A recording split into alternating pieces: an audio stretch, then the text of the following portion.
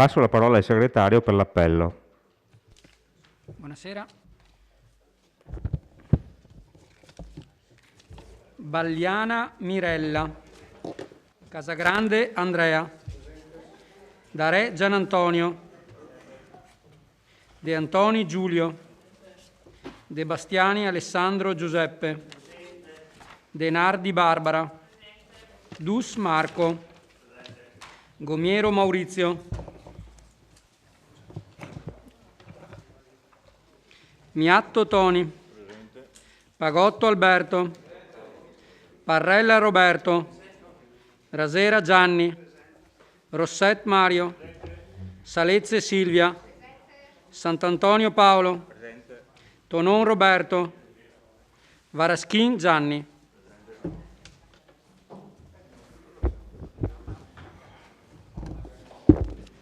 Bene, la seduta è aperta. Grazie segretario. Nomino gli scrutatori. Questa sera faranno gli scrutatori il consigliere Parrella, il consigliere Casagrande e il consigliere Tonon. Passiamo alle comunicazioni. Sindaco, prego. Beh, lo nomino io, E io lo nomino. Va bene, rifiuti pure. Terremo 2 scrutatori. Vedremo se è possibile. Deve essere collaborativo, consigliere,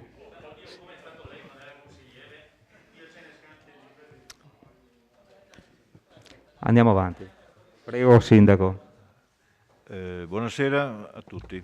Una brevissima comunicazione relativamente, come facciamo di solito, per la questione Covid. Allora sta andando abbastanza bene. Oggi i vittoriesi positivi sono 5, uno ricoverato, 4 a casa loro. Non sappiamo se il ricoverato lo sia causa Covid o in coincidenza di Covid. Comunque 2 giorni fa, la settimana scorsa eravamo a circa 20, 2 giorni fa 11, ieri a 9, oggi a 5, quindi rapidamente stiamo migliorando.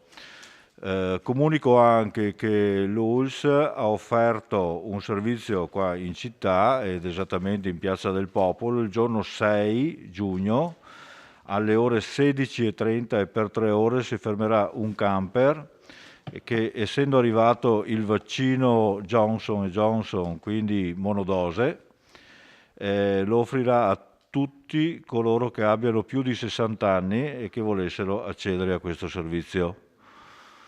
Quindi ringraziamo l'ULSS per questa... Senza prenotazione? Sì, senza nessuna prenotazione, basta presentarsi. È un ulteriore servizio, la percentuale di popolazione coperta ormai comincia a essere interessante e credo sia il motivo principale di questo crollo delle positività. Andiamo avanti con le operazioni di vaccinazione. È tutto, grazie. Grazie Sindaco.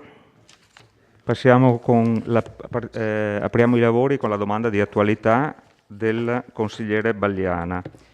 Prego consigliere Bagliana, illustri la sua domanda. Grazie, buonasera a tutti. Allora, la domanda è relativa al trasporto ferroviario e in particolare da alcuni articoli di stampa pubblicati sabato 22 maggio emerge che dal 13 giugno saranno potenziati i treni regionali tra Belluno e Venezia, anche grazie al recente completamento dell'elettrificazione della linea.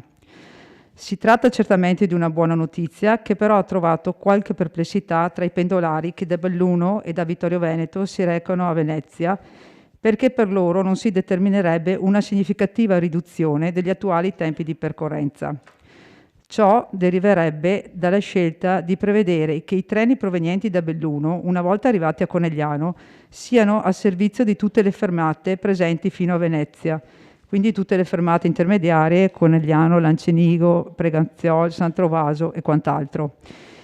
I pendolari da Belluno e da Vittorio Veneto chiedono semplicemente che 2 corse mattutine verso Venezia e 2 serali di rientro, opportunamente collocate siano sgravate di alcune delle fermate minori, in modo da accelerare i tempi di percorrenza e rendere per loro concreto il vantaggio derivante dall'elettrificazione. Sindaco, non so se lei aveva letto questa notizia sui giornali, e per tutto ciò premesso le chiedo se intenda approfondire le richieste incontrando una rappresentanza dei pendolari vittoriesi e sollecitare la Regione Veneto, competente per il trasporto pubblico ferroviario, a dare ascolto alle istanze provenienti dai pendolari per migliorare il servizio, prevedendo appunto 2 corse mattutine verso Venezia e 2 serali di rientro verso Belluno siano rese più rapide in modo appunto da accorciare i tempi di percorrenza. Ultima cosa che mi sento di aggiungere è che se appunto vogliamo rendere attrattiva la città anche per nuovi abitanti, sarebbe importante implementare questo tipo di efficiente servizio. Grazie.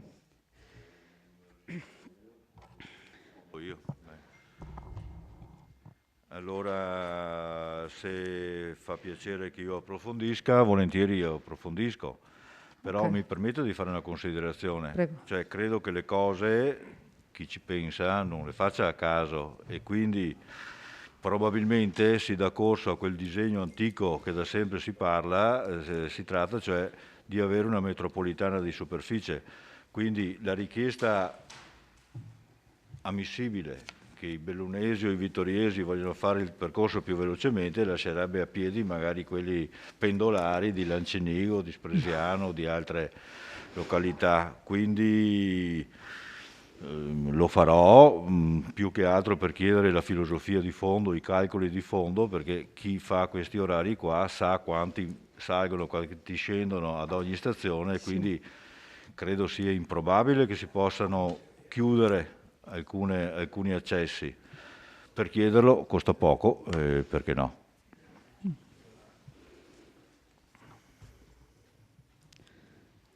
Grazie Sindaco. Allora, sì, no, grazie della risposta. Solo per fare un appunto, una volta c'era il diretto che non fermava da Belluno e arrivava a Mestre e Venezia.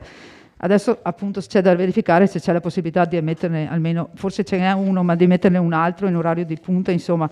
Ripeto, anche perché nelle tratte intermedie ci sono treni da Udine e quindi sono tratte servite, insomma anche treni che partono da Treviso. Quindi ripeto, secondo me è da far forza e cercare di portare a casa questo piccolo risultato. Ecco, grazie. Grazie consigliere Balliana. Passiamo al primo punto dell'ordine del giorno. Interrogazione e risposta orale pervenuta dal consigliere comunale Mirella Balliana, gruppo De Bastiani Sindaco Rinascita Civica, ad oggetto Scuola dell'Infanzia di San Giacomo. Prego, consigliere, illustri l'interrogazione. Sì, allora l'interrogazione prevede la richiesta relativa alle famose convenzioni da porre in essere per la scuola dell'infanzia di San Giacomo. Più volte la scuola dell'infanzia di San Giacomo è stata oggetto di interrogazioni anche da parte dei miei colleghi consiglieri.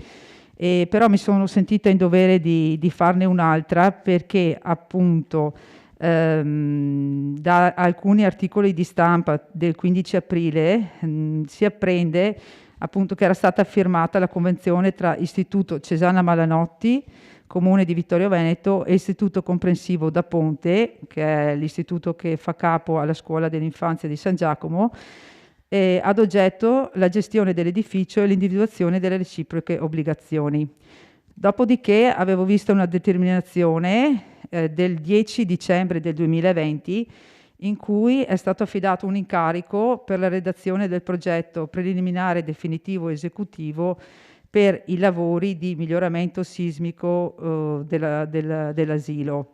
Nella medesima determinazione venivano indicati i tempi precisi di scadenza per quanto riguarda il progetto esecutivo, preliminare definitivo esecutivo, e ecco, su questo chiedo se sia realmente stata firmata la convenzione tra questi 3 enti, se la tempistica della presentazione e dell'approvazione del progetto definitivo sia stata rispettata e quali siano i tempi previsti per l'affidamento dell'incarico per l'esecuzione delle opere edili, considerando appunto che l'attività scolastica si concluderà il 30 giugno e riprenderà nei primi giorni di settembre.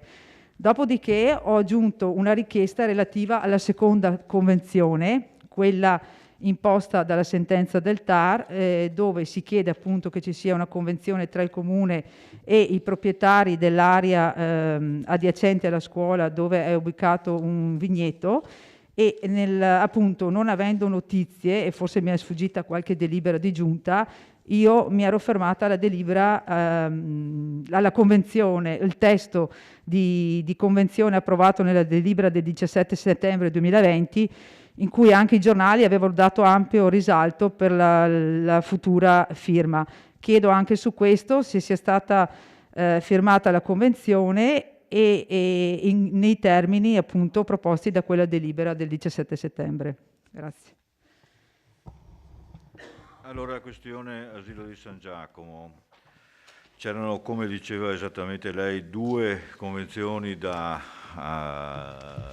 sottoscrivere, mentre quella della tenuta agricola San Martino è stata già sottoscritta dalle parti il 7 maggio di quest'anno. Quella relativa fra Comune Cesana e Istituto Comprensivo verrà firmata domani mattina alle 11:30. L'abbiamo vista anche nella giunta testé conclusa.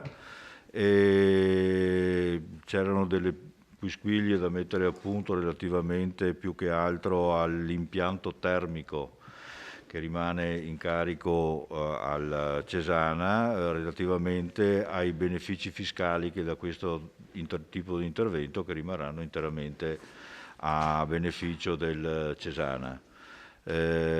La convenzione, ce l'ho anche qua, domani mattina, non abbiamo fatto tempo di approvarla questa sera, domani mattina lo sarà alle 11:30.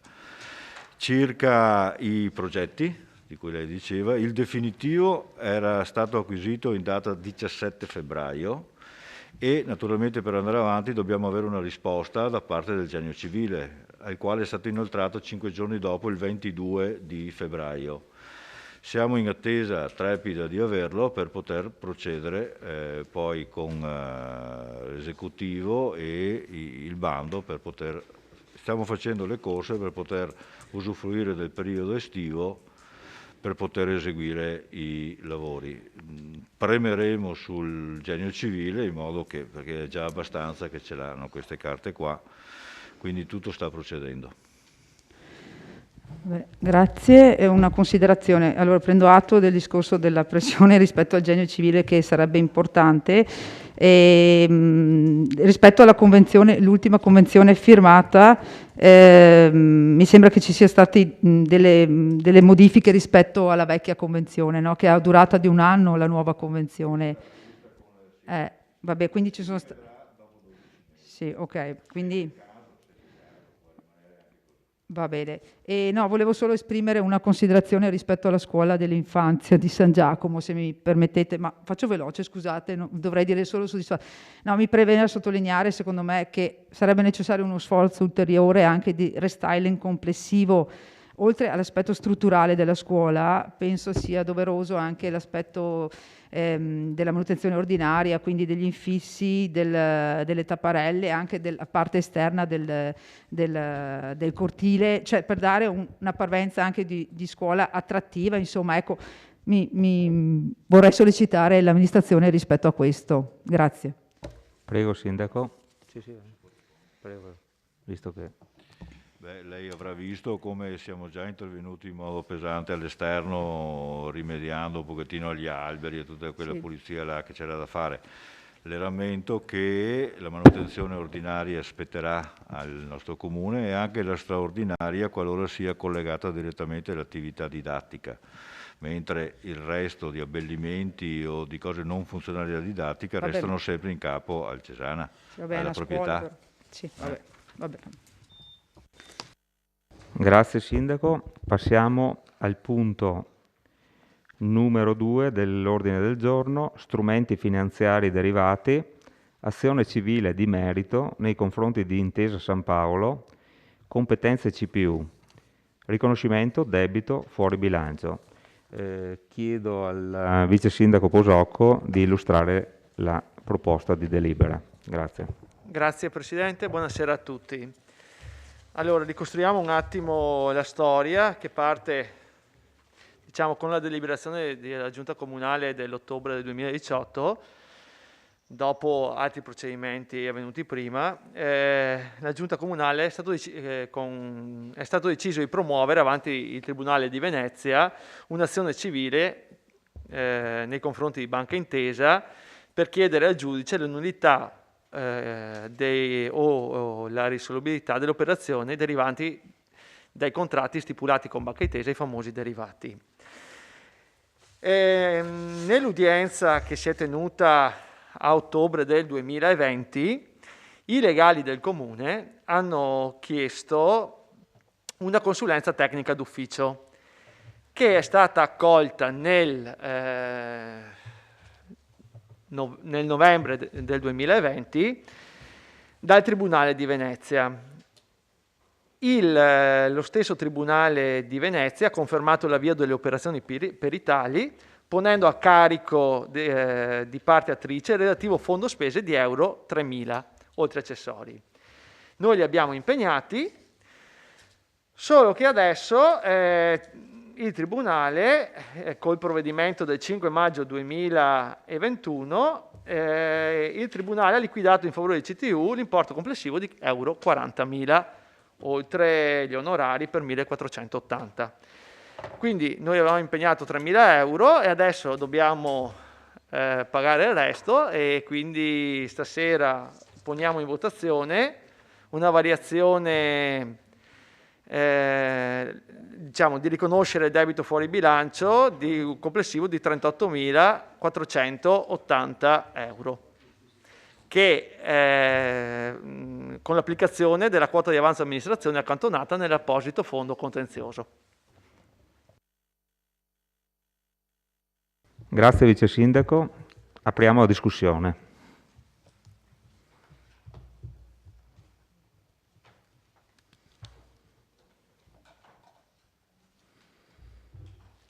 C'è qualche prenotazione?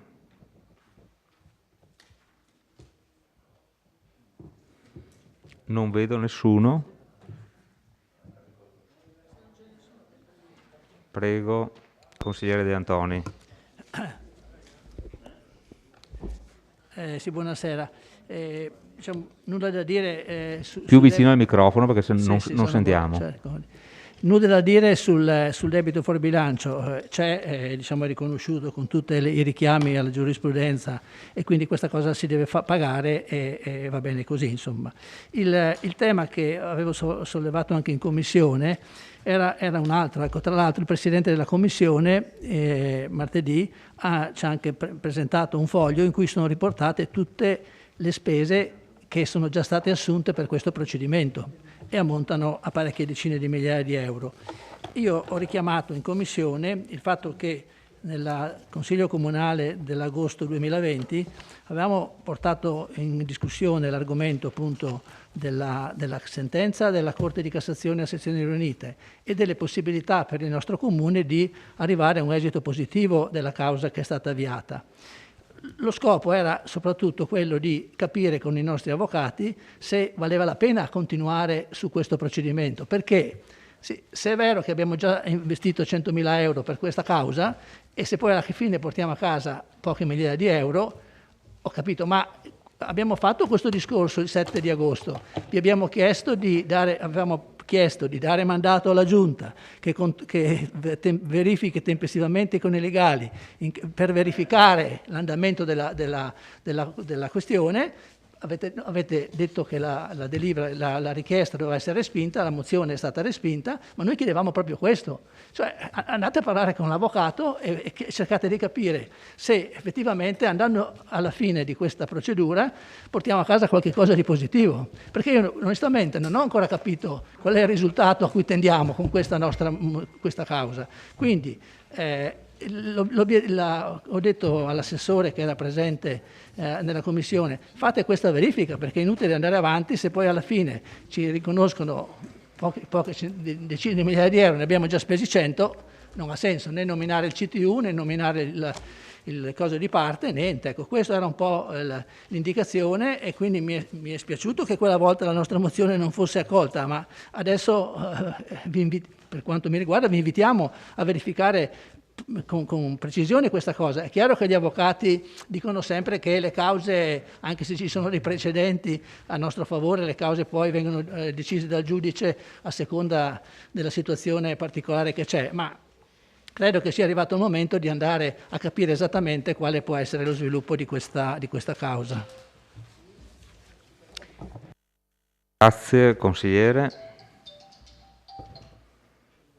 Altre prenotazioni?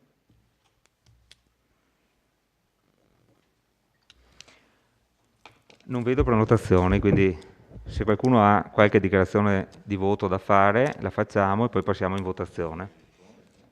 Sindaco, se vuol dare delle risposte. Sì, rispondo brevemente.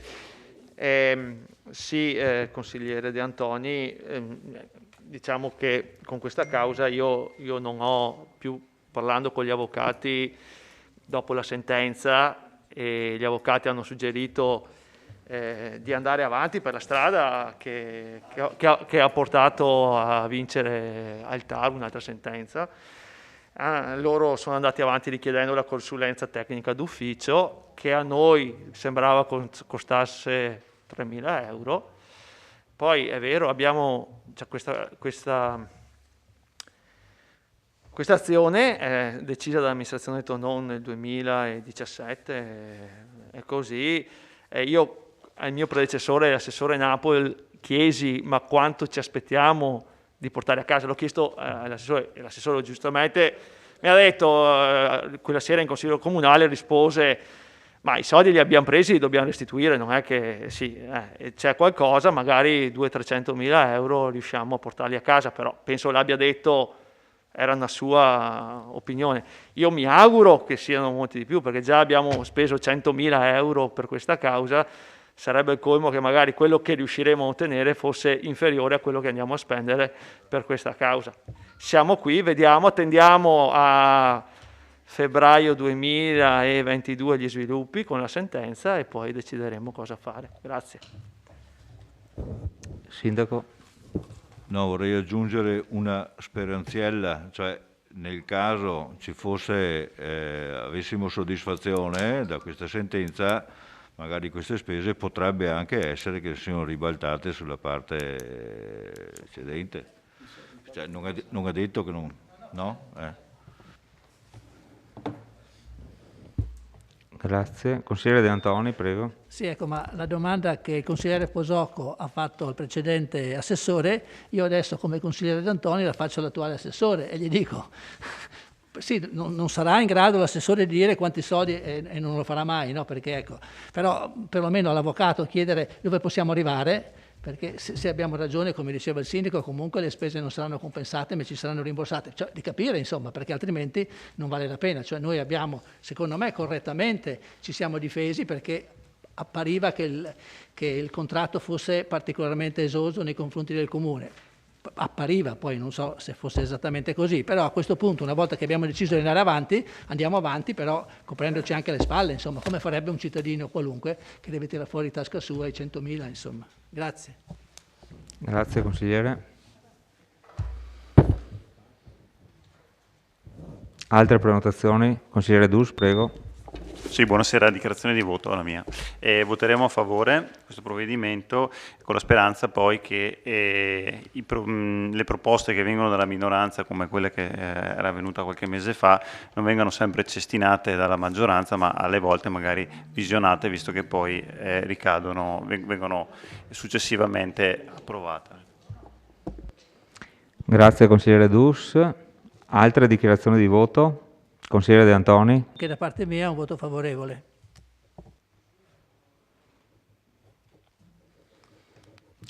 Altre dichiarazioni di voto, altrimenti passiamo al voto. Allora, per la delibera in oggetto, favorevoli? Astenuti? 2, contrari 0. Quindi siamo in 17, 15 favorevoli, 2 astenuti, contrari 0, la delibera è approvata. C'è anche l'immediata eseguibilità della delibera. Favorevoli? Astenuti? 2. Contrari? 0. Quindi la delibera è immediatamente eseguibile con favorevoli 15, astenuti 2, contrari 0. Grazie. Passiamo al punto numero 3. Bilancio di previsione 2021-2023. Seconda variazione con applicazione parziale dell'avanzo di amministrazione 2020. Modifica del piano triennale delle opere pubbliche e DUP 2021-2023. Chiedo all'ingegner Curti, responsabile dell'ufficio tecnico, di illustrare la delibera.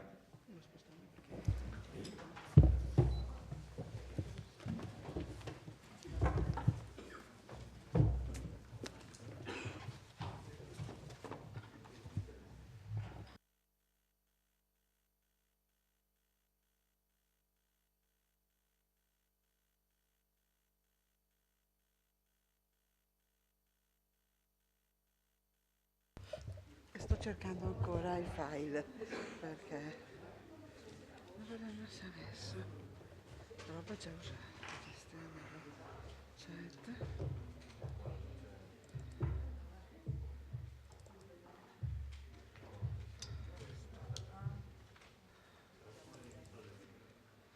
Vabbè, facciamo così allora.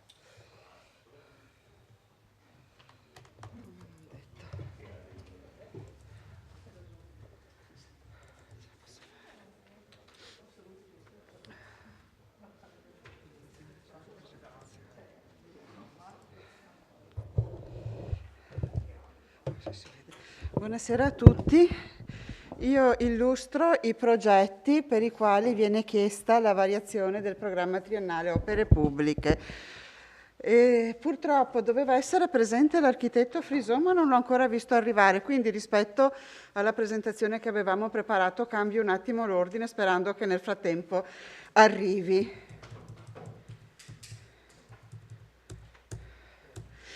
Questa sera andiamo a modificare, a fare la prima variazione del programma triennale opere pubbliche 2021-2023 per inserire 5 progetti che non erano stati inseriti lo scorso anno quando abbiamo approvato il bilancio.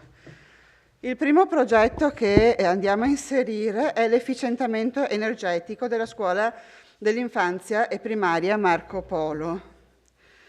È emersa la necessità di rifare l'isolamento, l'impermeabilizzazione del tetto. Pertanto, come uffici siamo andati a fare un sopralluogo per fare un preventivo e il preventivo per fare la impermeabilizzazione era di circa 60.000 euro, sì, 60.000 lire magari.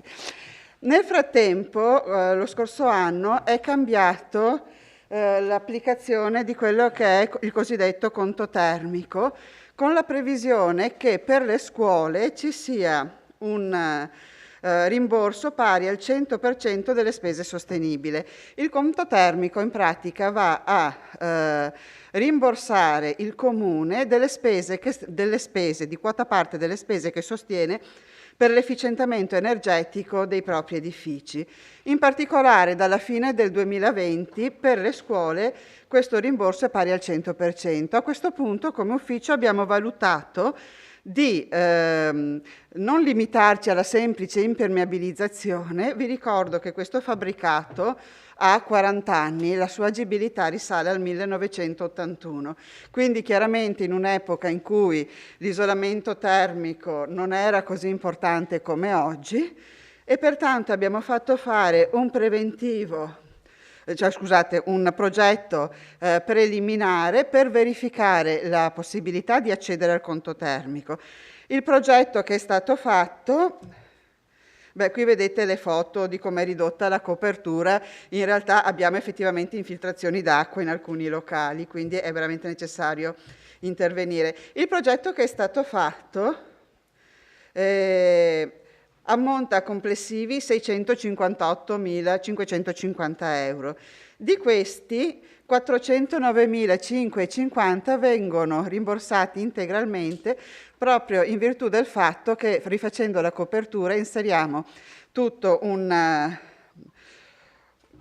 materassino isolante e quindi andiamo a migliorare l'efficientamento energetico del fabbricato. Inoltre vedete questi serramenti che sono sul tetto vengono sostituiti e rifatti, quindi tutto questo ci permette di migliorare le prestazioni dell'edificio e di poter accedere al conto termico.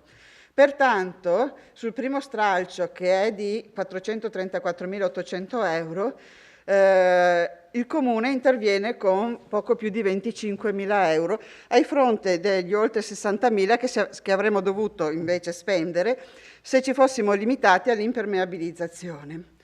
Facendo tutta l'analisi del fabbricato è emerso anche che era necessario intervenire su tutto l'impianto idraulico, in quanto, ripeto, il fabbricato ha 40 anni, i tubi cominciano ad avere grossi problemi e pertanto si rende necessario rivedere sia la parte di adduzione dell'acqua sia i corpi scaldanti, e quindi questo con un ulteriori 223.750 euro che invece verranno coperti da fondi propri dell'ente.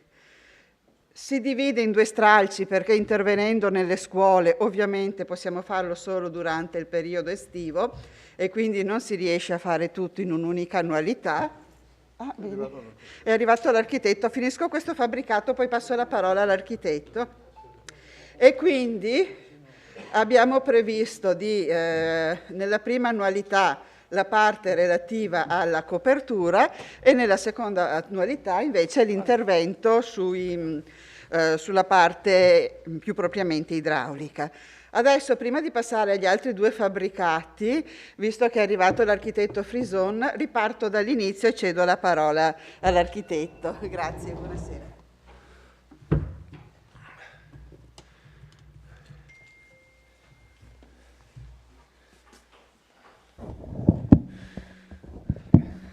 Grazie ingegnere, grazie, buongiorno Presidente, buongiorno a tutti i consiglieri. Chiedo scusa del ritardo, ma ho avuto un inconveniente. Tengo in maniera che si possa ascoltare. Grazie a tutti per l'opportunità. Passo direttamente al nocciolo dei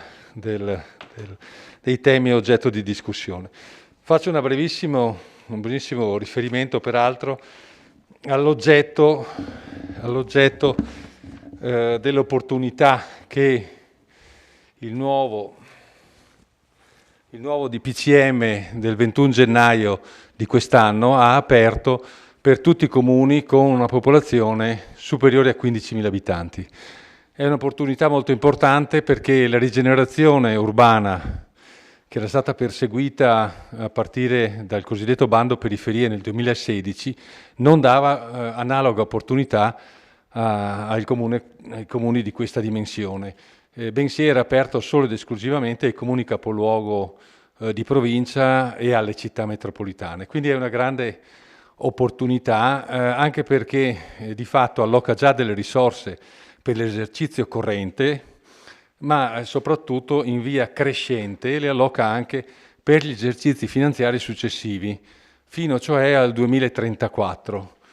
Il tema poi della rigenerazione urbana è un tema talmente centrale che viene ripreso anche nel PNRR, e quindi il Piano Nazionale di Rilancio e Resilienza, come uno degli obiettivi che il nostro Paese dovrà perseguire nei prossimi anni.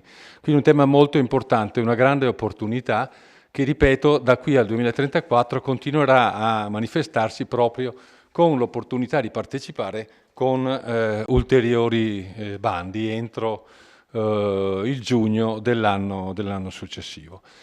Il bando contiene delle novità molto importanti dal punto di vista del precedente bando, perché prevede ad esempio solamente la necessità di un codice unico del progetto, il cosiddetto CUP, che viene rilasciato dal Ministero, e l'inserimento delle opere di cui si richiede il finanziamento nel programma triennale delle opere pubbliche. Non è richiesto cioè un livello minimo di progettazione. I due interventi di cui parliamo sono infatti due studi di fattibilità tecnico-economica, sono cioè il livello più basso necessario per poter definire una strategia che l'amministrazione vuole perseguire e che poi verrà affinata e meglio definita con i livelli di progettazione successiva previsti dal codice dei contratti, dal codice degli appalti pubblici. Quindi progetto preliminare che mette a fuoco e traduce, ripeto, le previsioni strategiche in azioni concrete, il progetto definitivo che è necessario per acquisire tutte le necessarie autorizzazioni e poi il progetto esecutivo che è quello poi che dettaglia a tal punto con gli elaborati necessari per poi andare in appalto. Quindi le fasi successive consentono, qualora il Comune possa accedere a questo finanziamento, il bando prevede 150 giorni affinché la struttura deputata alla valutazione non tanto dei progetti ma quanto dei contenuti della scheda che deve essere compilata online valuterà appunto e quindi farà e stilerà un elenco dei comuni che accederanno a questo finanziamento. Dicevo 150 giorni. La tempistica del bando è molto stretta, come ahimè ormai sta avvenendo per la gran parte dei bandi. Vi dicevo che il bando è stato pubblicato il 21 gennaio di quest'anno, ma è andato in Gazzetta Ufficiale solamente il 6 di marzo. E dal 6 di marzo sono decorsi i 3 mesi, di fatto, 6 marzo, 4 di giugno, per poter predisporre il tutto. Si coglie la complessità del tutto, perché appunto semplicemente per modificare il programma triennale delle opere pubbliche ci sono dei tempi da rispettare per la convocazione dei consigli, delle commissioni urbanistiche, della giunta e di tutti gli organi appunto dell'amministrazione, quindi tempi molto, molto stretti e ripeto tutto sommato abbastanza brevi per avere un riscontro dell'inserimento meno dei progetti all'interno del finanziamento complessivo. Va detto che questa opportunità è incardinata presso il Ministero dell'Interno, Dipartimento degli Enti Locali. Sembra un'anomalia, nel senso che il precedente bando per il cosiddetto programma periferie era invece incardinato presso la Presidenza del Consiglio dei Ministri ed era stata istituita, ed è tuttora istituita, per il monitoraggio, un nucleo di valutazione che si riunisce periodicamente proprio per la valutazione di una serie di richieste, di proroga dei termini. Per citarne una semplicemente la gestione del Covid, la gestione dei cantieri a partire dall'anno scorso si è dimostrata con delle ricadute anche economiche nella gestione proprio dei cantieri particolarmente significativa. Il nucleo di monitoraggio di fatto sta continuando a operare proprio per dare delle risposte ai comuni, però mentre in quel caso, come vi dicevo, è stato istituito il nucleo di monitoraggio, qui no, sarà il Dipartimento direttamente che opererà in tal senso.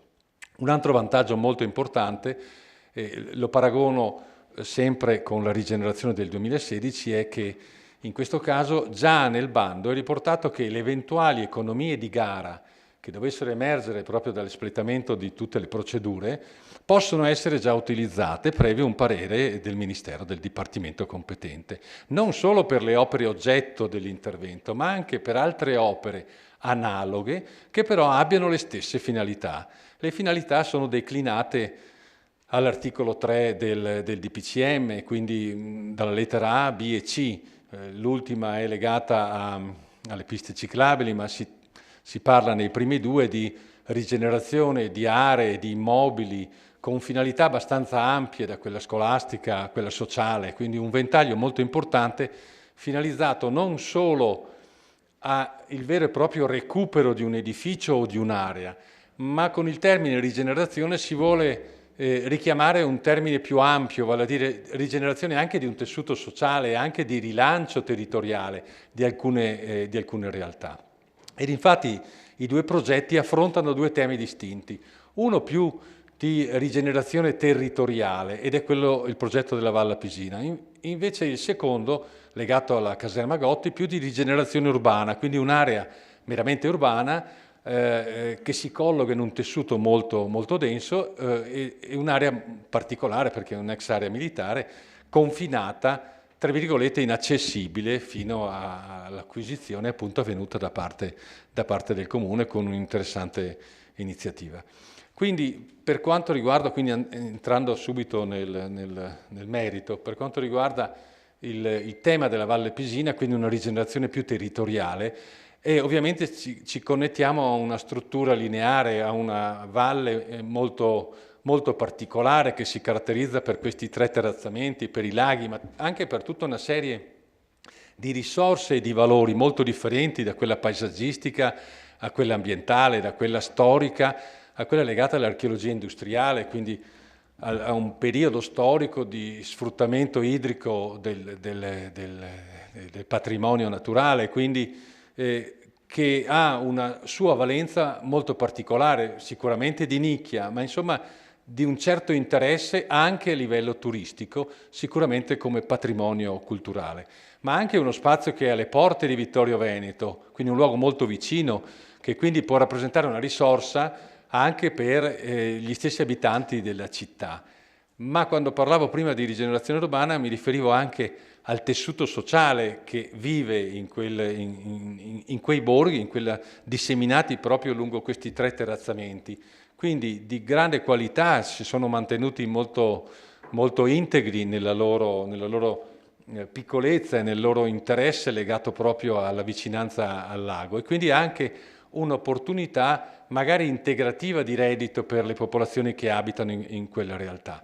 C'è la fortuna di avere 2 accessi autostradali, quindi una possibilità, diciamo, nell'aspetto, come posso dire, complessivo della presenza molto ingombrante ovviamente dell'autostrada e quindi dei tralicci, quindi un'opera di ingegneria non da poco e quindi legata al contesto della valle, però diciamo per converso ci sono 2 accessi o 2 uscite molto, molto prossime, quindi la connettono anche a una realtà che non è propriamente quella comunale, ma anche molto, molto più vasta e quindi di particolare interesse. Così come non è da trascurare anche la presenza di una stazione, che non è cosa da poco, di una stazione, quella della frazione di Nove, legata a una linea ferroviaria che sta subendo l'elettrificazione, quindi un altro passaggio verso un utilizzo molto più interessante proprio di una linea ferroviaria, quindi legata a una sostenibilità e a un uso del territorio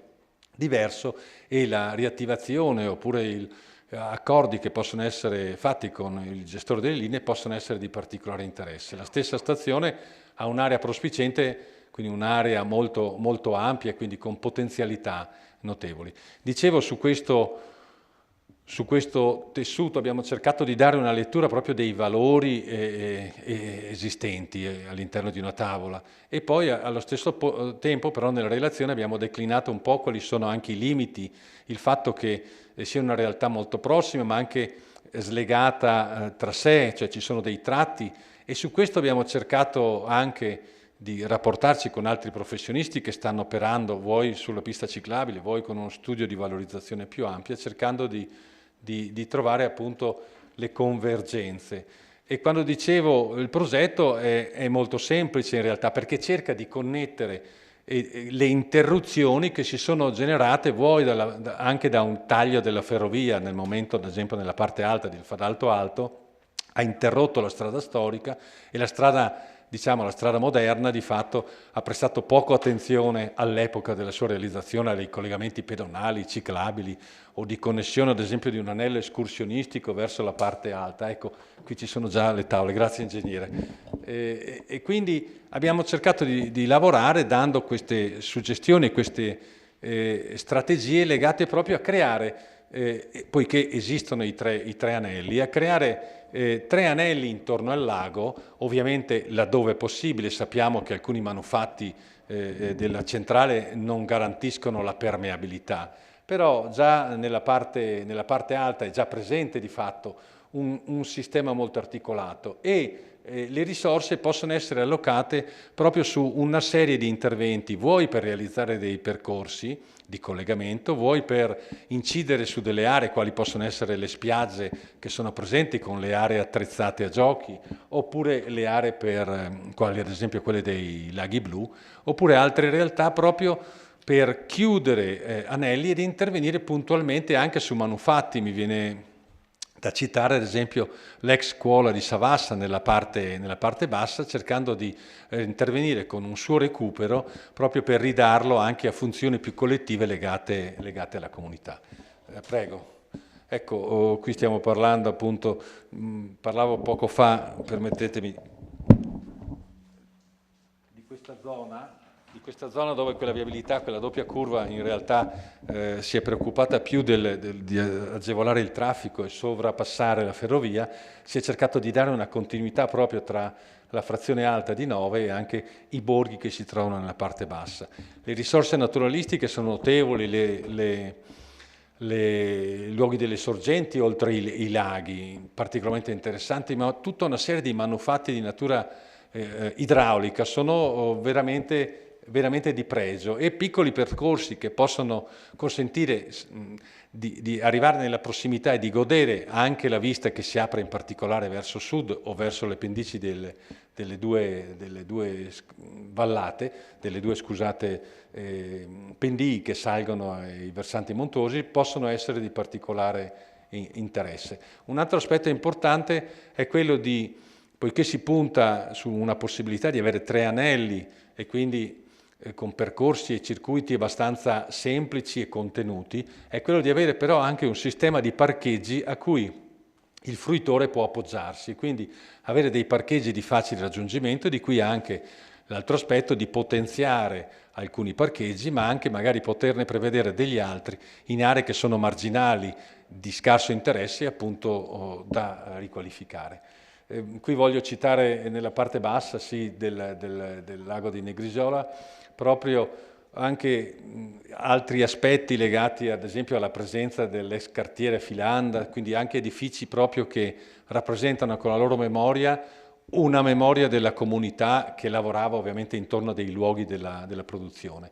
Chiudere quindi questi anelli, realizzare anche delle piccole passerelle, vuoi per raggiungere e mettere, come dicevo prima, in continuità i percorsi, ma anche per godere ad esempio di manufatti, in questo caso della centrale vecchia di San Floriano, o dall'altra parte ad esempio la risalita lungo la strada per raggiungere il lago del Restello. Un altro elemento interessante è la chiesetta di San Floriano, che si trova però solo con un accesso dalla strada, e quindi riuscire a collegarla con una struttura molto leggera può essere, ripeto, particolarmente suggestivo. Prego. Ecco, l'importo economico assomma 1.500.000, non ricordo se l'ho citato prima, il tetto massimo dell'importo richiedibile è pari a 5 milioni e è scaglionato in base alla dimensione dei comuni. I comuni capoluogo di provincia, ad esempio, accedono a un finanziamento pari a 20 milioni. Prego, ecco, l'unica cosa che non è finanziata, l'altro aspetto interessante è che non è richiesto un cofinanziamento per le opere, e quindi la presenza di un livello di progettazione spinto, ad esempio un progetto esecutivo. Se un comune ha un progetto esecutivo nel cassetto, perché in 90 giorni non si possono fare dei progetti esecutivi, ma ritengo neanche definitivi, ecco, un livello della progettazione più elevato non dà un maggiore punteggio, così come un cofinanziamento del comune non dà un maggiore punteggio. Si gioca praticamente tutti alla pari, e questo è un elemento molto, molto interessante. Ma non solo, proprio perché i tempi sono ristretti, il legislatore cosa ha previsto? Ha previsto la possibilità anche di finanziare la progettazione esecutiva. Così è riportato nel bando, progettazione esecutiva, cosa molto importante. Non finanzia invece i livelli della progettazione precedenti, quindi nell'attualità sono scoperti solo il progetto preliminare e il progetto definitivo. Quindi c'è la possibilità di farsi finanziare il progetto esecutivo. Non è riportato nel DPCM, ma è stato detto nei 2 seminari che si sono tenuti svolti da ANCI, invitando proprio i responsabili del Dipartimento degli enti locali del Ministero degli Interni, a cui poi verrà in carico tutto il progetto, è stato detto appunto che nell'ambito della progettazione esecutiva si deve intendere anche l'esecuzione delle opere, vale a dire la direzione lavori, la misura, la contabilità, i collaudi delle opere e quindi tutta la fase a valle della progettazione. Ed è, ripeto, anche in questo caso un aspetto veramente da non sottovalutare. Mentre la caserma Gotti, io non so se sto sforando i tempi, va bene. La caserma Gotti, dicevamo, è invece un ambito di rigenerazione urbana, è una memoria collettiva per tutta la comunità, non solo per chi vi ha fatto il militare all'interno, ma ripeto, è una presenza importante e anche la presenza di questo muro di cinta lungo Via Dante rappresenta una barriera anche psicologica molto, molto forte, ma anche la presenza, voglio dire, delle garritte agli angoli della caserma, che sicuramente merita di essere mantenuto.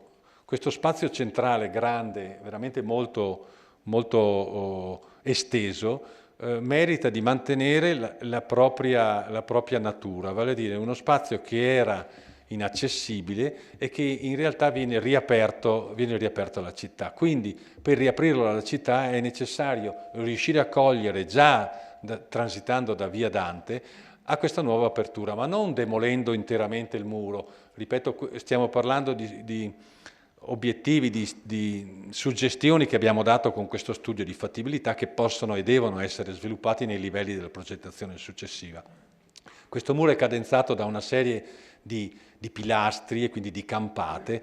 Il progetto prevede, lo studio di fattibilità prevede di abbattere due campate in 3 punti, uno centrale e 2 laterali, in maniera da creare degli attraversamenti pedonali rialzati con un materiale ovviamente qualificante, che li colleghino con il marciapiede che si trova, diciamo, in sinistra salendo in direzione di Serravalle. E quindi uno, già incidendo sulla riduzione e moderazione della velocità delle auto all'interno di quel tratto urbano di strada, ma anche visivamente cogliendo la presenza di questo materiale diverso e quindi vedendo sulla destra, ripeto salendo, vedendo le tre aperture che danno che cosa? Verso quello spazio bellissimo, quello spazio aperto che è questo verde mantenuto a verde. Abbiamo visto delle foto storiche che facevano vedere dei concorsi ippici che si svolgevano all'interno di quello spazio, quindi uno spazio che garantiva già all'epoca proprio la libertà di quella zona e quindi un grande spazio verde dal cui interno si colgono proprio i capisaldi territoriali di Vittorio Veneto, quindi la chiusa della Valla Pisina, di Serravalle, ma poi la chiesa della Madonna della Salute da una parte, la chiesa della Croce, il castello, quindi stando all'interno, cosa che già non si coglie ad esempio da Via Dante, quindi molto vicina, ma entrando in questo spazio lo sguardo spazia e quindi ecco, con quelle V colorate abbiamo voluto proprio individuare quello, quindi di non perdere questo colpo d'orizzonte per i cittadini, perché è un colpo nuovo, non è usuale, quindi riuscire a garantire quello. L'altro aspetto è quello dell'aprire ovviamente verso la vicino pista ciclabile del Meschio, quindi la parte retrostante, quindi garantire una totale permeabilità ciclopedonale da Via Dante al percorso appunto posto nella parte retrostante del lungo Meschio. Quindi avere 3 aperture. La terza l'abbiamo individuata interessando un'area che ancora non è nella disponibilità del Comune, ma che riteniamo possa essere utile per poter accedere con le auto. Tra i 2 edifici bassi vi è la possibilità di aprire un varco e quindi di poter consentire per garantire anche una dotazione di parcheggi che magari proprio nell'area non oggetto dello studio, ma in quella vicina, possa garantire anche una dotazione di parcheggi tali da poter servire che cosa? Le nuove funzioni che devono essere allocate al loro interno. Nuove funzioni che devono essere a spettro ampio, cioè riteniamo che non si debba puntare su una monofunzionalità, diciamo delle nuove attività da collocare al suo interno, altrimenti ci sarebbe un risvolto, come posso dire, riduttivo. Deve esserci un mix di funzioni, che possono essere le funzioni delle sedi delle associazioni, le funzioni culturali, funzioni sportive, funzioni di mercato coperto, quindi delle funzioni molto diverse anche tra di loro, ma che in molti ambiti urbani trovano lo spazio proprio per convivere, anche durante fasce orarie diverse nell'arco della giornata, perché quello l'aspetto negativo delle parti di città monofunzionali. Si parla di quartieri dormitorio perché la gente c'è solo al termine del lavoro e non c'è durante tutta la giornata, o dei centri direzionali dove si animano solo alla mattina e durante le ore di lavoro per poi svuotarsi alla sera e diventare dei luoghi magari pericolosi o sicuramente poco attraenti anche a livello commerciale. Gli immobili all'interno, gli edifici, non sono immobili di pregio, sono immobili che erano destinati a caserma, sono tettoie e quindi alcuni versano ovviamente in uno stato di forte degrado, per cui non potranno essere recuperati, non avrebbe nessun senso spendere delle risorse per recuperare degli immobili, ripeto, che non hanno valore e quindi dovranno essere abbattuti, puliti, però anche un'opera di pulizia è interessante perché può consentire anche la ricostruzione magari in chiave più contemporanea di alcuni volumi, certamente non saturando. L'area, ripeto, è interessante proprio per questa sua ampiezza. Dicevo spazi culturali, ad esempio, perché ci sono delle tettoie che erano destinate un tempo per ricovero degli automezzi, ovviamente era una sezione logistica, c'erano i distributori, c'era il deposito degli automezzi. Quelli in rosso sono degli immobili che abbiamo individuato in demolizione, appunto, e altri spazi, appunto, la V che vedete nella parte di Via Dante e quella verso quel zigzag rosso sta a indicare una rottura e una creazione della permeabilità. E quindi vi dicevo, la creazione di volumi che possono essere anche molto semplici, ad esempio le due tettoie centrali del cortile possono essere collegate tra di loro e quindi creare un grande spazio coperto ma aperto sui lati. E quindi anche per performance culturali, in un momento in cui abbiamo capito che il distanziamento sociale probabilmente verrà mantenuto sicuramente per un periodo medio, potrebbe consentire appunto la possibilità di svolgere iniziative di tipo culturale e farle al coperto in una realtà come le nostre, dove sappiamo che il maltempo non garantisce una continuità stagionale, ma quindi essere interessante da questo punto di vista. Ci sono anche altre tettoie, soprattutto una stretta e lunga nella parte, diciamo, verso il Meschio, che anch'esse rappresentano una potenzialità anche per il coinvolgimento dei giovani, ripeto, per animare. Non è da escludere, ad esempio, anche una componente sportiva. Già esiste all'interno di questo compendio che cosa? Un ambito dove c'erano dei campi da tennis e anche con le relative strutture, anche queste non interessanti perché di scarsissimo valore, però forse mantenere anche una presenza con delle nuove strutture, ripeto, che possano garantire anche un'accessibilità molto prossima da chi abita nella città moderna e quindi di accedere.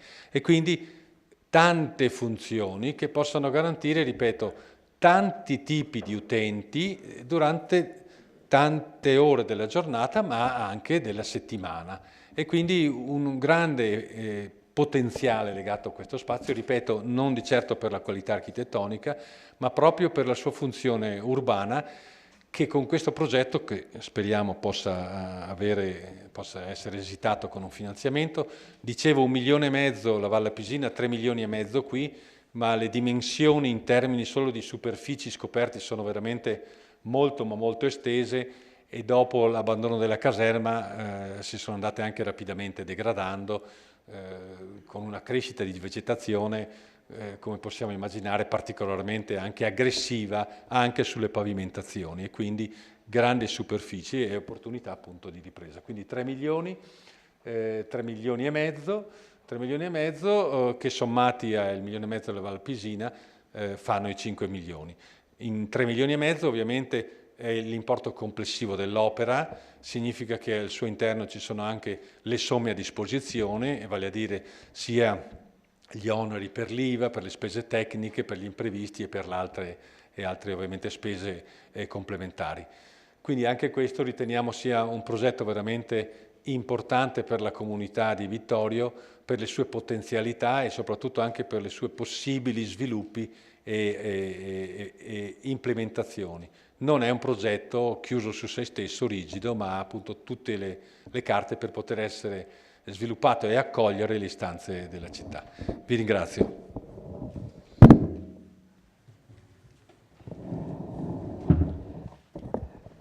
Passiamo allora velocemente agli ultimi due progetti in variazione al programma Opere Pubbliche e sono la nuova scuola per l'infanzia Manzoni e il centro polifunzionale per la famiglia a San Giacomo. Questi due progetti sono stati sviluppati in questo ultimo mese praticamente a seguito della pubblicazione di un bando destinato proprio alla ristrutturazione, ampliamento, realizzazione di asili nido o scuole materne e centri per la famiglia. E quindi abbiamo predisposto due progetti di fattibilità tecnica ed economica, quindi anche qua siamo a livello di progettazione preliminare per poter accedere a questi finanziamenti. Per quanto riguarda la scuola dell'infanzia Manzoni, è stato prevista in adiacenza alla scuola primaria su un'area comunque di proprietà del comune, sono previste 3 aule da circa 50 metri quadri per complessivi 70 bambini come capienza.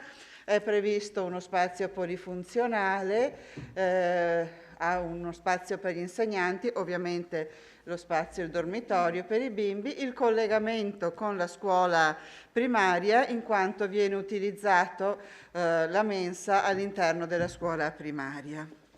Questo intervento ha un costo stimato di 2.700.000 euro, interamente coperto dal finanziamento se riusciamo ad accedervi. Viene spalmato su 2 annualità, anche in questo caso. Nella prima annualità è previsto un 348.000 euro che sono fondamentalmente i fondi che ci servono per arrivare alla progettazione esecutiva e quindi alla gara per assegnare l'appalto. Nella seconda annualità invece la parte relativa all'intervento vero e proprio.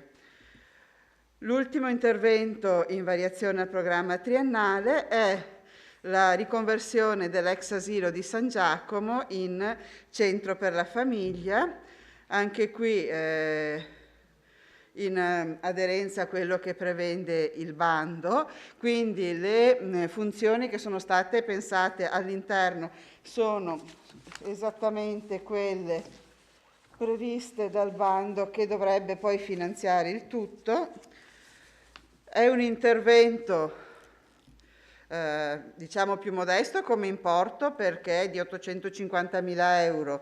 È un intervento sull'esistente, prevede un'analisi sismica e quindi un miglioramento sismico, un miglioramento sotto il profilo energetico e sotto il profilo funzionale. Viene utilizzato, scusate un attimo che torno indietro al piano terra, vengono realizzati un ingresso con un punto informazioni, poi c'è uno spazio dedicato fondamentalmente ai giochi per i bambini, all'arte, alla socialità dei bambini, c'è uno spazio dedicato all'allattamento e alla possibilità per i più piccoli di poter anche dormire, l'utilizzo dello spazio esterno.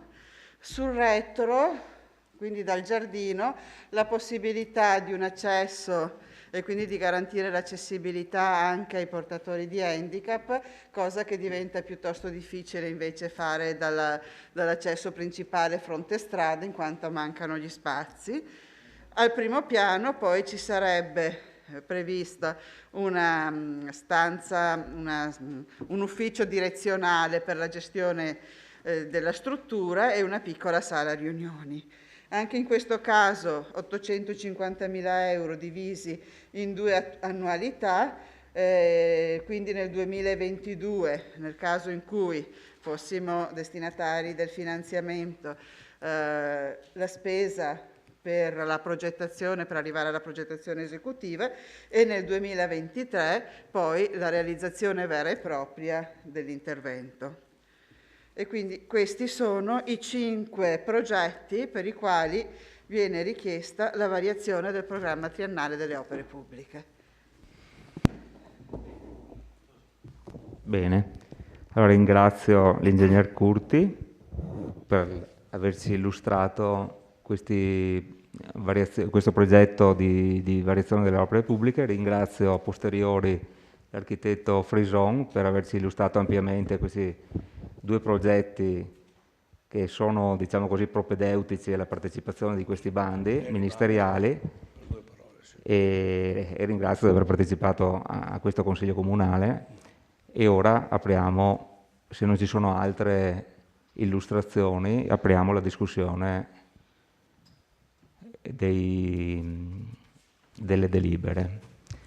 Se volete fare qualche domanda di tipo tecnico ma secca, cioè se non avete capito qualcosa, potete farla subito e dopo così apriamo direttamente la discussione.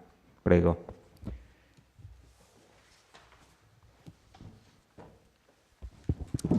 Prego, consigliere De Antoni.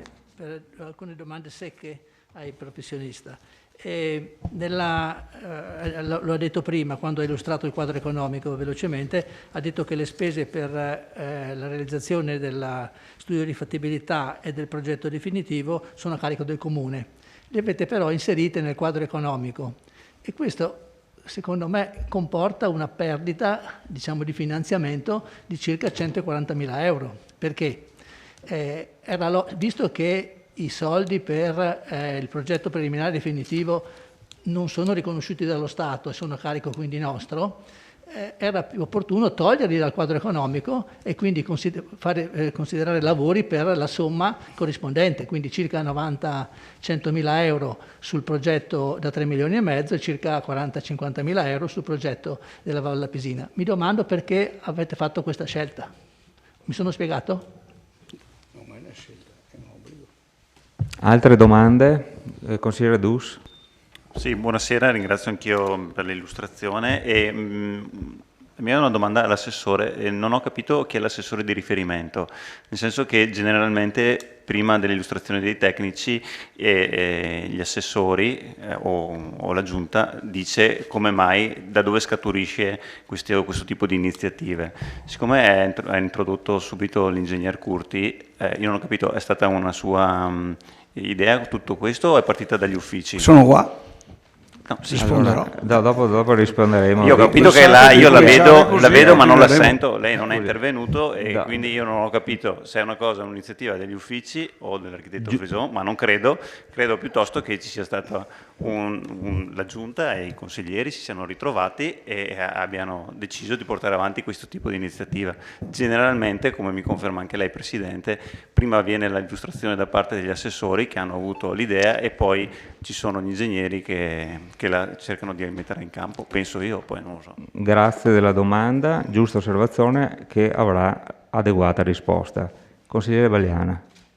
Sì, ringrazio anch'io l'architetto Frison e volevo solo chiederle, ho visto che l'importo dei lavori effettivi, l'importo effettivo per le opere per la Valle Lapisina è di 1.100.000 euro circa e per invece eventualmente l'area Gotti è di 2.652.000 euro. Ecco, stiamo parlando di un studio di fattibilità. Volevo chiederle qual è la procedura con la quale voi risalite all'effettivo impegno eventuale di spesa, nel senso che come lo calcolate? Ecco, grazie. Grazie, consigliere Bagliana. Bene. Consigliere De Bastiani, prego. Sì, una domanda secca anch'io per l'architetto. Volevo chiederle, se lei ha realizzato questo lavoro su indicazione di chi le ha dato l'incarico, oppure se il suo incarico prevedeva una ricognizione dei luoghi, dei siti a Vittorio Veneto meritevoli di partecipare a questo bando. Grazie, consigliere De Bastiani. Consigliere Tonon. Grazie Presidente. Ho più di qualche domanda per i tecnici che ringrazio. Allora, parto dalla Goti. Io speravo che ci fosse anche una illustrazione rispetto, pur essendo uno studio di fattibilità, rispetto agli edifici da abbattere o da mantenere, perché io, non essendo un tecnico, mi sono letto la relazione e poi l'ho confrontata con la cartografia e non ho rilevato nella cartografia i numeri degli edifici che sono riportati invece nella scheda, per cui non sono stato in grado di capire cosa lo studio di fattibilità intende mantenere e cosa invece intende abbattere o ristrutturare. Il DPCM citato dall'architetto nel suo esordio parla correttamente all'articolo 3 della canalizzazione dei contributi, che quindi sono concessi per singole opere pubbliche o insiemi coordinati di interventi pubblici, anche ricompresi nell'elenco delle opere incompiute, volti a ridurre i fenomeni di marginalizzazione, degrado sociale e a migliorare la qualità del decoro urbano e del tessuto sociale ed ambientale attraverso interventi di, e poi è riportata la lettera B del comma 1, l'è riportata anche nella sua relazione, quando si parla appunto degli interventi in immobili pubblici. Allora la domanda è, mentre nella caserma Gotti abbiamo tutti delle proprietà pubbliche, gli altri interventi previsti, visto che citava anche la chiesa di San Floriano, citava i siti dell'Enel, quelli permeabili e quelli impermeabili, diciamo, parlava delle spiagge, eccetera. La domanda è: gli interventi che nello studio di fattibilità sono stati previsti sono tutti su edifici e luoghi pubblici? Punto di domanda.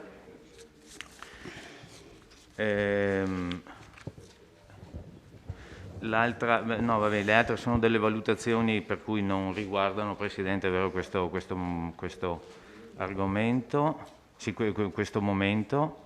Ah sì, un'altra cosa, per quanto riguarda la Marco Polo, chiedo all'ingegner Curti, ci sono dei termini per la presentazione, punto di domanda, con il conto termico, e quali sono? Grazie. Bene, grazie consigliere. Direi che possiamo rispondere alle domande. Questa volta parte l'assessore. Prego, assessore. Buonasera a tutti i consiglieri. Sì, io avrei dovuto fare un cappello, ma sono stato così anticipato dall'esposizione, poco male. Allora, perché sono stati fatti, si è partecipato a questi bandi? Perché mi sono imposto che il Comune di Vittorio Veneto, fino a quando sarò io assessore ai lavori pubblici, coglierà tutte le occasioni di finanziamento che si pongono, in particolare in questo caso che sono al 100% a fondo perduto. Noi dobbiamo seguire i disciplinari previsti dai bandi. Se finanziano piste ciclabili, faremo piste ciclabili. Se finanzieranno, è ben chiara questa cosa qua. Allora, sono siti...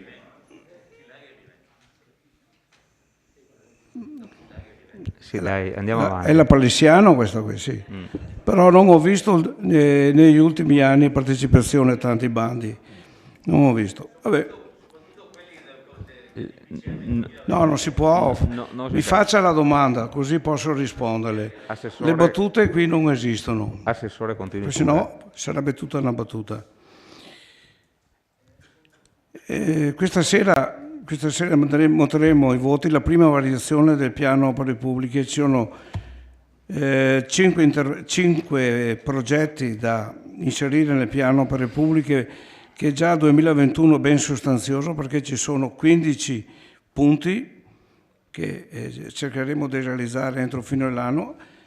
Ci sono altri 5 punti, arriveremo a 20 punti del piano opere pubbliche, e io dico che dal momento che, e mi auguro, arriveranno i soldi del recovery plan, mi auguro che inseriremo anche altre variazioni di piano opere pubbliche, e così avremo anche i soldi per realizzare i piani opere pubbliche dei prossimi anni.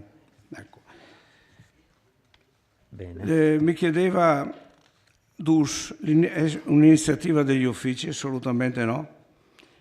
Io seguo costantemente l'uscita di tutti i bandi, e poi in base alle disponibilità che abbiamo dei nostri uffici decidiamo a quali partecipare, quale è più utile alla città partecipare, ma gli uffici fanno bravamente quello che intende la Giunta e l'assessore ai lavori pubblici. Volevo subito, prima di cominciare a parlare di questi progetti, il bando prevede non le proprietà ma la disponibilità delle aree e degli immobili. Perché questo? Perché devono essere realizzate entro 5 anni. Si sa già che quando cominciamo a fare espropri non si sa mai come va a finire, e pertanto prevede avere la disponibilità o la proprietà. E credo che alla fine tutto quello che abbiamo pensato entri in questa categoria. Poi, e da ultimo poi lascio tutte le domande, questo è sempre visto anche come le domande che sono state fatte in commissione, questo è uno studio di fattibilità per interventi di rigenerazione urbana. Cosa vuol dire questo? Che si cala questo progetto, se verrà finanziato, verrà realizzato un progetto definitivo, e solamente in questo caso verrà esplicitato gli ambiti del finanziamento, degli interventi, che passeranno attraverso il Consiglio Comunale e il vaglio di tutto il Consiglio Comunale. Adesso noi concorriamo per prendere dei soldi, con degli obiettivi fissati nel disciplinare del bando. Credo di essere stato chiaro. Grazie Assessore. Lascio la parola all'architetto Frison, a cui chiedo di essere sintetico, perché dopo dobbiamo iniziare Assolutamente. Sì, il quadro economico rispetta la definizione del quadro economico, rispetta, diciamo, le opere pubbliche, quindi la suddivisione dei 2 quadri, vale a dire lavori da una parte, nella parte superiore, con gli oneri per la sicurezza non soggetti a ribasso d'asta, e nella parte delle somme a disposizione gli oneri tecnici, e poi IVA e oneri previdenziali ed altro, tipo le spese anche di pubblicità dei bandi. E quindi di fatto abbiamo rispettato rigorosamente la parte, come posso dire, dettata da una regola dei quadri economici. Come abbiamo detto, non c'è un computo metrico delle opere, proprio perché vengono date delle strategie e vengono fatte delle stime, sono stime sommarie proprio il dato di riferimento, e quindi sono proprio i livelli successivi, a partire dal preliminare che individua puntualmente le opere, e incomincia poi già nel computometro a essere definito addirittura nel livello successivo, cioè quello del progetto definitivo. I edifici da abbattere, ecco, sono indicati in rosso negli elaborati, e quindi abbiamo fatto una prima indicazione. Ovviamente per fare il salto successivo sulla Gotti, il primo punto di riferimento è partire da un rilievo dettagliato, cioè un rilievo plani altimetrico. Quando nella relazione trovate quei simboli è perché il proprietario, e vale a dire l'allora proprietario, l'agenzia del demanio, ci ha trasmesso proprio degli elaborati che avevano un'individuazione molto scarna, proprio che avete che avete visto proprio con delle lettere, e su quello poi noi abbiamo fatto anche delle determinazioni di superfici, perché stiamo parlando di 3.500 metri quadrati di sedimi di edifici coperti e come aree scoperte 19.000 metri quadrati, quindi entità molto, molto significative. Grazie Presidente. Grazie architetto, lascio la parola all'ingegnere Curti. Sì, per quanto riguarda... De Antoni aveva chiesto perché se non si è finanziato il progetto definitivo. Sì, no, ho risposto. Hai risposto? Bene, andiamo avanti. Avevo chiesto se i siti gli erano stati indicati o seppure erano frutto di una ricognizione a densità. Cioè, questi due siti sono l'incarico che lei ha ricevuto dall'amministrazione oppure è il frutto di una valutazione dei vari siti che necessitano di intervento di pagamento, per il quale lei ha ritenuto che questi siano quelli più meritevoli di intervento? Nasce da un confronto con la struttura comunale, non da una ricognizione diffusa sul territorio svolto da noi. Anche perché non c'era tempo. No, nasce da un confronto con l'ufficio tecnico, quindi non è che noi abbiamo proposto all'amministrazione un ventaglio di siti, sono nati all'interno dell'amministrazione.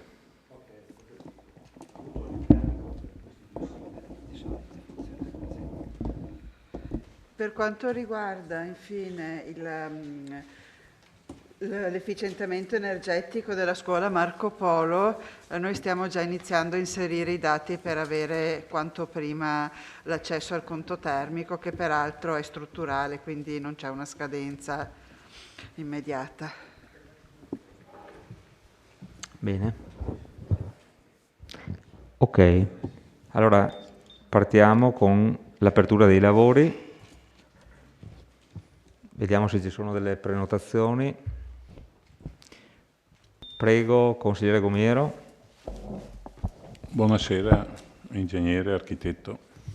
Avevo fatto la stessa domanda l'altra sera in commissione, aspetta che mi sia staccato qua, e la ricordo che è stata messa a verbale, dove si dice che, testuali parole sue, che non possono essere fatti progetti su aree che non devono essere espropriate, cioè non si può pensare ad un grande progetto che però preveda l'esproprio del privato, ma possono essere messe nel progetto aree che in convenzione? Questo, anche perché a termine di questo c'è un grosso problema nella Valle Appesina, che nel 2028, sono andato a vedere, scadono tutte le concessioni delle centrali termoelettriche. Quindi siamo sicuri che se fa 3-5 anni può andare avanti questo progetto qua, l'investimento che facciamo rimanga, o loro tergiversino e non ci lasciano fare questo progetto sulle aree a loro disposizione perché non sanno se loro non lo prenderanno più, sarà la regione o sarà lo Stato, da quello che ho capito, che stanno combattendo, stanno volendo le centrali termoelettriche. Mi sembra che sia 2028-2029. Siamo nel 2022, ci possono dare una concessione, se possiamo andare a mettere mano su terreni delle centrali elettriche, perché qui anche a nord i laghi blu sono un terreno adiacente alle centrali elettriche che è in funzione. A sud ha detto un percorso attorno al lago del Restello, da 3/4 di lago, mezzo lago si può fare, l'altro lago è sulla roccia, sulla montagna intera, quindi non c'è un percorso ad anello sicuro su quella parte di centrale lì. Sul Negrisiola qualcosa si può fare.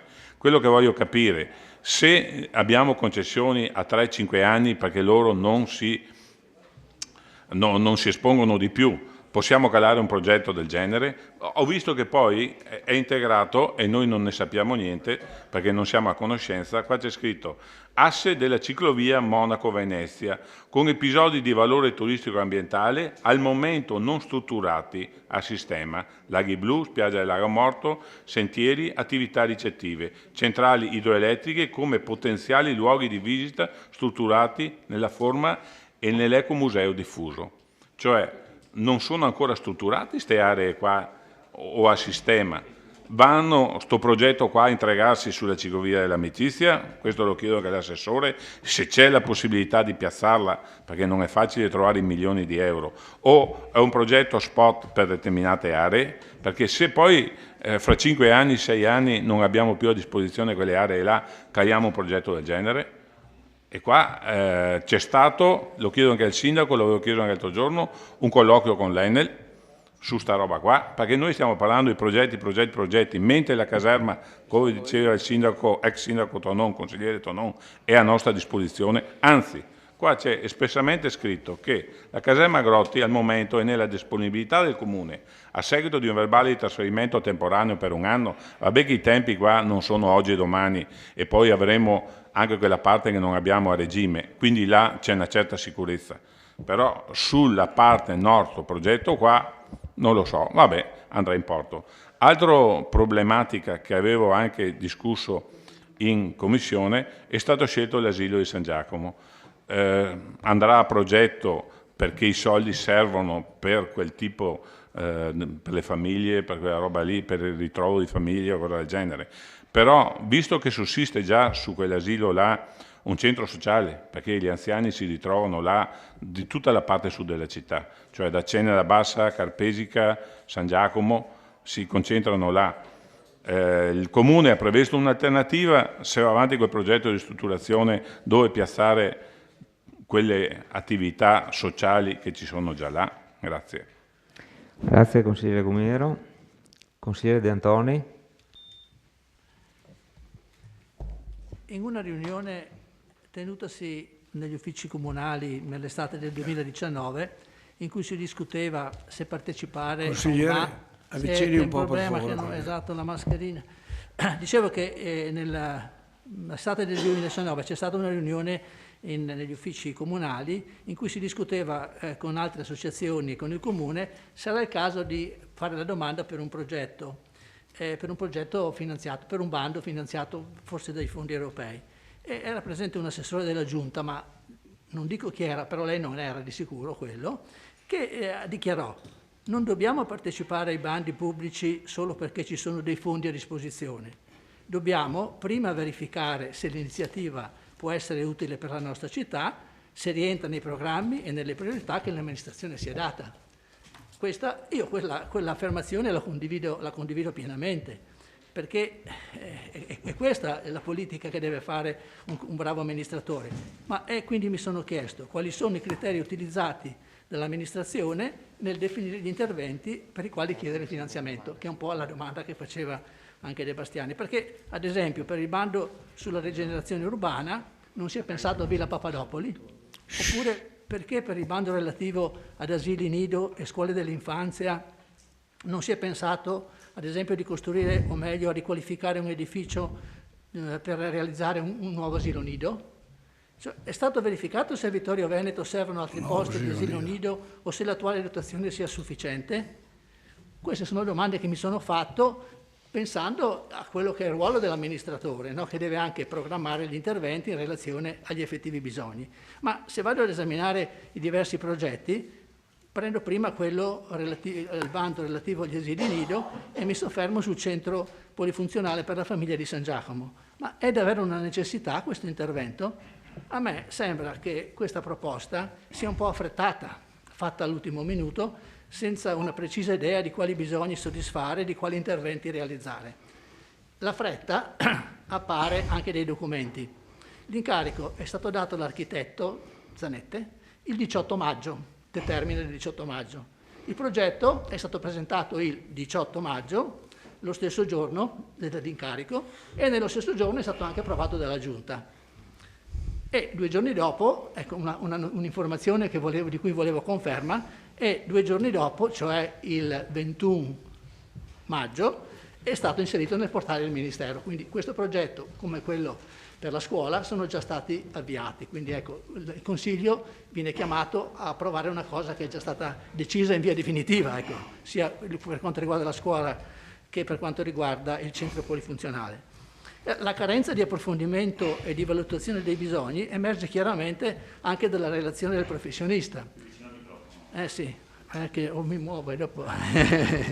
Ma basta avvicinare il microfono, Sì. Spostate la base verso... La carenza di approfondimento e di valutazione dei bisogni emerge chiaramente dalla relazione del professionista, che in poche ore, poverino, non poteva fare altro che elencare pedissequamente nei servizi da realizzare nel progetto gli stessi previsti dal bando, con lo stesso ordine, con le stesse parole, identico, cioè il progetto dell'architetto, ma poverino, in una mattinata che cosa poteva fare, sono elencati come interventi da realizzare gli stessi 5 gruppi che sono indicati nel bando.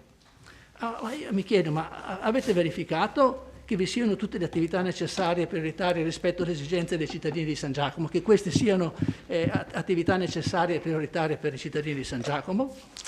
A me sembra di no, onestamente. Poi non entro nel merito che attualmente sia utilizzata per un'altra funzione, ma queste sono altre considerazioni. L'altro argomento è il bando per la nuova scuola per l'infanzia Alessandro Manzoni a Forcal.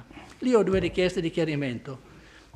Lo studio di fattibilità, che ha aggiornato un progetto del 2010, prevede, come ha detto lei, gli spazi, non li ripeto. Comunque ci sono 3 aule della superficie di 48 metri quadri, capaci, come è scritto nella convenzione, non di 70 posti letto, ma di 27 all'unica da una, quindi farebbe 81, diciamo, ecco, perché 27 per 3 fa 4, sì, esatto, 81. Mi sembra una dotazione di spazi adeguata a una popolazione scolastica ben superiore a quella esistente, perché se leggiamo sempre la relazione che ha fatto il tecnico del comune che ha predisposto questi elaborati, nell'anno scolastico 2016-2017 i bambini che hanno frequentato la scuola di Santa Giustina adesso, no? Erano 51, l'anno successivo 50, l'anno poi 45 e infine nel 2020-2021 42 bambini per 2 sezioni. Quindi adesso noi prevediamo 3 sezioni con 80 bambini. Ma, sì, sappiamo anche che le previsioni di natalità in Italia, ma anche nel nostro comune, non sono proprio favorevoli, non c'è un trend positivo.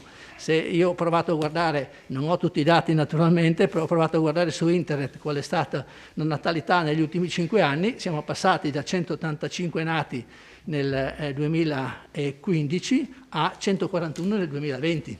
Quindi il trend è negativo, i bambini nascono di meno. Come faccio a progettare una scuola che praticamente raddoppia la disponibilità di posti per i bambini quando so che ce ne sono anche tante altre scuole a Vittorio Veneto? È stata fatta una valutazione di quelle che sono le scuole materne a Vittorio Veneto, di quanti posti ci sono, di qual è la loro struttura e se effettivamente vale la pena di fare un'altra scuola materna di quelle dimensioni? E poi, se le valutazioni fatte portano a definire necessaria questa scuola, io non so se le avete fatte, ma evidentemente se avete deciso di andare avanti su questa realizzazione vuol dire che le valutazioni sono state fatte e danno esito positivo. Mi chiedo se abbia senso abbandonare un fabbricato di proprietà comunale, quello attualmente occupato a Santa Giustina, per realizzare nuovi volumi a Forcal, mentre non c'era una norma regionale che vieta il consumo di suolo e favorisce la ristrutturazione. E poi cosa faremo di quella scuola di Santa Giustina una volta che trasferiremo l'attività a Forcal con un investimento di 2.700.000 euro? Li metteremo in alienazione assieme a tutti gli altri beni che riusciamo a vendere continuativamente, sì, certo. Quindi concludo ricordando quanto avevo detto in premessa. Abbiamo deciso di partecipare al bando solo per cercare di recuperare Scusate, concludo ricordando quanto ho detto in premessa. Abbiamo deciso di partecipare al bando solo per cercare di recuperare finanziamenti statali, come poi ha detto l'assessore, o perché c'è un reale, effettivo bisogno di questi interventi, di queste strutture? La risposta l'assessore l'ha già data. E continuo sul bando sulla rigenerazione urbana. Nulla da dire sull'opportunità di intervenire in Valla Pisina e alla caserma Gotti. Forse potevano essere valutate altre priorità, ma tant'è, la decisione è presa e la responsabilità, e io mi auguro davvero il merito, sarà della Giunta, no? Se questi interventi sono quelli giusti per portare qualche cosa di nuovo a Vittorio Veneto. Sulla caserma Gotti ho colloquiato più volte con l'assessore con l'architetto in commissione per spiegare che quello che ha scritto nella relazione a me piace molto. Cioè, in sostanza, ha scritto che la collocazione dell'ex caserma rispetto al tessuto urbano è particolarmente strategica, perché essa si colloca tra il fiume Meschio, leggo le parole che ha scritto l'architetto, perché si colloca tra il fiume Meschio, che rappresenta con le zone verdi di bordo un elemento naturalistico di connessione territoriale di grande valore, e la città contemporanea. Ciò che oggi rappresenta un elemento estraneo al contesto urbano, la caserma attuale, può divenire un elemento di nuova connessione tra parti urbane importanti. La città storica contemporanea da una parte, l'ambito dei servizi dall'altra, istituti scolastici, attrezzature sportive, parco fluviale. Quindi sono assolutamente d'accordo su questi aspetti strategici che sono stati evidenziati nella relazione, però ho qualche perplessità sulle funzioni proposte in relazione a questi obiettivi, perché viene riportato centro di protezione civile, sede dei radioamatori, proloco, cantiere comunale, mercato coperto con relativi magazzini, questa la capisco poco, impianti sportivi con campi per la pratica del padel o altre cose, no? Io penso che si dovrebbe volare più alto in questi casi, no? Pensando a delle realizzazioni che possano essere di richiamo per nuovi residenti o per turisti, per aiutare a invertire, anche turisti della domenica chiamiamoli, ma per aiutare a invertire il trend negativo della nostra città, che è caratterizzato dall'invecchiamento della popolazione, dalla crisi dei piccoli negozi, dalla diminuzione dei posti di lavoro. Ho ripreso crisi dei piccoli negozi perché mi collego alla proposta di fare un mercato aperto all'interno, perché non capisco bene, insomma, ecco. I professionisti incaricati, secondo me, dovrebbero aiutarci a fare delle proposte moderne, innovative, ma anche il Consiglio Comunale, secondo me, deve fare la propria parte. L'area della caserma Gotti non deve servire per risolvere alcuni problemi contingenti dell'apparato comunale, sede protezione civile, cantiere comunale, eccetera. Deve essere motore di sviluppo, di attrazione, di messa a disposizione di spazi di verde pubblico, di relazione per attività culturali innovative, luogo di incontro per i giovani, ma anche per i numerosi anziani, spazi per attività legate al tempo libero. Ci è stato detto che all'interno del quadro generale che è stato individuato potranno essere inserite tutte le nuove proposte che verranno formulate. Il mio auspicio è che, coinvolgendo le commissioni consigliari, professionisti capaci come quelli che avete incaricato, rappresentanti Si capisce poco, sa Del Toni. Io apprezzo la sua buona volontà, ma va bene, cercherò. La ringrazio. Tolgo la mascherina. Tolgo la mascherina. Volevo dire bravissimo. Che scusate, ecco, c'è stato detto che all'interno del quadro generale individuato potranno essere inserite tutte le nuove proposte che verranno formulate. Il mio auspicio è che, coinvolgendo le commissioni consigliari, professionisti capaci come quelli che avete incaricato, rappresentanti del mondo del lavoro, delle associazioni, della scuola, si possono trovare le idee e le proposte per iniziare a realizzare la Vittorio Veneto del futuro. È, secondo me, un'occasione davvero importante e non possiamo assolutamente perderla. Concludo con il progetto della Val Lapisina, su cui sono sostanzialmente d'accordo per quanto previsto nello studio di fattibilità.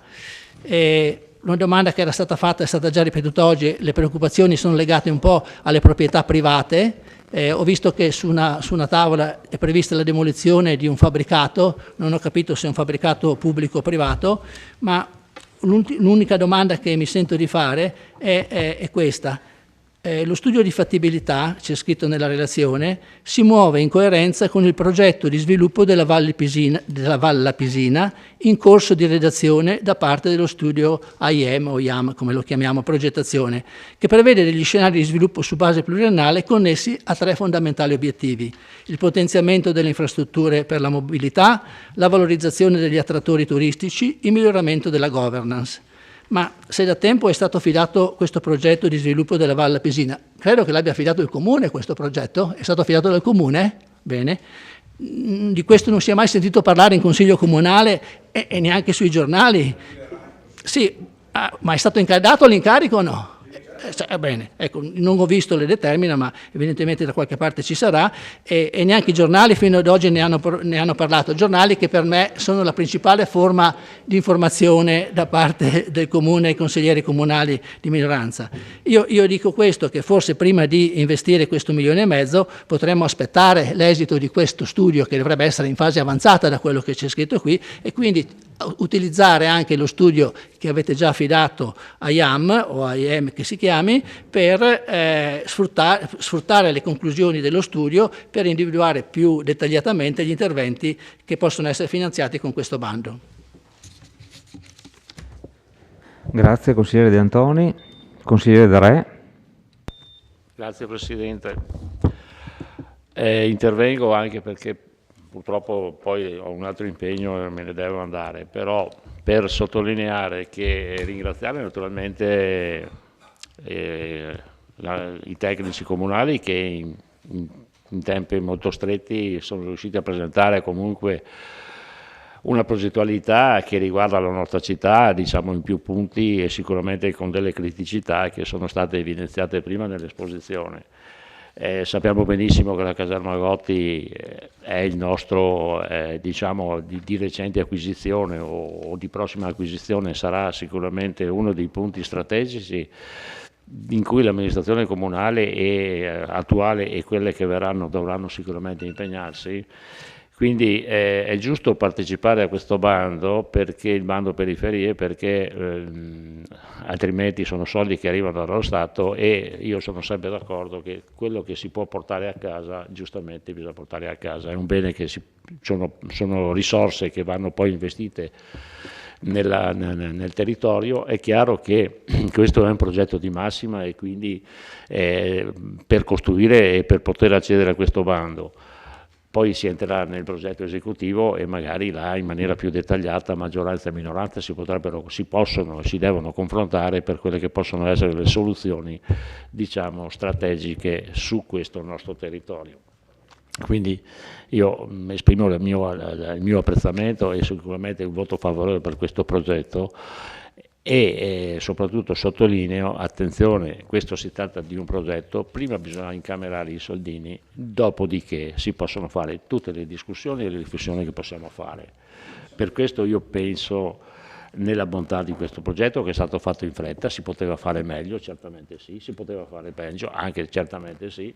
Portiamo a casa intanto, mandiamo in quel di Roma le nostre istanze, cerchiamo di portare a casa quelli che sono le nostre risorse o le risorse del territorio, dopodiché possiamo discutere chiaramente nel progetto esecutivo con i tecnici comunali, con il progettista, con lo staff del progettista e le idee che possiamo mettere.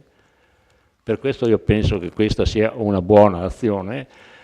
I bandi sono sempre, ricordo molto il bando che è stato fatto ancora quando c'era l'amministrazione Scottà, che era, non mi ricordo più il nome, che ha portato tantissime risorse, che ci ha permesso di risolvere problematiche come quello del vecchio ospedale di Serravalle e l'intera area di Serravalle, tant'è vero che l'ultima tranche è quella del Palazzo Piazzoni che si va a sistemare, e sono soldi che sicuramente hanno dato lustro alla nostra città e lo hanno fatto in varie, sono passate 4 amministrazioni comunali, ma alla fine il risultato si vede. Quindi io sono favorevole a questo, non posso essere presente a questo e mi scuso. Invito tutti a prenderne atto, fate pure le vostre riflessioni, mettete pure che giustamente devono essere fatte, anche in anticipo a quello che sarà l'importante, e noi saremo contenti che questo bando possa portare delle economie per il nostro territorio. Grazie. Grazie consigliere De Re. Consigliere Dus. Sì. Beh, per la verità molte cose che mi ero segnato le ha già dette il consigliere Gomiero e lo ringrazio per avermi anticipato su alcune domande. Prima l'architetto parlava di previsioni strategiche nel definire quello che è, cioè come si sviluppano questi tipi di progettazioni. Ora il consigliere D'Arè ci ha detto che alla fine noi dobbiamo prima partecipare, si sta volando molto alti sulle cose perché l'interesse è prima di tutto portare a casa i soldi, tutto vero.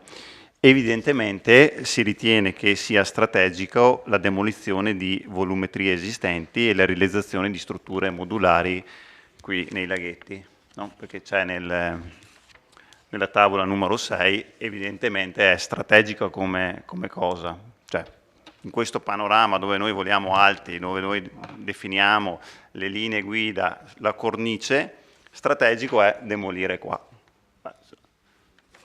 Ognuno.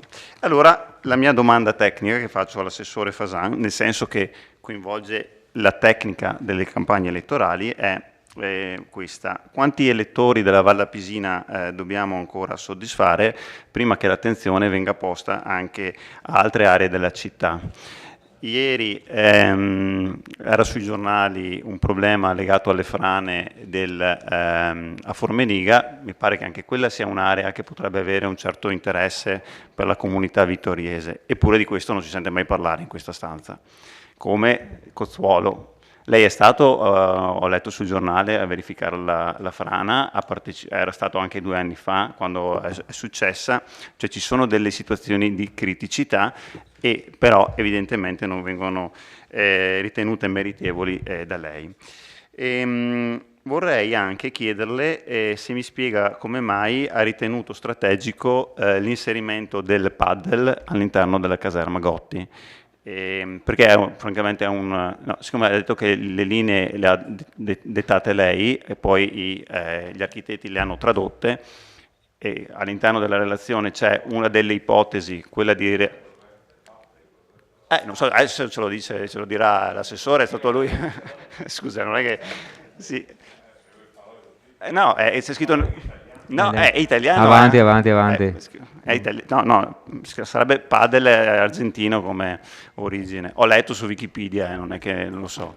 Però, ripeto, magari l'assessore ci spiega qualcosa visto che lo ritiene strategico come intervento per la Gotti, per me può andare benissimo.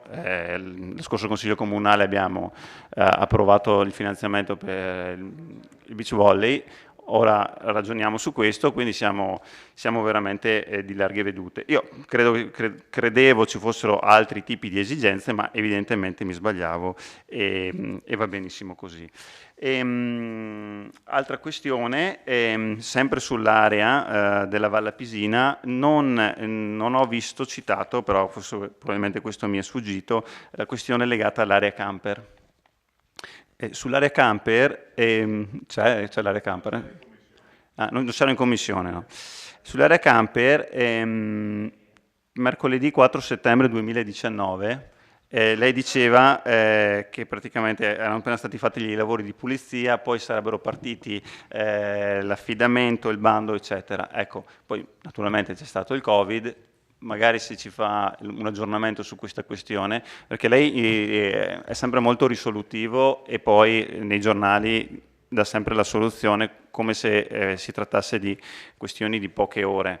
E dal 4 settembre 2019 sono passati invece un po' di mesi e invece l'area camper mi pare che sia ancora lì. No, sono stati spesi sì, ci passo tutti i giorni. Tutti i giorni per l'area camper. Assessore, niente botta e risposta. Prego. Erano stati spesi 75.000 euro allora sull'area camper, sì, quindi non proprio noccioline.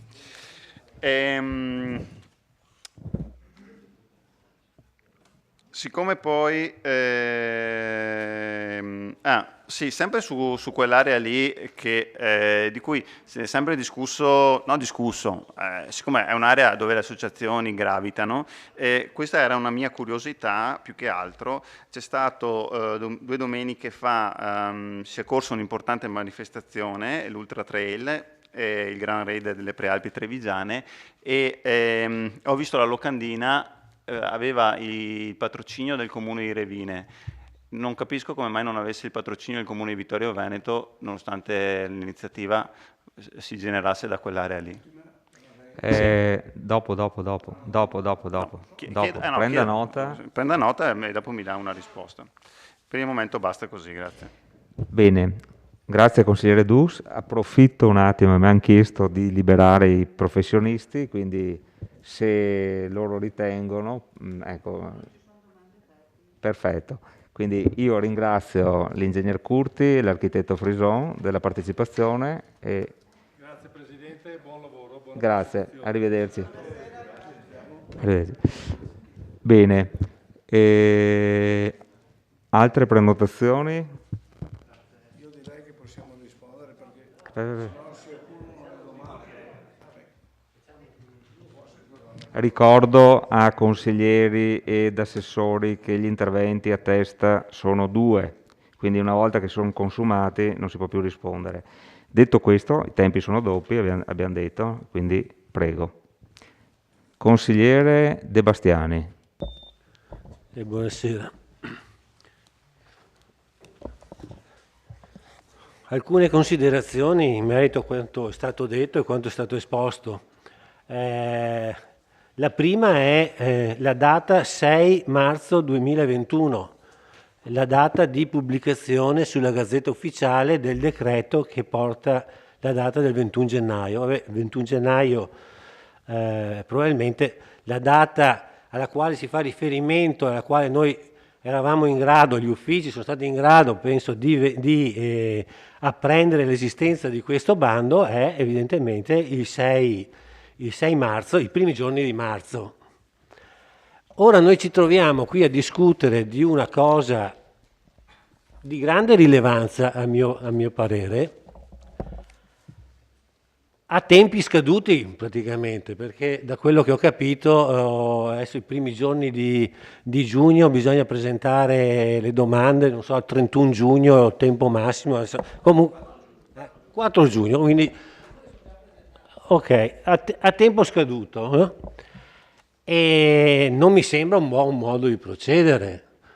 Tra l'altro mi sembra di capire che tutto il Consiglio Comunale si è trovato in commissione 2 giorni fa ad apprendere queste informazioni, quindi non è neanche stata una manovra per tenere, mi sembra aver capito, le minoranze nascoste, le minoranze, no? Manovre voglio dire, varrebbe quasi la pena di non parlarne neanche questa sera, perché tanto non arriviamo a niente. Io per esempio avrei voluto e avevo pensato subito di portare degli emendamenti per portare una mia proposta, una nostra proposta di modifica, ma effettivamente guardando, leggendo la delibera, considerando le tempistiche, inutile che porto anche degli emendamenti, sarebbe assurdo, sarebbe impossibile anche da accettare, da raccogliere, anche se i consiglieri, se tutti i consiglieri fossero d'accordo. Non mi sembra un buon modo di procedere. Ripeto, soprattutto per una opportunità di notevole rilievo per la città.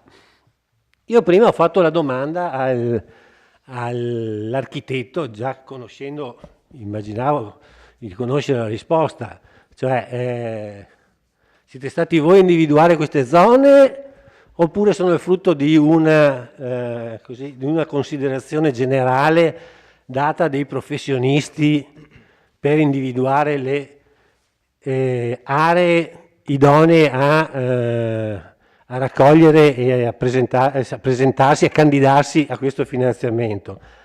La risposta è che appunto loro non hanno scelto, cioè i tecnici che spesso vengono menzionati o anche incaricati dalla Giunta per affrontare i vari problemi, tipo quello della viabilità, no? Lasciamo parlare i tecnici, lasciamo parlare chi è esperto, in questo caso invece non è stato consultato nel merito, perché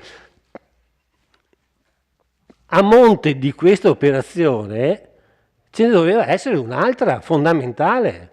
Quali sono le zone, quali sono le criticità, quali sono i siti che hanno più bisogno di un intervento. Sicuramente la Val d'Alpisina sì, sicuramente la Gotti sì, ma sicuramente anche Val dei Fiori, che ha una sua vocazione turistica probabilmente anche più accentuata della Val Alpisina, dal momento che si trova in core zone dell'area del Prosecco, dell'area UNESCO.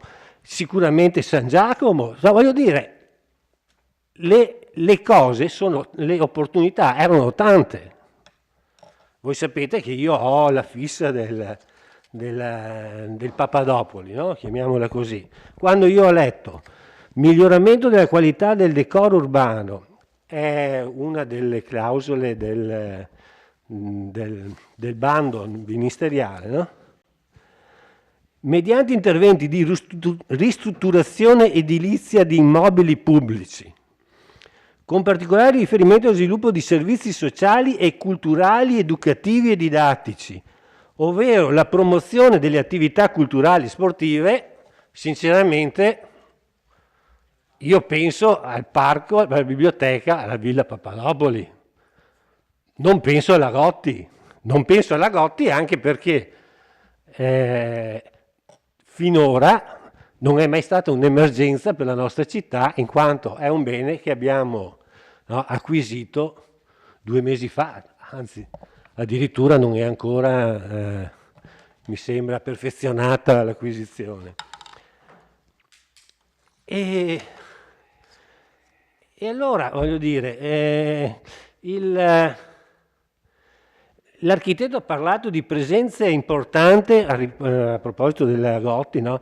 Presenza importante che merita di essere mantenuta, no?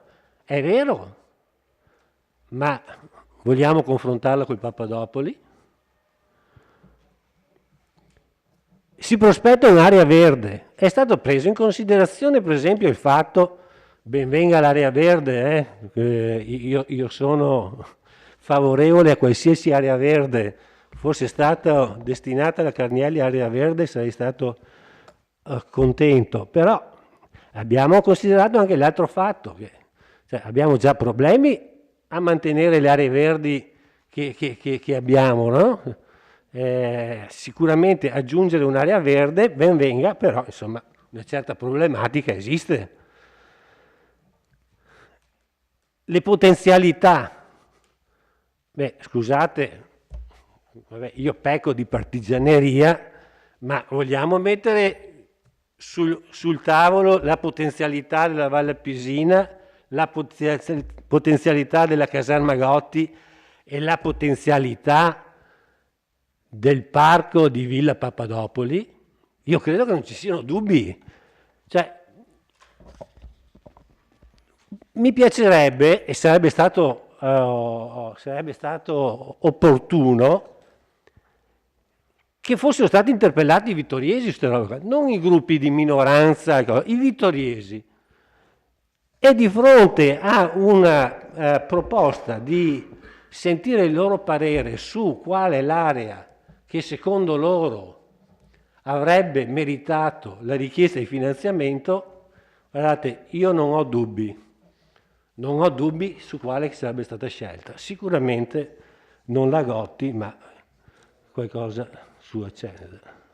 Per cui quello che mi dispiace è che, a mio avviso, si sta perdendo un'altra grande occasione per quel sito che lo vediamo tutti i giorni in continuo e quasi irrimediabile degrado. Tra parentesi, voglio dire, dei ragazzi di Conegliano che cercavano un sito decadente per svolgere per un loro clip di una canzone, hanno scelto la Villa Papadopoli. Sì, non è motivo di vanto, ma insomma per dire che, voglio dire, è conosciuta anche fuori dai nostri confini per lo stato di degrado in cui versa.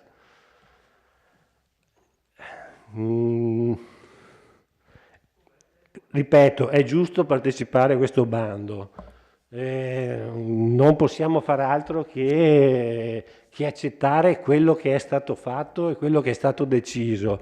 Speriamo che l'operazione vada in porto, anche se solo 50 capoluoghi di provincia presentano una domanda da 20 milioni, sono già 1.000 milioni. Com'è? Ah, sono fuori? No, perché aveva detto i capoluoghi. Vabbè. Comunque speriamo,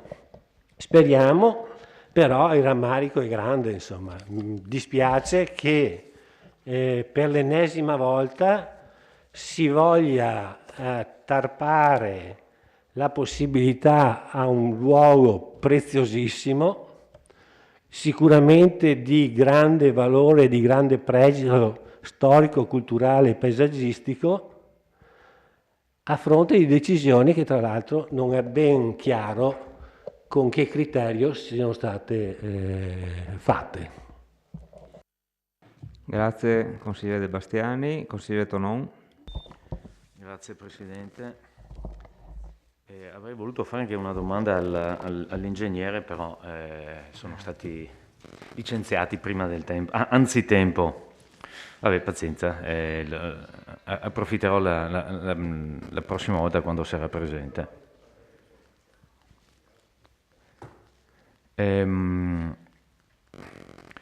Parto dalla Valle Apisina. Si parla di, lo ha sottolineato anche il collega De Antoni, lo studio di fattibilità si muove in coerenza con il progetto di sviluppo della Valle Apisina. Sarebbe stato, secondo me, corretto anche dire quali erano gli elementi fondamentali, almeno perché se ci si presenta uno studio di fattibilità nel quale si cita una progettazione, c'è scritto già avviata, e questa è coerente con questa progettualità, almeno avere qualche nozione in merito, perché sennò si rischia di sperare, di confidare, ma non avere dati certi.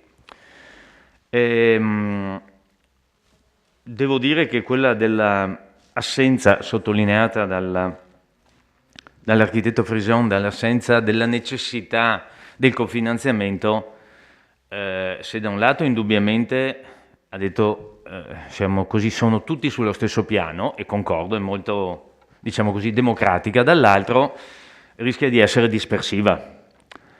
Mi spiego perché. Perché è chiaro che se qualsiasi amministrazione con uno studio di fattibilità oggi presenta un progetto, e ovviamente tutti dovranno essere vagliati. Speriamo bene. Ha fatto due conti il collega De Bastiani. In realtà non sono esclusi i capoluoghi di provincia, sono alla lettera C. Cioè noi siamo nella lettera A. Sì, esatto. No, stesso bando. Sì, no, d'accordo, ma mi pare siano 150 milioni, se non ricordo male, il primo anno. 150 con 5, il target più basso, diciamo, quello a cui facciamo riferimento noi, sono 5 milioni.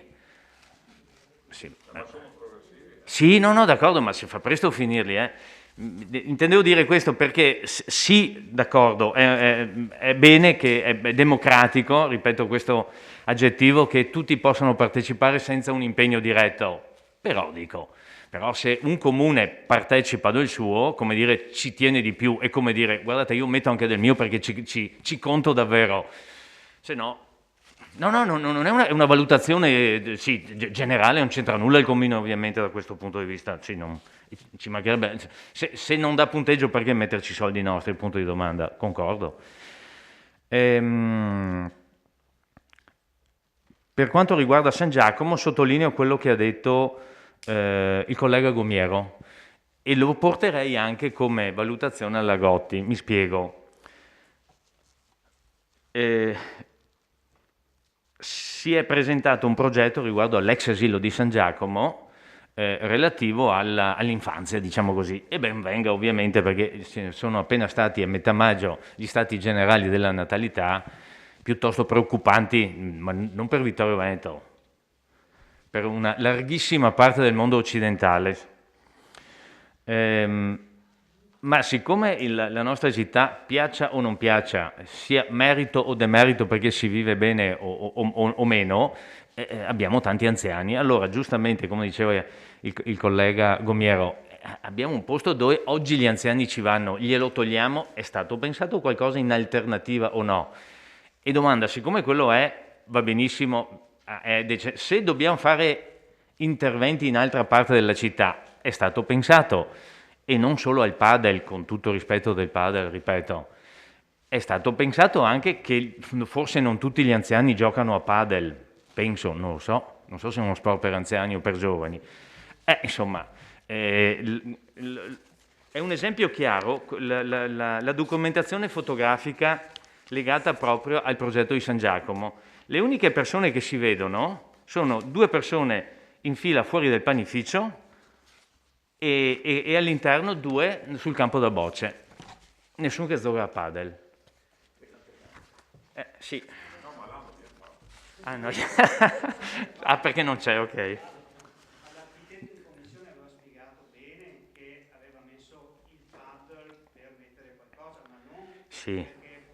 Sì, ma intendo dire che però la domanda è in quell'area cosa è stato pensato per gli anziani? Punto di domanda.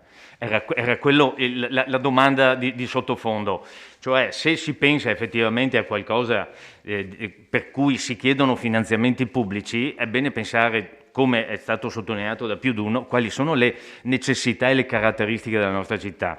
Benissimo accogliere e cercare di fare in modo che arrivino anche nuovi nati e nuovi cittadini, ma abbiamo anche gli anziani però, cioè non è che possiamo dimenticarci. Sì, anche sempre di più, esatto. E il discorso va fatto parimenti, se un calcolo è stato fatto, ma mi auguro ovviamente di sì, per quanto riguarda la nuova scuola materna di Forcal, perché effettivamente lo studio parte proprio elencando i numeri. Nella prima pagina ci sono anno scolastico 2016-17 fino al 2021 da 51 a 42. Da 51 a 42, in drammatico calo. Io mi sono anche permesso di sottolineare in commissione che va benissimo, tanto è vero che anche l'amministrazione che ho avuto l'onore di condurre io ha fatto investimenti come quella precedente, del resto, sulla sicurezza delle scuole, perché sono i primi luoghi da salvaguardare. Però siamo sicuri che dobbiamo, è bene, fare una scuola nuova per 70, 80, non ho capito bene, 80 bambini quando, chissà se ci sono, mi spiego. Quando c'è stato il problema del liceo, che adesso per fortuna si sta ponendo rimedio con finanziamento provinciale del liceo classico, era venuto in riunione, che ovviamente si era fatta nell'aula magna del liceo scientifico con i genitori, l'assessore provinciale all'edilizia scolastica, il quale aveva in maniera molto chiara detto, quando c'era dobbiamo fare una scuola nuova, calma, dobbiamo valutare quali sono i siti delle scuole utilizzabili, ma non io sono del liceo scientifico, non mi sposto da qui. In sostanza, gli edifici utilizzabili per le scuole, se sono sufficienti, indipendentemente dal fatto che sia ITIS, IPSIA, ragioneria, liceo classico, liceo scientifico, liceo artistico, eccetera, è necessario fare scuole nuove o rivedendo, sistemando quelle che ci sono più che sufficienti per accogliere tutti gli studenti che abbiamo? Ho fatto questo esempio per dire, è proprio necessario avere una scuola con 3 sezioni da 80 bambini quando sono presenti la metà?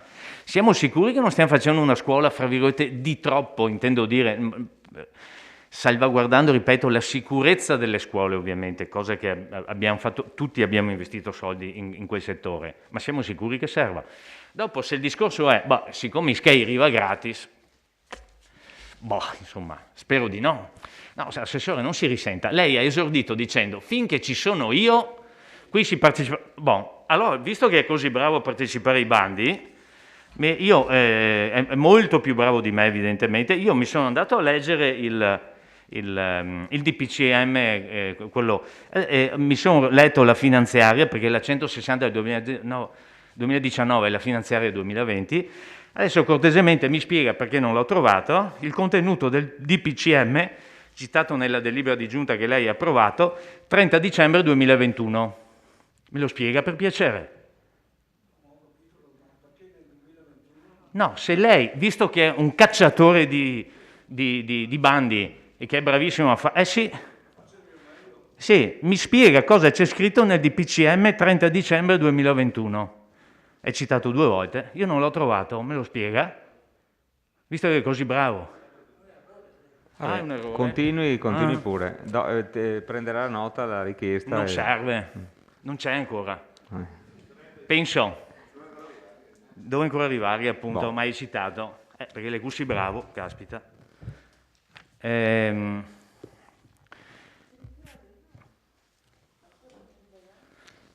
Continuiamo. Finisco. Sì, consiglio solo una veloce correzione, appunto, come mero errore materiale. Finisco per dire che la richiesta che avevo fatto prima all'ingegner Curti riguardo ad eventuali scadenze per partecipare al bando, se fosse un bando, ma ho capito non ci sono scadenze del conto energia, era perché in commissione io ho chiesto se era stata fatta semplicemente una valutazione rispetto alle caratteristiche attuali sismiche del Marco Polo, visto che su quella si lavora. Mi è stato risposto in commissione che è stata data priorità all'emergenza visto che piove all'interno della scuola. Inserire anche il discorso inerente all'adeguamento sismico avrebbe solo allungato i tempi. Lo so, capisco, ma la mia domanda era: siamo sicuri che poi non dobbiamo intervenire ulteriormente se dovessimo sistemarla? Perché anch'io, siccome non sono del mestiere, mi sono informato, ma quando ho fatto l'amministratore mi si spiegava che alcuni passaggi bisogna farla inutile fare alcuni provvedimenti e poi provvedimenti dico da un punto di vista tecnico che poi bisogna riprendere per mano. Non è proprio esatto dire che non c'entra nulla il rifacimento di tutto il tetto, fra virgolette solaio tetto, chiamiamolo, visto che è un tetto piano, rispetto all'adeguamento sismico, perché legare il tetto significa incidere sui lavori che andremo a fare. Quindi, ripeto, secondo me una valutazione pur veloce non sarebbe stato sbagliato farla, punto. Grazie consigliere. Consigliere Balliana. Grazie. Allora, io esordisco dicendo all'assessore Fasan che siamo tutti d'accordo per la partecipazione ai bandi quando sono a disposizione, quindi ben venga. La cosa però che secondo me è giusto anche ribadire è che noi dobbiamo avere un'idea di massima di quello che dovrà essere lo sviluppo urbanistico della città. E mi spiego, cioè è sotto gli occhi di tutti che il patrimonio immobiliare, sia dal punto di vista privato che pubblico, è in eccesso rispetto al numero di abitanti. Quindi abbiamo degli immobili sia privati che pubblici, e ne è una dimostrazione il piano di alienazione che fa fatica e continua a ingrossarsi. E quindi la mia riflessione che volevo fare questa sera è che non possiamo pensare a uno sviluppo della urbanizzazione anche dal punto di vista pubblico, delle opere pubbliche, senza considerare tutta l'urbanizzazione e lo sviluppo dell'intera città. E qui mi viene da dire che stiamo continuamente portando avanti degli spezzoni a sé stanti, perché ricordiamo che abbiamo per mano il discorso della ex Carnielli, che anche là noi non possiamo ragionare di ex Gotti senza fare riferimento all'ex Carnielli, perché la parte pubblica dell'ex Carnielli cosa ci mettiamo sopra? Punto di domanda. Quindi questo serve per spiegare che dovrebbe essere un discorso più organico, più ampio rispetto alle scelte che noi facciamo, che voi state facendo. E su questo mi sento anche di dire che il famoso PAT, quello che doveva essere presentato da più anni, è estremamente in ritardo e serviva proprio per cercare di dare anche un'idea di quello che dovrà essere la futura città, no? Quindi noi stiamo analizzando, stiamo studiando dei pezzi di città, però senza avere un disegno complessivo di quello che poi sarà Vittorio Veneto, no? per il futuro. In merito a questo poi mi ricollego, entrando proprio nel merito poi delle due proposte, quelle principali. Abbiamo detto che la proposta sono studi di fattibilità tecnico-economica e come tali vanno considerati. È pur vero però che da queste prime ipotesi espresse in questo elaborato emerge chiaramente l'idea di metterci delle associazioni, qual è quella della protezione civile, dell'antincendio, dei radioamatori e quant'altro. Allora, voglio dire, non è che è uno studio di fattibilità, ci sono già delle idee sviluppate, no? All'interno. Ora io mi chiedo anche, naturalmente queste associazioni avranno anche delle sedi attuali o hanno bisogno di altre sedi, però insomma sono associazioni che hanno una corposità da un punto di vista strutturale e dei mezzi. Quindi sono andata a vedermi anche l'antincendio, ha stima di 10 automezzi antincendio, quindi volevo anche chiedere questo.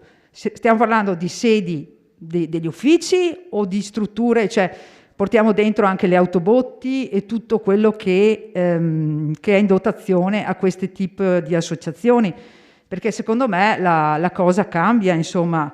Mi dispiace che siano andati via anche i tecnici, perché l'area così impostata la vedo di difficile fruibilità da parte dei cittadini in modo libero, cioè la convivenza di importanti strutture come quella della protezione civile e eventualmente dell'antincendio, dei radioamatori, in un'area che dovrebbe essere di libero accesso, la vedo di difficile fruibilità, insomma, da parte poi delle persone che dovrebbero accedere in modo libero a queste aree. Quindi era per capire se questo in parte diventa un autoparco o un parco urbano, perché anche questo sarebbe...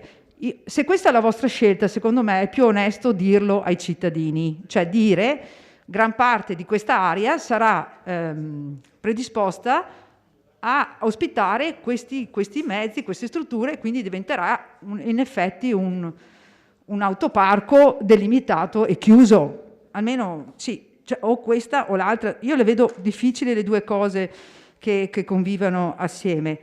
Questo era solo per capire la vera vostra idea. Altra cosa che volevo dire era relativamente riprendendo un po' il concetto che ho detto prima, il discorso della pianificazione cittadina, dell'urbanizzazione cittadina. Anche qui abbiamo perso l'occasione, cioè abbiamo scelto di intervenire in queste aree escludendo completamente il quartiere di Ceneda. Cioè sono anni e anni che il quartiere di Ceneda è in sofferenza, ok? È un quartiere con una storia, è un quartiere che merita rispetto come tutti gli altri quartieri di Vittorio Veneto, però ancora una volta si perde l'occasione per riuscire a rivatizzarlo in qualche maniera, a dargli vita, e secondo me la scelta della ristrutturazione o la riqualificazione di Villa Papadopoli avrebbe fatto sì che il quartiere di Ceneda sarebbe quantomeno avrebbe avuto la possibilità di riattivarsi. Ecco che la villa del Papadopoli potrebbe funzionare ancora come polo culturale, e ricordiamo che la biblioteca è in un edificio che non ha la possibilità di poter essere usufruito da persone con diversamente abili. Siamo nel 2021 e ancora in biblioteca, a quanto mi risulta, qualcuno mi smentisca se non è vero, una persona con disabilità non può accedere. Questa è una cosa veramente grave e che penso dovesse essere la priorità rispetto a questi soldi, rispetto anche a questi interventi. Ecco che quindi mi sento di condividere poi l'intervento che ha fatto il consigliere De Bastiani, che anche questa volta, insomma, sembra che questa villa non possa essere riqualificata e non capisco perché non possa rimanere un bene pubblico della città. Per quanto, andando negli altri, ho ancora un po' di tempo, Presidente, sì, ecco, mi avvisi. Per quanto riguarda gli altri piani presentati, allora, per quanto riguarda la Valle Appesina, nel merito, chiedo all'assessore, quando ha presentato il piano delle opere pubbliche, era già inserita la pista ciclabile Monaco-Venezia, con anche un capitolato finanziato. Quindi i finanziamenti per la Monaco Venezia si trovano, cioè non è che si trovano anche in diverse maniere rispetto a quei soldi che lei sta cercando adesso con questo bando.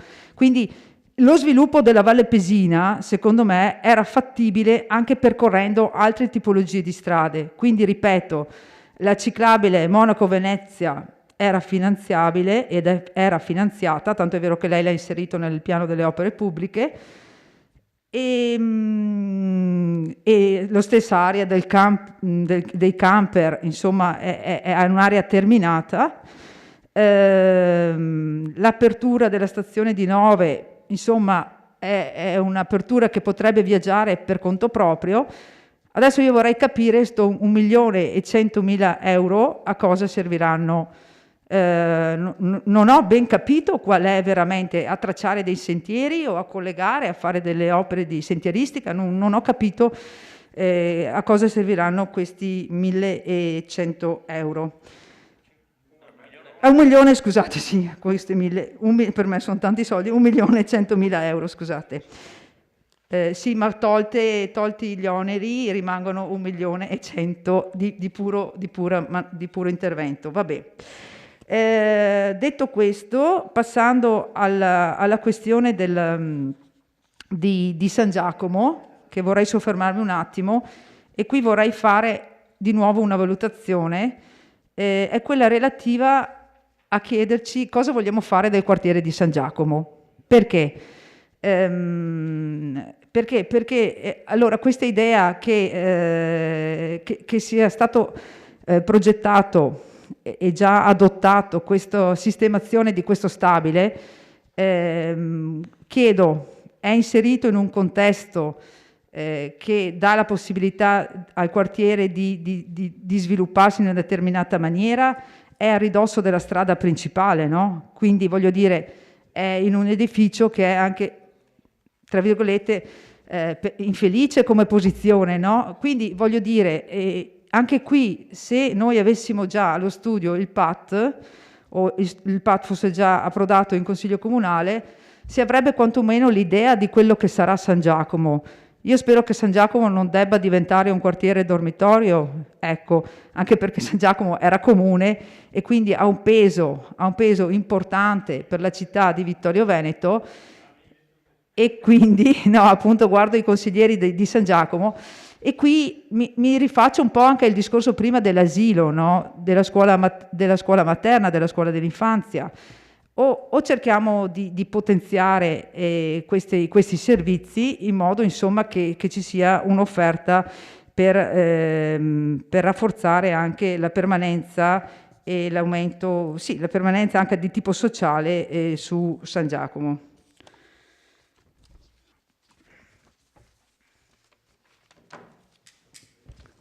Ha finito, consigliere? Sì. Grazie. Consigliere Rasera. Sì. Allora, 2 parole per chiarire un attimo anche il discorso Valle Appesina, inserita, non inserita in questa operazione. Microfono più. Per chi non lo sapesse, la Valle Appesina è il quartiere più a nord della città ed è completamente in territorio montano, quindi in perenne difficoltà come lo sono tutti i territori montani. Noi siamo un comune che fa parte anche dell'Unione Montana, ma perché c'è la Valle Appisina, se no non potremmo neanche far parte dell'Unione Montana, che è qui anche rappresentata. Questo vorrà pur dire qualcosa dal punto di vista sociale. Dall'apertura dell'autostrada fino a Belluno, tutte le attività commerciali e dell'accoglienza hanno chiuso. Da una stima fatta, solo nei primi 2 anni, dopo l'apertura dell'autostrada, sono stati persi 116 posti di lavoro e hanno chiuso tutte le attività a servizio della persona, negozi alimentari, panifici, tutto, ristoranti, alberghi, tutto. Una catastrofe non solo sociale ma anche finanziaria, che sta portando chiaramente un progressivo spopolamento del quartiere e quindi un invecchiamento della popolazione, come abbiamo prima qui ancora di più accentuato. Valutiamo un attimo cosa hanno fatto le amministrazioni comunali dal 95, quando è stata aperta l'autostrada, ad ora. Nulla. Non c'è traccia che in questo Consiglio sia mai stato discusso qualcosa che andasse a rivalutare la nostra valle, perché io sono un lapisino. Ricordo anche che è stata aumentata l'IMU, che io non ho condiviso. Uno che ha una casa ereditata a Fadalto dai nonni paga la stessa IMU che paga uno che eredita una casa in centro a Vittorio Veneto. Ma a voi vi sembra giusto? A me no, sinceramente. Allora, sono state chiuse le scuole a Fadalto, a Nove, chiaramente la popolazione se ne va, tutto chiude. San Floriano, Savassa, le scuole dell'infanzia, tutto chiuso. In seguito è stato fatto pagare il trasporto scolastico ai residenti, giusto per andare contro al diritto di studio. Nessuno ha mai pensato di portare il gas o la fibra ottica. Sono state ridotte le risorse per il trasporto urbano, mentre il servizio di trasporto extraurbano non è mai esistito, pur pagando le tasse come tutti i cittadini vittoriesi. La stazione di Nove è stata chiusa. I servizi postali non esistono praticamente più. Vorrei ricordare anche che per oltre 35 anni la Valle Appisina ha ospitato i rifiuti urbani di tutta la città e che sono ancora lì sepolti. E l'Enel pasteggia da 100 anni in Valle Appisina producendo enormi guadagni con le sue 5 centrali idroelettriche, non riconoscendo alcuna royalty al territorio che ospita e accoglie i suoi elettrodotti. Le amministrazioni che ci hanno preceduto, indipendentemente dal colore politico, hanno rimpinguato le casse comunali con 6 milioni di euro di recupero di IMU dalle centrali idroelettriche, molto più quindi dei possibili finanziamenti di rigenerazione dei quali stiamo discutendo. Eppure nessun consigliere di allora, qualcuno ancora presente, ha fatto lo schizzignoso nel destinarli a pagare il debito di bilancio fatto da altre parti della città per realizzare scuole in altre parti della città, asfaltare strade in altre parti della città. Marco Dus. Sempre in Valle Appisina, solo in Valle Appisina. Per non parlare degli acquedotti che si portano via tutta l'acqua delle sorgenti, vanificando un habitat acquatico e di risorgive unico senza portare alcun vantaggio al territorio. Anzi, permettendosi di aumentare il costo dell'acqua, triplicando in pochi anni il mancato, non mancando di togliere lo sconto alla nostra piscina che ha una funzione sociale. Stendiamo anche un velo pietoso sull'autostrada, quella colata di cemento che ha devastato la valle, che attraversa tutta la valle, non mancando di rilasciare sopra le nostre fonti d'acqua l'acqua piovana inquinata dai 10 km di viadotto, vincolando e depauperando proprietà private, condizionando piani regolatori e lo sviluppo futuro delle aree che attraversa. Eppure c'è ancora qualcuno che pensa che la Valle Apisina non debba avere le attenzioni che sono d'obbligo per una qualsiasi amministrazione che eserciti fino in fondo il proprio compito, magari per un calcolo opportunistico di investimenti, per agevolare un territorio dove ha preso i voti o dove spera di aumentare il proprio consenso elettorale. Non vedo altre motivazioni, non vedo altro. Per concludere vorrei ringraziare il Sindaco e la Giunta per la lungimiranza amministrativa finora dimostrata. Partecipare ai bandi statali, regionali ed europei è d'obbligo per un'amministrazione che vuole fare le cose investendo proficuamente le risorse messe a disposizione dei cittadini. In questo caso, investendo una manciata di euro, abbiamo la possibilità di finanziare lavori per milioni di euro che vanno soprattutto ad aiutare aree degradate come la ex caserma Gotti o la Valle Apisina, rendendo giustizia ad un'area sempre dimenticata. Grazie. Grazie consigliere Rasera. Altri?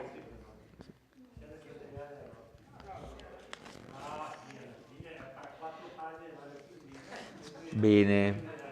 Altre prenotazioni? Altre prenotazioni?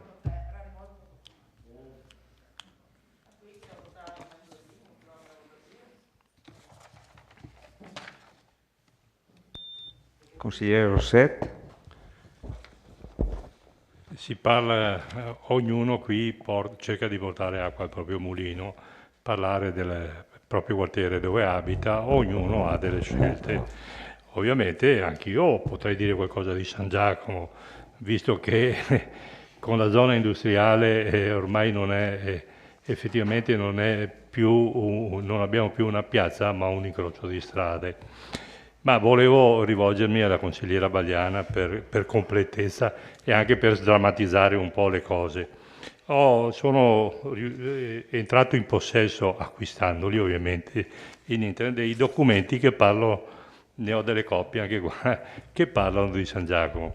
Allora, la municipalità di San Giacomo di Veglia c'era stata data da Napoleone Bonaparte e era inserita nel Dipartimento del Tagliamento. Abbiamo durato finché abbiamo durato, perché poi un altro comune di Vittorio, siccome era comune di secondo grado come noi, e parliamo del comune di Ceneda, voleva passare comune di primo grado, ma non aveva il numero di abitanti sufficienti, quindi siamo stati annessi. La municipalità di San Giacomo di Veglia comprendeva San Giacomo di Veglia, Carpesica, Formeniga e il confine era a confin, perché era il confine con il comune di Tarzo. Quando siamo stati inglobati nel comune di Ceneda, c'erano state lasciate le rendite, che poi, quando siamo passati nel comune di Vittorio Veneto, ci hanno portati via anche quelle. Quindi a San Giacomo siamo abituati da tanto tempo che tutti portano via, e va bene così. Era solo per sdrammatizzare un po' la cosa e sono al corrente che eravamo comune a San Giacomo. Grazie. Grazie consigliere Rosset. Qualche altra prenotazione?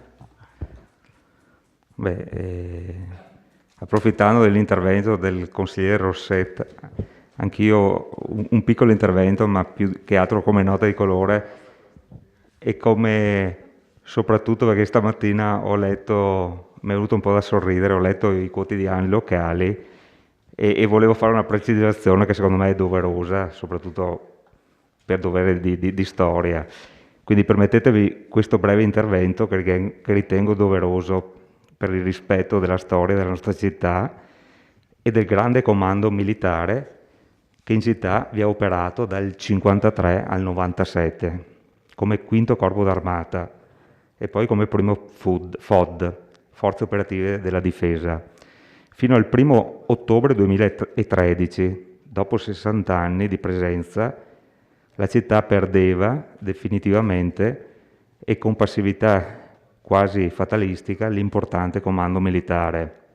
Allora, stamattina ho letto in un quotidiano locale: questa sera in Consiglio Comunale andrà in scena il futuro della caserma Gotti, laddove un tempo il quinto corpo d'armata teneva parcheggiati i carri armati a sua difesa in caso di attacco. Beh, nella caserma Gotti non furono mai ospitati reparti operativi né di carri armati. Essa fu caserma di servizio dell'Alto Comando di Palazzo Piccin, via Celante, e nelle sue autorimesse stazionavano automezzi per le esigenze del comando. In funzione di quella che fu la dottrina difensiva della soglia di Gorizia, nel secondo dopoguerra i carri armati dei reparti di cavalleria del quinto corpo d'armata stazionavano al di là del tagliamento, mentre quelli dei carristi stazionavano al di qua del fiume Friulano, in particolare ad Aviano, Vivaro, Tauriano di Spilimbergo, San Vito del Tagliamento, Cordenons e Sacile. I carri armati del quinto corpo d'armata più vicini a Vittorio Veneto erano quelli del 182° reggimento Corazzata Garibaldi, di stanza a Sacile, nella caserma Slataper in via Fasan, dove io ho svolto, non questo Fasan, dove io ho svolto il servizio militare nel 1989 da sottotenente di complemento delle trasmissioni e da dove, a seguito dello scioglimento del reggimento Corazzato Garibaldi nel 76, erano stati trasferiti nella caserma Carli di Cordenons, passando in carico al 13° battaglione Carri Medaglia d'Oro Pascucci.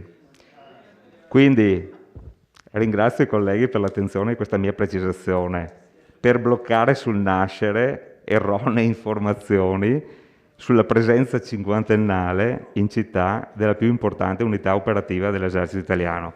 Era solo una nota di colore per fare delle precisazioni su un qualcosa che ho letto stamattina.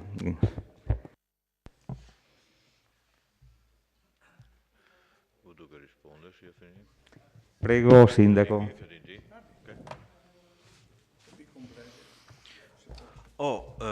Io ci provo, carne in tanta. Dunque, cosa dire? C'erano delle opportunità che abbiamo valutato fin dall'inizio e ci è voluto un po' di tempo a pensare, perché Antoni, pensiamo anche noi, cioè certe opzioni le facciamo, magari uno non sa che anche l'amministrazione pensa, ma voglio dire che delle possibilità che si aprivano con questi bandi le abbiamo valutate e abbiamo raggiunto certe conclusioni che si possono anche spiegare. Faccio un esempio.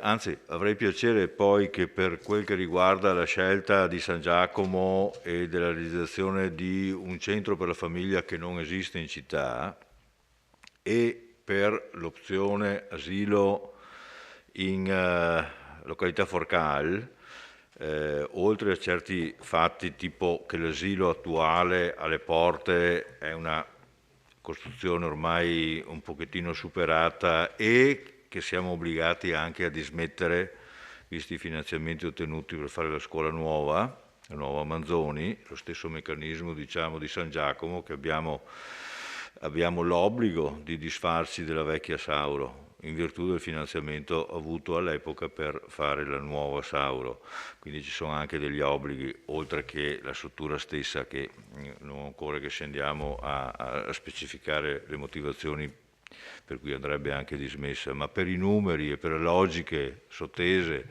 dei fabbisogni magari pregherei l'assessore Callart poi magari di chiarire questi aspetti che abbiamo valutato.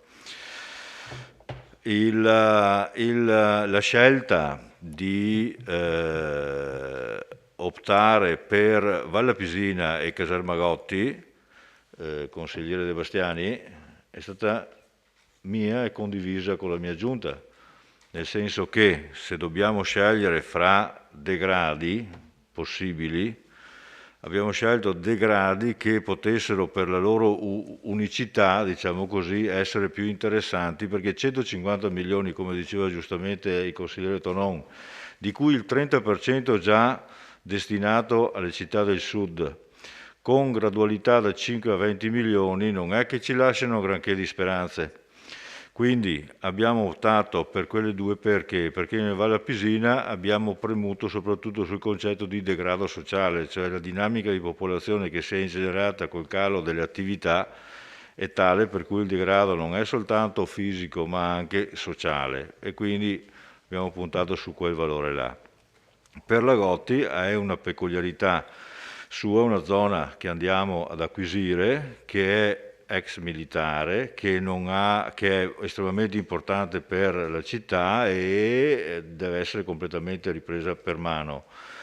Per cui in questi studi di fattibilità minimi, senza decisioni puntuali di come e cosa fare, ci sembrano più interessanti quelli della Villa Papadopoli. In che senso?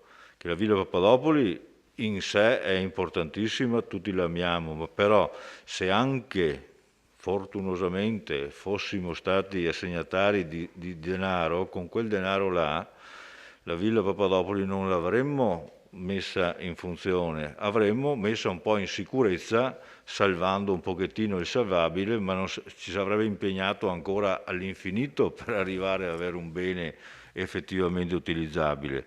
Per cui a un non gol abbiamo preferito due situazioni che, se finanziate, potrebbero portare al completamento di una finalità.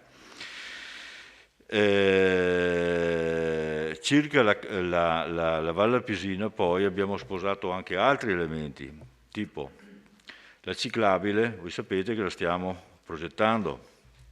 La ciclabile è strategica per noi perché sembra che questo nuovo modo di muoversi, di far turismo, che si arricchisce di anno in anno di fruitori, attualmente nelle dinamiche che si stanno creando è un pochettino invitato a seguire il percorso del Piave. Ottima scelta, però quella scelta taglia fuori Vittorio, taglia fuori l'Alpago, taglia fuori Alpago, taglia fuori Vittorio, taglia fuori anche Conegliano se vogliamo, è questa direttrice qua. Quando si dovessero consolidare messaggi di pacchetti turistici, di opportunità turistiche legate a quel percorso, tu verresti abbondantemente tagliato fuori. Quindi è importante per noi cercare di far prestino, di imporci un pochettino con un percorso forse più naturale nord-sud, che è quello che ci percorre. Ma bisogna dire una cosa in più: se lei fa una via migratoria rappresentata da una ciclabile e non crea motivo di fermarsi, Dio, le migrazioni una volta che vuoi i rocui, no? per fermare i migratori, se no passano, benissimo, piacere per loro, ma qual è l'utile per noi di un investimento? È proprio per questo che noi abbiamo analizzato un pochettino quelli che potevano essere i temi che potevano arrestare questo flusso, che sono rappresentati da una miriade di cose, perché noi abbiamo una enorme palestra di roccia che non è neanche lontanamente pubblicizzabile perché non è certificata oggi, quindi l'abbiamo individuata come un ottimo elemento di richiamo, ma che deve essere trattato per esserlo. Un'area camper che eseguita ancora, deve essere ancora rifinita, per poter, manca poco, ma deve essere rifinita. La stessa roba per le due aree importanti, Laghi Blu e Piana degli Alpini, la spiaggia del Lago Morto, le sorgenti del Meschio, la torre di San Floriano, la sentieristica, l'Ippovia che la percorre, l'antica idea nostra, che purtroppo non abbiamo portato a compimento, del lunghissimo poligono coperto che non fa fastidio ma potrebbe richiamare moltissimi amanti di quello sport. Cioè la valle di per sé è piena di temi e quindi abbiamo elencato questi temi qua e cerchiamo adesso di portare, come diceva De Antoni, perché ricordava prima De Antoni, cerchiamo di portarli a compimento come disegno per poter adottare e eventualmente spendere le energie nostre nell'arricchire questo percorso qua. Essendo che questo lavoro era un po' così sgrezzato, impostato, l'abbiamo passato all'architetto Frison, il quale ha potuto cogliere alcuni aspetti, secondo lui, più facilmente finanziabili in un disegno complessivo, tanto per andare in cerca di questo denaro. Dopodiché ci penseremo su come spenderlo più definitivamente, poi con quello che verrà. La stessa roba anche per la caserma Gotti, dove abbiamo, fra le altre idee, abbiamo intenzione di sposarlo con la trattazione, con l'opportunità che ci è arrivata attraverso i bandi europei che stiamo trattando, tant'è che vogliamo fare uno sviluppo in quella zona là anche di quello che c'è di culturale creativo e quindi generare in quel posto anche un pensatoio, diciamo così. E in questo senso stiamo per, vero Antonella, Assessore Caldar, scusa, stiamo per incaricare appunto una persona che specificamente approfondirà questi aspetti per sposarli con, ci auguriamo, un futuro di quell'area della caserma Gotti. Cioè ci sono tantissimi elementi che abbiamo cercato di far convivere e che per portare avanti chiaramente serve del denaro e quindi abbiamo approfittato di questi bandi. Adesso è difficile rispondere un pochettino a tutto quanto quello che ho sentito da voi.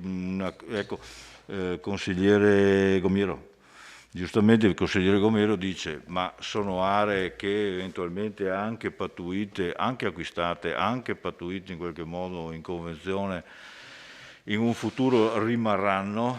Allora certamente ha ricordato il fatto che il 2029 è una linea di demarcazione oltre la quale le concessioni ad uso idroelettrico dell'acqua possono passare anche di mano.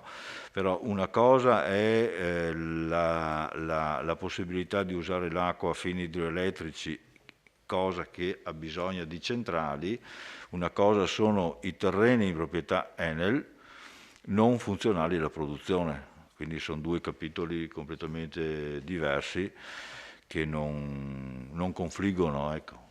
Non è che possano, vanno pattuiti, vanno cose, perché la proprietà di quelle cose non funzionali non è che passi di mano, rimarranno nelle disponibilità di chi ne detiene la proprietà. Con Enel di questo ne abbiamo anche parlato. Basta, io ho detto qualcosa, se il mio assessore Fasan vuole completare.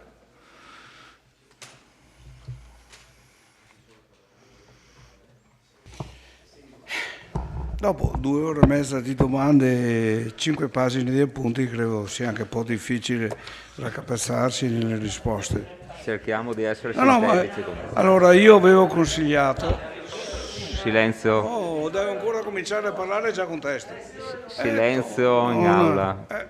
Allora, Prego, io avevo consigliato di rispondere a due per essere più preciso, perché mi piacerebbe rispondere a tutte le domande. Se non rispondo, rifatemi la domanda, va bene? Allora, cominciamo con la Mirella Belliana. Lei parla di un progetto di riqualificazione del centro di Vittorio Veneto, mettendo dentro anche la parte pubblica dell'ex Canielli. Lei ha visto il progetto dell'ex Canielli? Ho visto il master plan, sì, il primo master plan. Ma il master plan non è un progetto. Appunto non ho visto niente. Neanche io. Cosa vuoi che le dica? Poi la Gotti, sì, no, devono ancora presentare il progetto, già condizioniamo il progetto di privati che verranno a sottoporre al Consiglio Comunale le loro idee e i loro progetti. Allora, io direi che lo show deve finire, ma dobbiamo concretamente parlare di Vittorio Veneto. Chiedo scusa, ma io sono qui per fare le cose serie, spero. La Gotti, un autoparco, a mio parere? No, c'è spazio per qualsiasi idea lì dentro e mi sembra che l'architetto Frison lo abbia detto, no? Questo è solamente un progetto non di massima, ancora un po' prima, per poter accedere a una graduatoria. A questa graduatoria, io mi ripeto, credo che nei prossimi anni si potrà accedere a dei finanziamenti. Arriveranno prima o dopo. L'importante è essere pronti con le idee e con i progetti. Ecco. Non passeremo, noi passeremo sicuramente attraverso il Consiglio Comunale. E qui mi fermo per non fare confronti. Va bene? Che non sono nemmeno pertinenti in questo momento. Poi mi dice trascurata Ceneda. Ma no. Non ho capito cosa ha deciso. È stato ben chiaro, Frison dice che questo è solamente un progetto di fattibilità abbinato a una serie di schede in cui noi chiederemo dei finanziamenti che finiranno nel 2034. Pensa, se te diventa sindaco fra 10 anni, può darsi che te raccogli i frutti del mio lavoro, che non si sa mai. Scusa, ma no. Continuiamo ad andare avanti. Poi mi dice, ma io permettete, io rispondo a battute perché alla fine ci sono 50 domande, una battutina ogni tanto ci sta. Dus, ce n'è anche per te, non ti preoccupare. Non avere premura. Assessore, andiamo avanti che il tempo passa. Sì, no. Dai, silenzio in aula cortesemente. Io sono sicuro che se avessimo investito tutto a Ceneda, probabilmente la Bagliana direbbe perché non abbiamo fatto niente per Meschio o per la Valle Pisina. È chiaro che sul ruolo di consigliere di minoranza c'è una maggioranza che decide cosa fare e alzare la mano e si assume le responsabilità. A Tonon dico, questi progetti di rigenerazione urbana valgono fino al 2034. Speriamo di entrare in una graduatoria, se non entriamo abbiamo impegnato ben pochi soldi, rischiamo di portare a casa 8 milioni e mezzo di euro con un impegno mi sembra di poco più di 21.000 euro. Non è male come investimento, è come, Di Antoni, è come giocare 2 euro all'otto e vincere 8 milioni e mezzo, diciamo così, dai. Io vado a battute come fate voi. De Bastiani si lamenta per il ritardo in cui è stato presentato. Ma ha spiegato il sindaco, no? Ha spiegato il sindaco? No, non eri disattento. Il sindaco ha detto che ci abbiamo pensato un attimino, no? Abbiamo perso un mesetto per valutare il pro e il contro, abbiamo deciso di assegnare all'architetto Frison l'incarico per il progetto di rigenerazione urbana, all'architetto Walter Salton, che è un architetto del comune di Vittorio Veneto, portando il progetto dell'asilo di Forcale a 0 euro, e l'architetto Zanette, che ha fatto poco più di 7 giorni un progetto e una compilazione delle schede anche con l'aiuto. Sì. Un giorno, vabbè, un giorno, bravissimo. Infatti l'abbiamo scelto perché era il migliore sulla piazza. Un giorno ha fatto tutti i progetti, perché se c'era uno appena lento arriviamo lunghi e non ce la facevamo. Andiamo avanti che il tempo passa. Silenzio in aula. Poi De Antoni, dai. Qui si parla di 2 ore fa. La scuola, non so se mi hai fatto questa domanda, mi sembra di sì, il perché è stato fatto alla scuola dell'infanzia di Forcale. Molto semplicemente perché 13 anni fa l'amministrazione Escotà aveva fatto un progetto di una scuola elementare e una scuola dell'infanzia in un'area comprata dal comune. Per questo ha ricevuto un finanziamento di 700.000 euro dallo Stato con l'obbligo di alienare la vecchia scuola, alienare o buttare giù. Nel frattempo si è creata una emergenza della scuola dell'infanzia che non era più agibile. Abbiamo spostato provvisoriamente la scuola dell'infanzia di Porta Cadore nella vecchia scuola elementare e adesso si è creata l'occasione. Però questo bando finanzia solamente scuole dell'infanzia, poi sarà anche più chiara l'assessore Antonella Caldar. Noi qui abbiamo 3 vecchi asili di scuole dell'infanzia, quello di Forcali, quello di San Giacomo e quello di Piazza Gallina. Escludendo quello di Piazza Gallina siamo andati a finire negli unici 2 che potevamo investire. D'altra parte qui c'era un finanziamento di 3 milioni completamente finanziato e ci siamo buttati dentro a capofitto. Pensiamo, se ci arriva il finanziamento, avremo attemperato una promessa fatta al quartiere della Valle Appisina 13 anni fa con l'asilo nuovo. Lei dice, ma si sono ridotti? Sì, però io sono andato a visitare, a fare le visite alle maestre anche per spiegare quello che facevamo. Hanno detto che il prossimo anno ci saranno molti più iscrizioni. D'altra parte, mi permetta, da Ceneda fino a Fadalto è l'unica scuola dell'infanzia. Io credo che meriti l'attenzione dell'amministrazione. Che ne dice? Oppure quelli di Fadalto devono andare fino a Ceneda per portare i ragazzi, oppure l'asilo privato, sì vabbè, ma se uno vuole un asilo pubblico non può partire da Fadalto e andare fino a Ceneda per sistemare il ragazzo. Ecco. E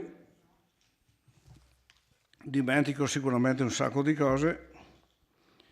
Dus fa il solito show, chiaramente. Addirittura dice, parla di frane, cosa avevi detto delle frane della Val di Fiori, ma questo finanziamento non pertina con le frane, probabilmente non hai capito bene o non l'hai letto il bando. Noi ci abbiamo messo un mese per capire, per sondare come fare, se ne valeva la pena.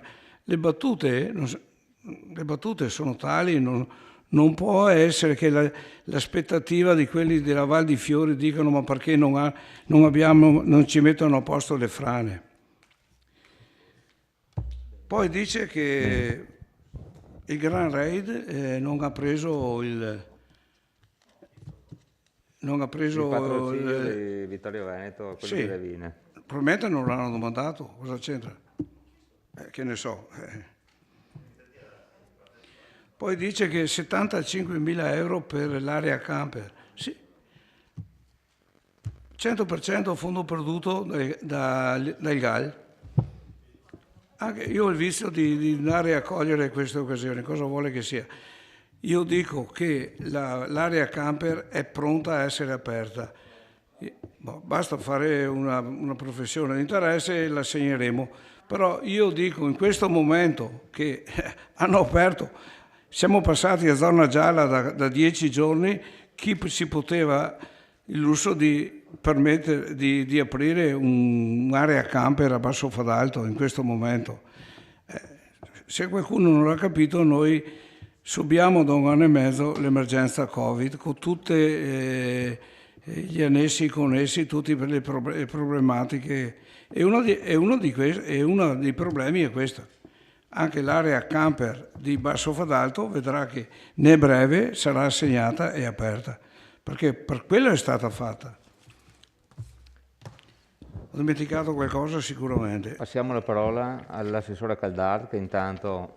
Prego, assessore. Sì, c'è una parola che questa sera così dovrebbe forse anche aprire un po' il confronto, no? Su dove vogliamo andare, che è una parola che si sente tutti i giorni, che è la parola welfare. Cioè welfare vuol dire benessere, vuol dire cercare di capire come in una società civile, come quella dove noi viviamo, si possano implementare i servizi che favoriscano appunto lo star bene delle persone. Oggi, questa sera, con alcuni dei progetti che abbiamo presentato, il benessere a cui noi cerchiamo di puntare e che cerchiamo di implementare è quello appunto della fascia famiglia con bambini piccoli. Quindi i due progetti specificatamente di San Giacomo e della Scuola Nord sono proprio pensati in un'ottica, in un quadro sul quale stiamo lavorando a partire in un quadro generale che vuole proprio indirizzare dei servizi e pensare dei servizi nuovi per la famiglia. Sapete che abbiamo iniziato con lo sportello famiglia, che non è altro che un punto di aggregazione di informazione, però per dare delle informazioni ci vogliono anche dei servizi. Noi non possiamo continuare a dare informazioni solo sui servizi che già abbiamo.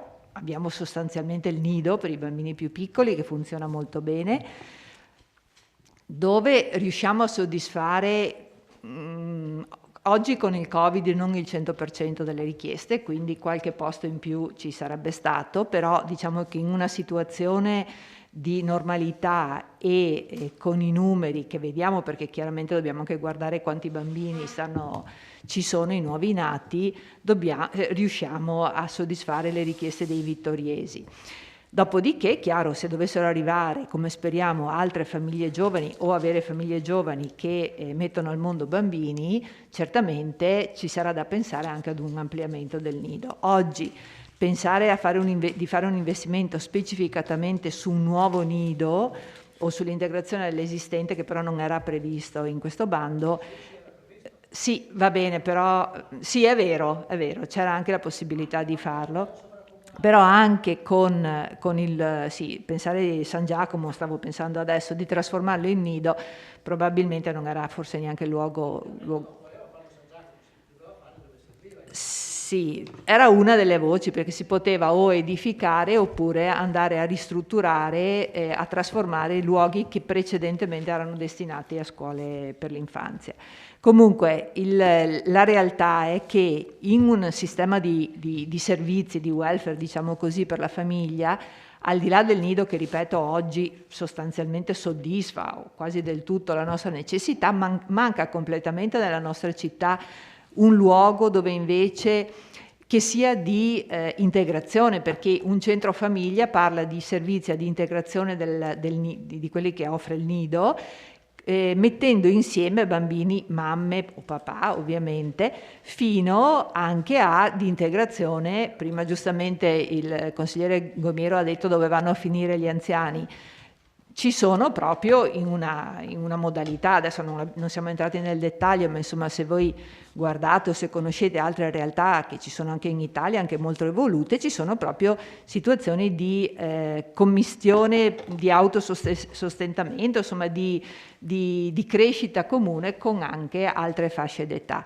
Quindi non è escluso che la presenza dei più anziani possa in qualche modo andare a sostegno anche dei più piccoli. Comunque un centro, una volta avevamo la ludoteca nella zona nord, che poi è stata chiusa anche perché c'erano delle difficoltà reali di arrivarci, di organizzazione eccetera, lo stabile era piuttosto desueto.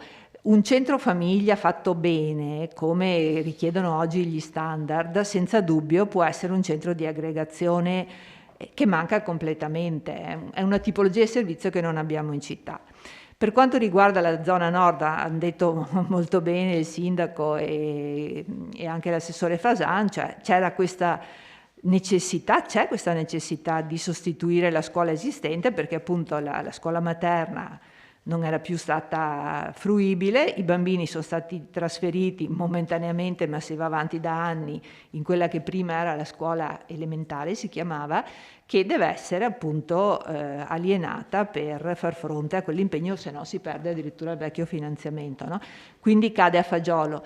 Qual è la capienza? Certo, rispetto ai bambini che oggi frequentano quella scuola è prevista un ampliamento, una sezione in più, però è anche vero che una scuola vicino alla scuola primaria vuol dire facilitare le famiglie che possano avere i servizi lì, è un luogo di snodo sia della Val Apesina che di tutta la vallata, quindi anche per genitori che vengano magari a lavorare in città può essere molto più comodo. E ricordiamoci, è giustissimo quello che ha detto il collega Fasan, che la prima scuola pubblica che abbiamo in città, scuola materna pubblica che abbiamo in città, è a San Pietro e Paolo piuttosto che a Ceneda. A Ceneda ne abbiamo addirittura 2, no? Tre addirittura se consideriamo Formeniga. Quindi la zona nord è completamente scoperta per quanto riguarda la scuola materna pubblica. Poi va bene, ci sono le 2 scuole paritarie, giustamente è giusto che si scelga, che le persone possano scegliere, però credo anche che un'amministrazione debba garantire la possibilità di avere una scuola pubblica per le famiglie. Grazie Assessore. Bene. Ci sono delle prenotazioni? Consigliere De Antoni. 2 cose, cioè, al sindaco, no, prima. Cioè, io penso che le cose che lei ha detto adesso e che poi ha detto anche l'assessore Caldart dovevano essere dette all'inizio. Cioè, quando avete presentato il progetto, cioè, sembra che le cose che voi avete detto sono... Si avvicini un po' perché io non sento. Volevo dire che le cose che sono state dette adesso dovevano essere dette all'inizio, in cui veniva presentato l'iniziativa complessiva, venivano individuate e approfondite le vostre riflessioni e quindi si capiva anche qual era la filosofia di questi interventi. Questo non è stato fatto, è stato sia in commissione che qui, è stata data la parola subito ai tecnici che hanno detto delle cose che possono essere condivisibili o meno. Quindi io non ho messo in discussione che la Giunta non abbia la capacità di pensare, io penso che rifletta prima di fare le cose, però siete stati quasi spinti da noi a riferire sui dati, sulle cose che sono state fatte. Quindi io non ho niente in contrario a un'attenzione che ci deve essere per le persone anziane, per le famiglie, per i bambini. Io ho detto semplicemente, Assessore, che avete fatto una valutazione sui numeri? Diciamo che non sembra tanto, ecco, non sono perlomeno in nessuna relazione, in nessun intervento, se non dopo che io vi ho chiesto, nessuno ha parlato dei numeri, cioè indubbiamente 80 posti nel nuovo asilo rispetto ai 40 che ci sono adesso è comunque un investimento in prospettiva che dovrebbe essere supportato da un aumento delle nascite o perlomeno da un aumento delle migrazioni, però questo non credo che sia, insomma, magari io ho solo chiesto se avete fatto queste valutazioni. Ecco, poi sul centro polifunzionale per la famiglia, benissimo, però il progetto, io penso che lei lo abbia guardato, lo abbia visto, se lo ha visto lei può verificare che tutti gli interventi che sono lì inseriti sono copiati quelli del bando. Allora, dov'è la riflessione che avete fatto su questo argomento? Qual è la riflessione che avete fatto? No, non sto parlando con lei, sto parlando con l'assessore Caldart. Cioè, una riflessione io intendevo in questo, cioè privilegiamo i neonati, c'è la stanza per l'allattamento, aiutiamo di più gli anziani, cioè credo che gli anziani stiano sempre in aumento, l'ho detto anche per la caserma Gotti, qualche iniziativa anche per gli anziani forse potrebbe essere prevista in un ambito complessivo di interventi. Io ho chiesto solo questo, ecco, non metto assolutamente in discussione le riflessioni dell'amministrazione, credo che dovrebbero essere esposte all'inizio e quindi su quelle poi possiamo discutere. In questa importante delibera abbiamo che tutti in qualche modo noi riconosciamo come una cosa importante. Io continuo a criticare l'affermazione dell'assessore, che altri assessori non condividono o perlomeno non condividevano, l'affermazione che si deve partecipare a tutti i bandi. Se c'è un bando si partecipa. No, questo non può essere. Ecco, però l'assessore ha dichiarato che farà così. A me sembra che questo sia un errato modo di amministrare i soldi, perché i soldi sono tutti, non sono i soldi pubblici, sono anche nostri, insomma, non è perché i soldi arrivino dallo Stato, sono soldi che si possono spendere senza riflettere, no? Questo era un po' il senso del mio intervento. Grazie. Grazie consigliere De Antoni. Consigliere Dus. Sì, ma anch'io come il consigliere De Antoni, dopo l'intervento del sindaco, che ringrazio, non sentivo affatto l'esigenza dell'intervento dell'assessore Fasan.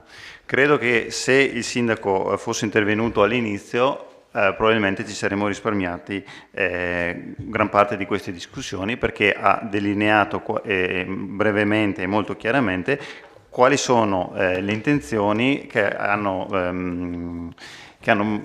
le valutazioni che sono state fatte per partecipare a questi bandi, però è andata così.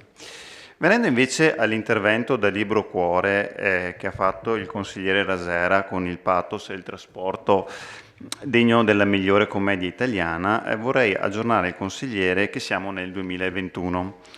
Lei è partito dal 93 a descrivere la devastazione territoriale della Val Appisina e ha parlato di calcoli elettorali. Evidentemente non si riferisce al sottoscritto che, come ha potuto vedere dall'esito elettorale, di calcoli non sono in grado di farne, e piuttosto probabilmente si riferisce a calcoli che avete fatto voi insieme, intendo lei, insieme all'assessore Fasan, che da quella zona venite.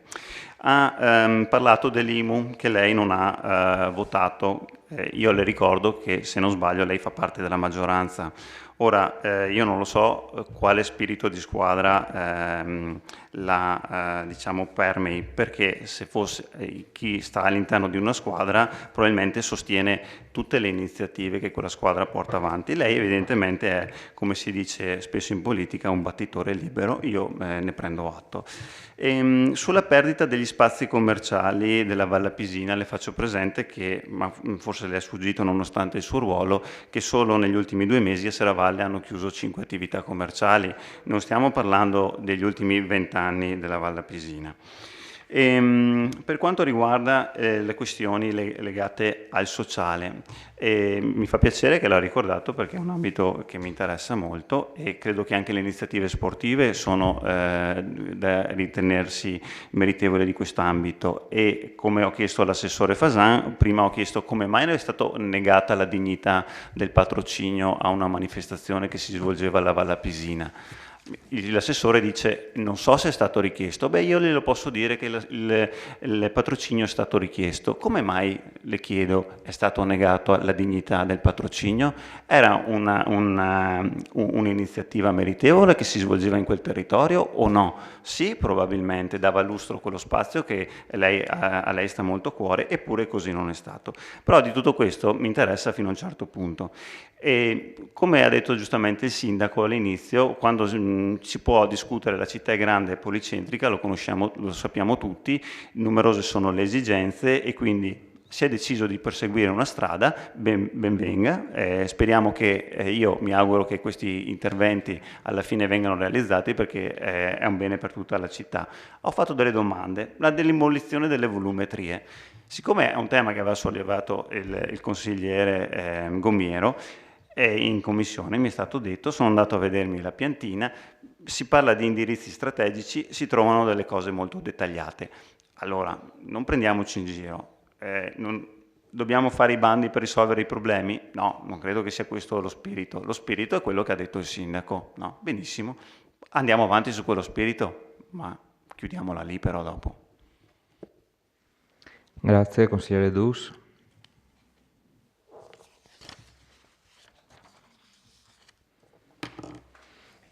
Consigliere De Bastiani.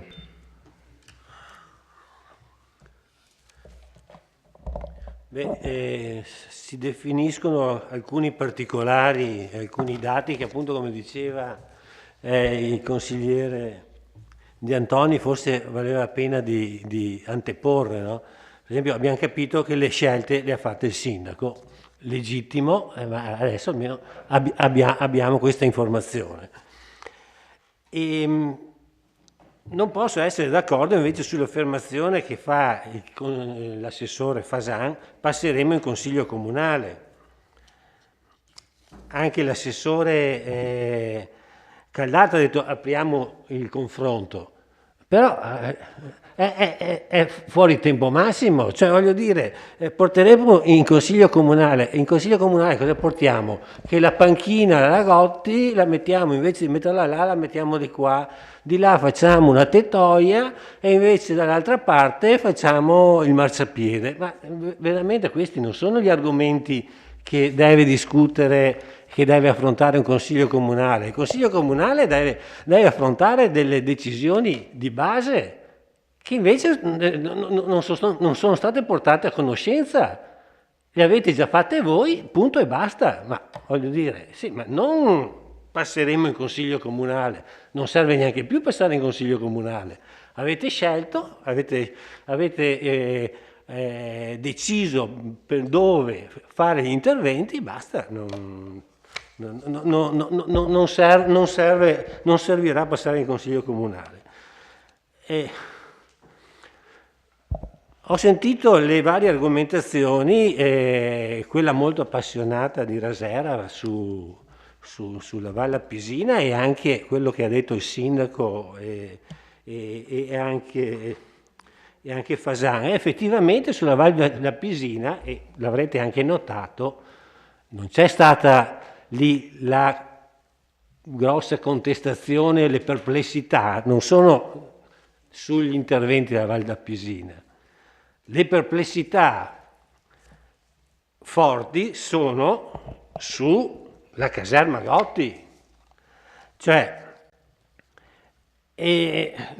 sulla caserma, e non a caso sulla Gotti non si è detto niente, no? Mentre c'è stato il suo intervento appassionato, il sindaco ha illustrato gli argomenti per cui è stata sulla Gotti, in realtà del tutto inconsistenti le cose che sono state dette, e questo certifica una cosa, che certifica quello che abbiamo detto noi.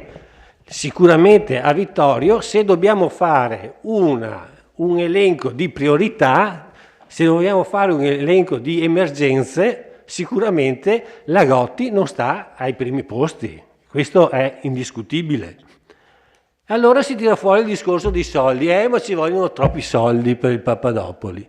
Beh, finiamola queste argomentazioni qua che non stanno in piedi. Sappiamo tutti quanti che ci vogliono tanti soldi, ma sappiamo tutti quanti che i lavori si possono fare per stralci. E sappiamo tutti quanti che se vogliamo farli si affrontano, se non vogliamo farli si inventa scuse. Adesso non ditemi che con 3,5 milioni, quelli della Gotti, non si riesce a fare degli interventi importanti e definitivi sulla biblioteca e sulla rotonda, per esempio, ponendo le basi per un futuro allargamento con prossimi bandi, con prossime occasioni, con prossime opportunità per allargare gli interventi a tutta la villa.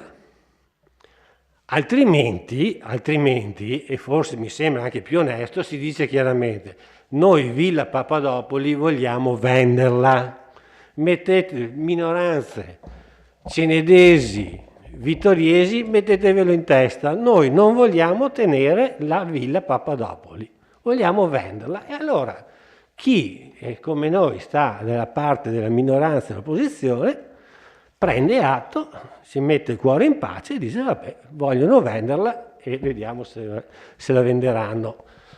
A parte che io la vedo impegnativa, vendere la villa senza il parco mi sembra come vendere, non lo so, la macchina senza le ruote. Sì. Cioè, neanche i ceceni famosi che dovevano comprare tutto quanto si prendevano la villa senza il parco, no? Famosi. Quindi la vedo dura, e siccome la vedo difficile, se non quasi impossibile, ribadisco che è un problema che va affrontato e che a mio avviso poteva appunto cogliere questa occasione per essere preso in considerazione e tentare.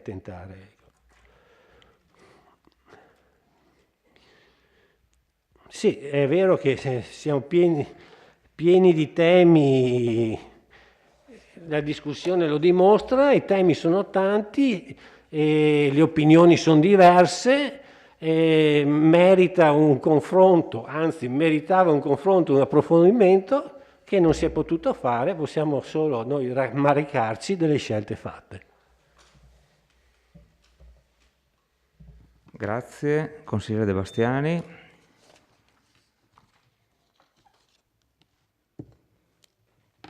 Ci sono altre, consigliere Bagliana? Sì, allora intanto volevo rispondere un po' all'accorato appello che ha fatto Rasera. L'intervento è stato abbastanza passionale, però voglio dire, io mi sento di respingerlo, nel senso che sicuramente non è da parte nostra che non consideriamo la Val Appesina, con tutta una serie di problematiche che si sono poi sviluppate da 30 anni a sta parte, insomma il declino un po' della valle. Quindi siamo consapevoli di tutto l'elenco che lei ha fatto, di tutte le varie problematiche che ci sono in valle. Il punto che prima volevo dire è che erano già previsti degli interventi in valle, tipo la ciclopedonale Monaco-Venezia, è una struttura che è finanziabile anche senza questo finanziamento, questo bando a quale noi cerchiamo di accedere. L'area camper, la stessa area camper è completata, cioè voglio dire, ci sono degli interventi che si possono fare in valle che secondo me erano già, l'avevate messo voi nel vostro piano opere pubbliche, che erano già quantomeno intravisti. Bene, voglio dire che si possa accedere ad altri finanziamenti, però non era questo il punto di contestazione. Secondo me poi il suo intervento politico forse era rivolto a qualcuno della maggioranza, immagino. Ecco. Detto questo, mi premeva sottolineare l'aspetto che poi ha colto anche l'assessore Fasan, il discorso che non si sa nulla dell'area Carnielli, ma non è una giustificazione. Cioè noi non possiamo, non possiamo dire qua facciamo questo. Sì, no, ma il discorso è questo, che in una visione completa della città, tra l'altro la ex Carnielli dista pochi centinaia di metri dalla Gotti, quindi è giusto secondo me da amministratori poter capire, interloquendo anche con il gruppo Ali e prevedendo quale sarà la destinazione della parte pubblica di quell'area, perché mai più andiamo a fare dei doppioni, immagino, quindi non possiamo, cioè sono aree importanti, sono nuclei importanti della città, non possiamo fare una cosa non sapendo cosa facciamo dall'altra parte. Ecco, era questa la mia considerazione. E altra cosa che volevo dire era per quanto riguarda ribadire il concetto che anche per me la Gotti non è in questo momento una priorità. Nel senso che la Gotti, da poco acquisita e non completamente, poteva rimanere al momento così, oppure aprire uno spazio libero con un intervento minimo di abbattimento degli edifici pericolanti, voglio dire, e sappiamo benissimo che a breve ci andrà il campo di rugby momentaneamente, no? Quindi stiamo lo stesso facendo delle cose pur non avendo il grosso finanziamento, no? Quindi degli interventi minimi anche alla Gotti potevano essere fatti magari e lo stesso, e sfruttando invece questa importante cifra per la Villa Papadopoli, che ripeto, secondo me risulterebbe e darebbe la possibilità di diventare un polo culturale per la nostra città, perché la nostra città si sviluppa in modo verticale. Serravalle ha i propri musei, abbiamo il centro insomma che ha i servizi del commercio e anche gli impianti sportivi. Ceneda si prestava bene a diventare un polo culturale, e qui faccio un appello anche all'assessore Uliana a questo punto, perché vorrei sentire anche una sua voce rispetto a questo, cioè perché non abbinare il Museo della Battaglia alla ristrutturazione poi di Villa Papadopoli? Ho capito che costa molto la ristrutturazione di Villa Papadopoli, ma se mai non iniziamo, mai sarà possibilità anche per il prossimo futuro portarle a termine. Secondo me proprio qua c'è una volontà di scegliere una strategia diversa, legittima, perché come ha detto lei sindaco, anche voi pensate, giustamente, state scegliendo questo tipo di urbanizzazione per la città e che non mi trova assolutamente d'accordo. Mi fermo, grazie. Grazie, consigliere Balliana. Consigliere Tonon. Grazie. Effettivamente forse non rispettando quello che, non per cattiveria ovviamente, quello che dice l'articolo 51, abbiamo animato una discussione che forse se l'intervento del sindaco è molto chiaro perché ha delineato un orizzonte prospettico su cui si può condividere totalmente o meno, sul quale si può convergere o meno, ma è una prospettiva che ha un suo perché e è anche, come dire, motivato. Almeno per quanto riguarda la parte nord della città. Non sono convinto del tutto invece quando si basa, a parte la questione relativa alla vendita della scuola che è pari pari quella di San Giacomo, questo l'ho capito bene, ma che poi si dice da parte dell'assessore sono andato a parlare con le maestre, fatto benissimo, il prossimo anno mi ha detto che sono 50. Bene, sono contento. Benissimo, aumentano rispetto ai 42 che ci sono adesso e va bene. Il problema è che non credo che l'assessore, visto che non è la prima volta che fa l'assessore, pensi che il prossimo anno la scuola sarà pronta. Non so se mi spiego. Lei ha detto, le maestre mi hanno detto che il prossimo anno saranno di più di quelli che ci sono adesso, quindi serve la scuola nuova. Il prossimo anno la scuola nuova non ci sarà. Guardi, io non ho mai fatto l'assessore ai lavori pubblici, sono semplicemente andato a leggermi, per abitudine, leggo la normativa. Allora, individuazione dei progetti finanziabili sono 150 giorni dalla chiusura, quindi dal 4 giugno a 150 giorni quando andiamo? Fine anno, giusto? Quasi fine anno. No, intanto del novembre. Ma non importa. Dopodiché sono andato a guardarmi il cronoprogramma che è stato fatto dall'ingegner, quello che ha lavorato benissimo in un giorno, perché ha fatto anche un cronoprogramma delle fasi attuative. Mi riferisco a San Giacomo, visto che è quello completo, non era completo su quello della scuola. Lei ha guardato quanti giorni sono previsti? Quanti? 200. No, 920. Sì, no 200, 920 più 150, sono quasi 3 anni, assessore. Allora non diciamo il prossimo anno, ma è questa la mancanza di prospettiva. Cioè, mentre il sindaco ha dato un orizzonte, lei ha detto il prossimo anno IRP, quindi va bene la scuola nuova. Non funziona così. Perché allora torno sull'argomento scuole, quello che ho detto prima? Non è che dobbiamo pensare il prossimo anno forse mi serve un'aula, faccio una scuola nuova. No, non funziona così. Qual è il trend probabilmente, secondo le previsioni, attendibili che potrò avere per quanto riguarda la fruizione delle mie scuole, dalle scuole dell'infanzia alle scuole, fra virgolette, superiori, chiamiamole ancora così? Questo è il trend presumibile. Quali sono gli spazi che ho a disposizione, i volumi, le scuole, le aule che ho a disposizione oggi? E ripeto, come ho detto prima, non il liceo scientifico, l'una roba e il liceo classico è un'altra. No, le scuole sempre di più, come c'è il meticciamento a livello generale, anche lì ci sarà. E allora questa è una prospettiva che dovrebbe, e qui ha ragione pienamente il collega De Antonio, dove sono i numeri? Neanche uno.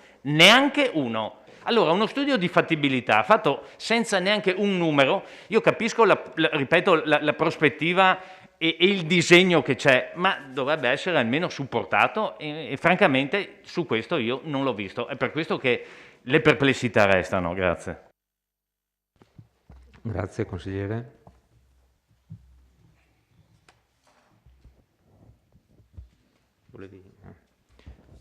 Diamo la parola all'assessore. Uliana. Sì, io prendo la parola molto volentieri per rispondere alla consigliera Balliana che mi ha chiesto un'opinione. E lo faccio molto volentieri perché da più parti mi è stato chiesto e quindi con la risposta che ti do questa sera intendo chiarire apertamente quella che è la mia posizione in merito. Allora, credo che la mia sensibilità per quanto riguarda il tema della tutela e della conservazione delle ville venete sia ben nota. Da storico dell'arte me ne sono occupata moltissimo e so benissimo che cosa significhi. Proprio per questo sono convinta e appoggio pienamente quella che è la scelta dell'amministrazione di non destinare questo fondo a Villa Papadopoli, ma di cercare di vendere a un privato la villa. Io credo che non si debba rimanere legati a tutti i costi a una proprietà pubblica se questa significa non tutelare adeguatamente il manufatto. E vi faccio soltanto presente che nel Veneto ci sono circa 5.000 ville che rientrano nella tipologia appunto della villa veneta, e di queste 5.000 ville l'85% è privato. Soltanto il 5% è di proprietà pubblica privata, quindi mista, e poi c'è una parte che appartiene al clero. Quindi io non vedo perché dover rimanere legati all'idea che questa deve rimanere una proprietà della collettività se non si è in grado adeguatamente di conservarla e di valorizzarla. Con quel fondo che noi saremmo andati a recuperare non avremmo minimamente iniziato a fare un lavoro serio sulla villa. Come qualcuno aveva detto, mi pare il consigliere De Bastiani, forse saremmo riusciti a mettere in sicurezza la rotonda, ad ampliare forse la biblioteca, ma questo che cosa avrebbe significato? Iniziare un percorso a step, a tappe, che avrebbe trasformato Villa Papadopoli nell'eterno cantiere. Allora, a questo punto, proprio perché ci tengo moltissimo alla conservazione e alla tutela di un patrimonio importante, tra l'altro questa villa non è una villa palladiana, quindi è evidente che le ville storiche più importanti appartengono allo Stato o alla Regione. Ecco che per questo motivo sono convinta che tutte le strade possibili per arrivare a una soluzione del problema debbano essere tentate, e questa di vendere ad un privato che possa recuperarla adeguatamente credo che sia una strada da tentare appunto in questo momento. No, per la biblioteca è un'altra questione. Sì. C'è un degrado là. Sì, è un'altra cosa. Lì si parla di uno spazio, nella biblioteca, di uno spazio che sta cominciando a diventare sovraccarico, e stiamo facendo più di un ragionamento su questo. Avevamo iniziato a farlo anche con l'amministrazione precedente, quindi è un tema sul quale si riflette, è un tema che è sul tavolo. Grazie. Grazie Assessore. Consigliere, lei ha già fatto 2 interventi. Sì, no, 2. Tengo conto, sono io che tengo conto. Lo farà in dichiarazione di voto. Altre prenotazioni?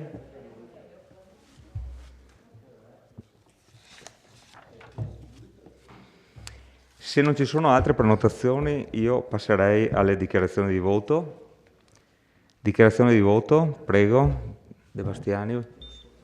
Sì, sono esterrefatto, stupito e indignato dell'intervento dell'assessore Uliana, che ha condiviso con noi la battaglia contro la vendita della Villa Papadopoli ai tempi in cui si militava nel stesso partito, che si è sempre dichiarata appunto per la salvaguardia dei beni culturali e che adesso, guarda caso, ha cambiato idea, cioè oltre ad aver cambiato casacca ha cambiato anche idea su Villa Papadopoli. Mi dispiace di vedere le banderuole che si palesano in questa maniera veramente indecorosa.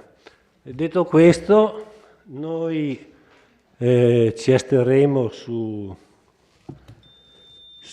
per il voto su questo punto dell'ordine del giorno per i motivi per i quali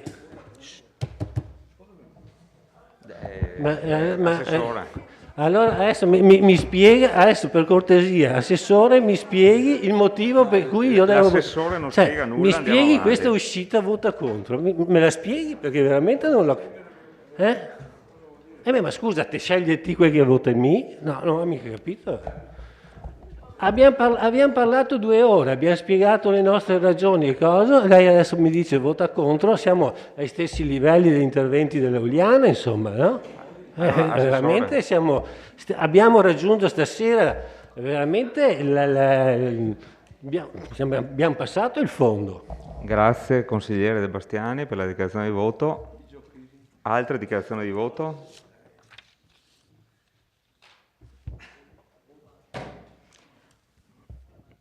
Consigliere Dus? Prima della dichiarazione di voto vorrei un chiarimento. Siccome... Sì, ancora, Assessore Fasan, scusi, ancora, sono qua e chiedo un chiarimento. Siccome 2 dei progetti sono già stati presentati,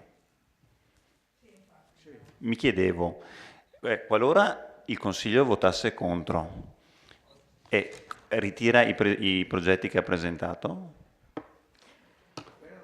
Domando, chiedo. Se mi date questa risposta, perché se votiamo a favore, e se no perché votiamo? Se non serve votare, tanto li abbiamo già presentati. No, se mi rispondete magari dopo voto. La dichiarazione di voto qual è? Era un intervento... Allora, dichiarazione di voto, consigliere Rosset. Grazie Presidente. Allora, tutte le proposte che ho sentito questa sera di salvaguardia di luoghi della città sono degni di interesse e per fortuna a Vittorio Veneto ne abbiamo molti, vuol dire che la storia di Vittorio Veneto è lunga. Ne butto là un altro, il ghetto ebraico. Gli ebrei vennero a Vittorio Veneto, anzi a Cenera, perché chiamati dal vescovo allora Antonio Mocenigo nel 1597 con degli scopi ben precisi e onorevoli. In quel luogo dal 1741 mi sembra abbia passato l'infanzia anche Lorenzo da Ponte, che in questo periodo ne parliamo alla grande perché è una delle persone più illustri che abbiamo avuto qui. Quindi questo per dire, questa qui è una scelta, come ha detto prima, che ha fatto il sindaco. E io mi sento anche di fare un regalo questa sera al sindaco, visto che proprio oggi sono 2 anni che è stato eletto sindaco. Allora io queste cose le voto a favore. Grazie. Grazie. Consigliere Rosset. Allora, faccio anch'io la dichiarazione di voto di Forza Italia. Io penso che in questo caso la Giunta abbia privilegiato la velocità di intervento, cioè il fatto di poter andare a provare ad acquisire dei finanziamenti. La Giunta, dico la Giunta, che è l'entità che deve amministrare la città, ma senz'altro anche con il supporto della maggioranza, quindi un'ampia parte, diciamo così, del Consiglio Comunale. Vi devo anche dire che c'è stata parecchia discussione anche all'interno della maggioranza. Io stesso ho ancora dei dubbi su alcune cose, ma preferisco in questo momento tentare la velocità per andare appunto ad accedere a questi fondi. Ecco, ho dei dubbi su delle aree, eccetera, ma preferisco discuterle a posteriori, anche perché prima bisogna prenderli questi soldi. Dal mio punto di vista, quindi in questo caso, diciamo che la Giunta ha preferito avere una certa pragmaticità nell'operazione per raggiungere l'obiettivo. Poi saremo qui in Consiglio Comunale magari contenti di aver preso questi finanziamenti e ci scanneremo per dire palestra sì, laghi blu anche, piuttosto che di fatto anello sì, anello no. Allora, per tutti questi motivi il voto di Forza Italia sarà positivo alla proposta di delibera. Grazie.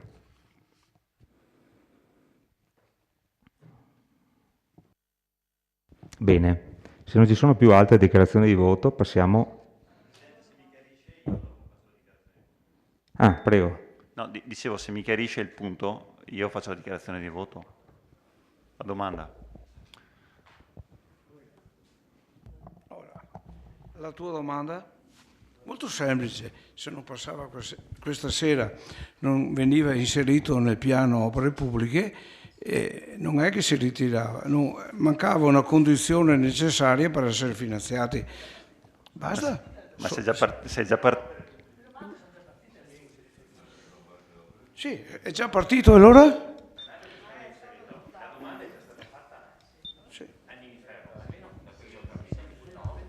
Per i due asili sì. Bene. Per i due asili. Invece quella rigenerazione è entro lunedì, il 31 maggio. Grazie consigliere. Entro 4 giugno.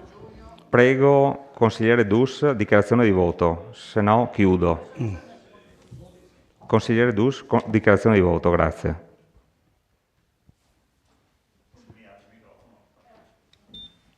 Giusto? Sì. Bravo. Segretario, io non ho capito se il voto alla fine sarà legittimo oppure no, nel senso che sì? Boh, sì, è legittimo, ecco, perfetto. Allora, dato che ritengo che votare una cosa che è già stata inserita non abbia alcun senso, per cui noi ci asterremo da questa votazione. Grazie consigliere. Penso che siano finite le dichiarazioni di voto. Passiamo alla votazione. Per la delibera in oggetto, favorevoli? Allora, 1, 2, 3, 4, 5, 6, 7, 8, 9, 10. 10 favorevoli, contrari? 0. No, astenuti? 1, 2, 3, 4, 5, 6.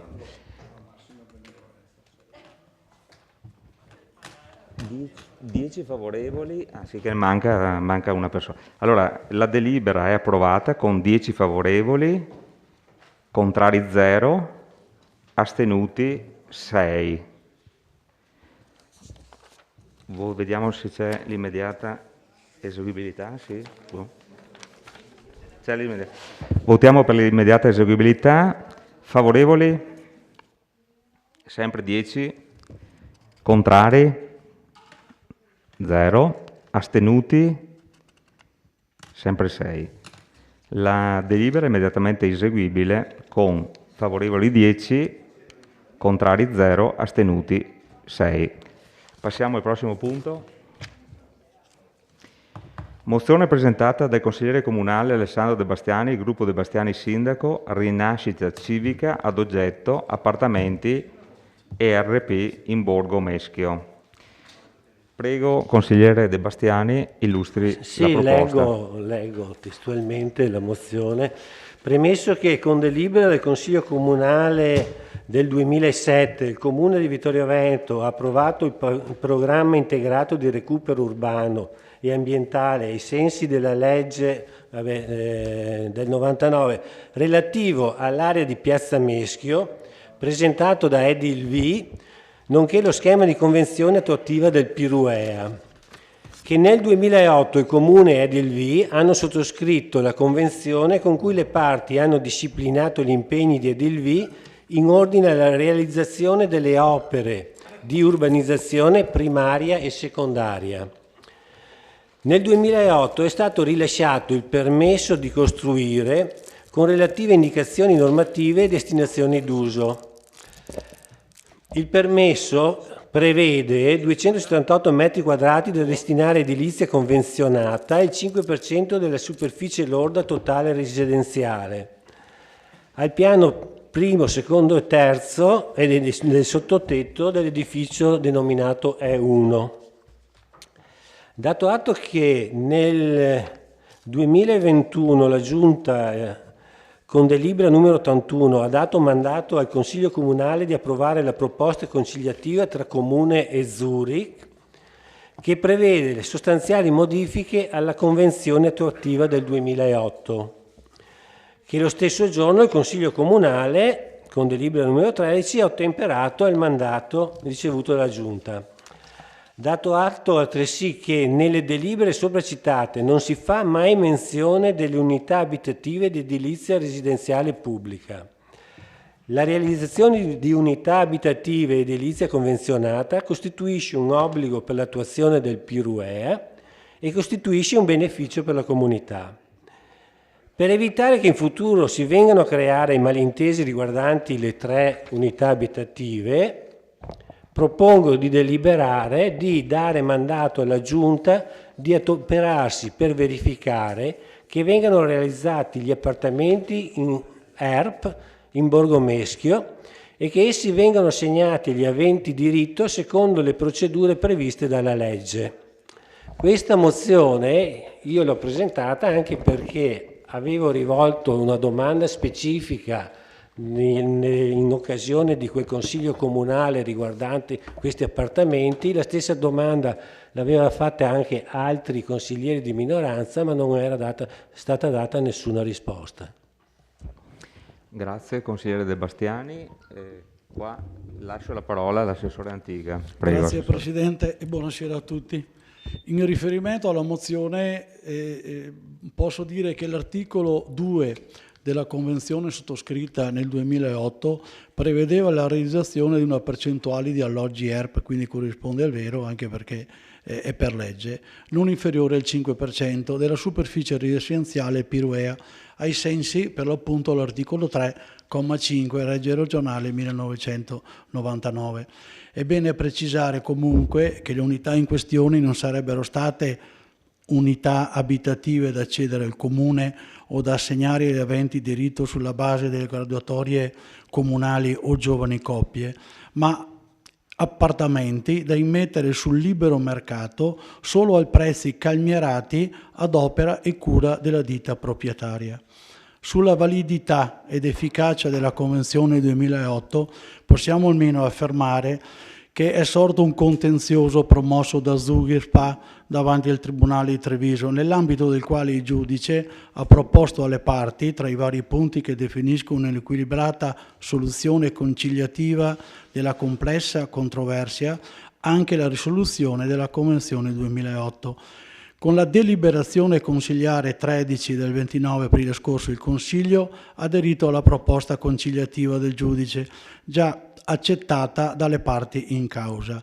Non è più possibile pertanto pretendere la realizzazione degli alloggi ERP sulla base di una convenzione la cui efficacia e validità è venuta meno proprio in virtù della proposta del giudice. A questo punto credo che le parole dette dal consigliere Tonon, già sindaco in allora, siano le più rappresentative e oneste quando afferma in dichiarazione di voto nel precedente Consiglio Comunale e testualmente: mi compiaccio con il sindaco e con i suoi collaboratori che è riuscito a portare a casa quello che ritengo un buon risultato, migliore, e sottolineo migliore, di quello che ero riuscito a raggiungere io. E quindi un grazie al consigliere che ha riconosciuto gli sforzi di questa amministrazione e con questo chiudo. Grazie. Grazie Assessore. Prego, prenotazioni.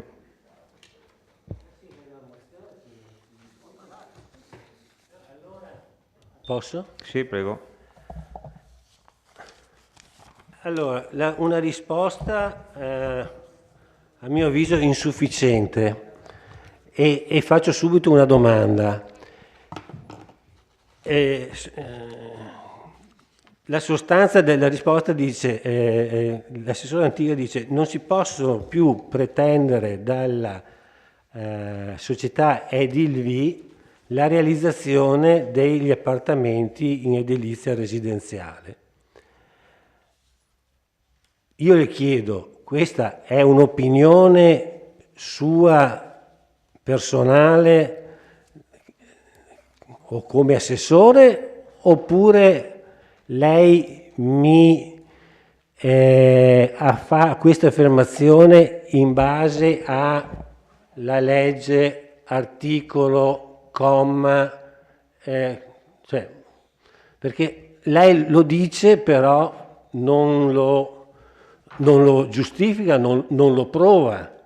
Quindi io la prendo come una sua opinione e verificherò, avrò modo, cercherò di capire se,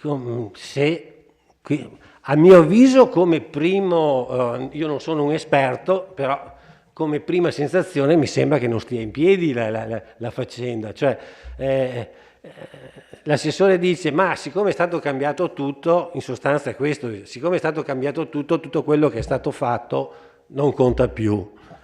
Allora io mi chiedo un'altra cosa, ma siccome il Piruea è stato approvato dalla Regione Veneto, giusto? E chiedo, non so se qualcuno è in grado di dare risposta o mi informerò, e la variazione del Piruea richiede un parere della Regione, ma se lo richiedeva prima è cambiato tutto, vabbè.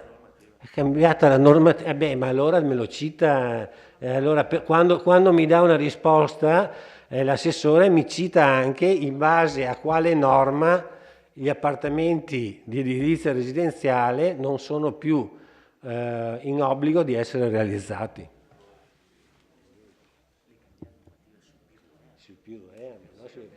Ma non sugli accordi.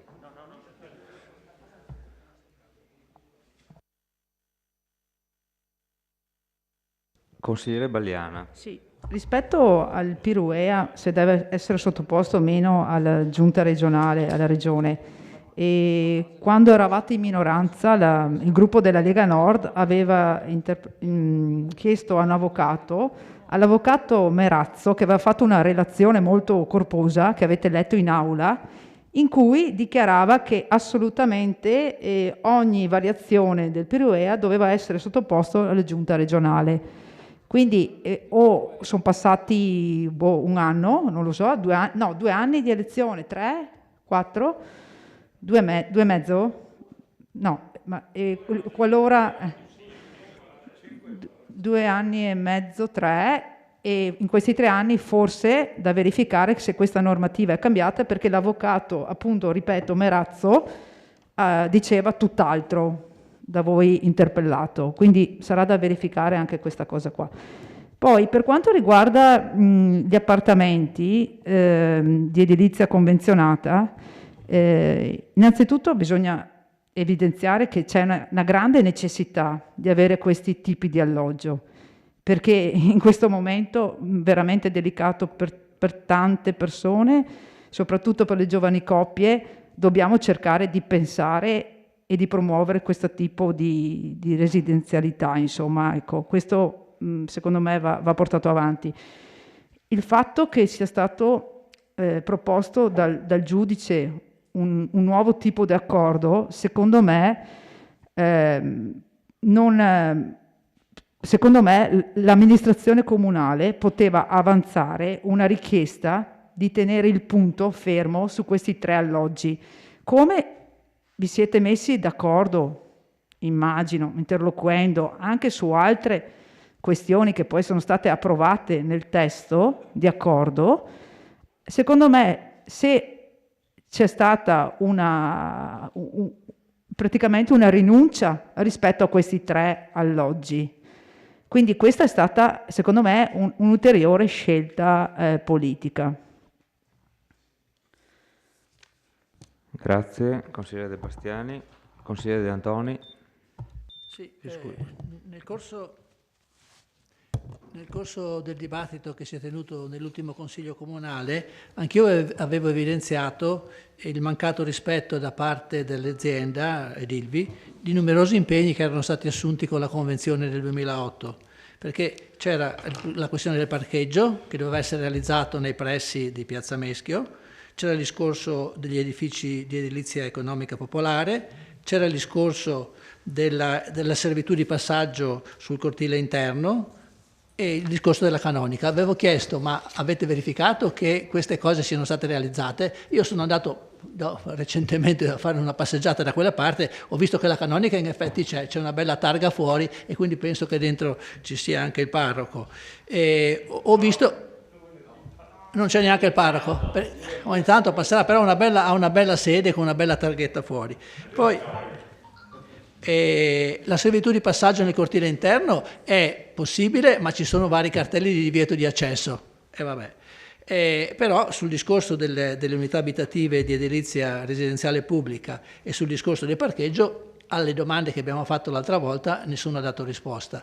Il fatto che la convenzione venga adesso nella transazione non si parla e che non si dice che gli impegni che erano stati assunti dai Dilvi nella stipula della convenzione siano stati abbonati, cioè quegli impegni dovevano restare e quindi anche secondo me è giusto verificare che ci siano quelle 3 unità di edilizia residenziale pubblica e che siano messe a disposizione di chi ne ha bisogno.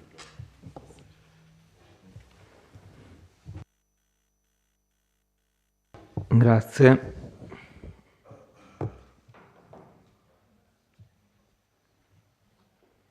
Altre prenotazioni?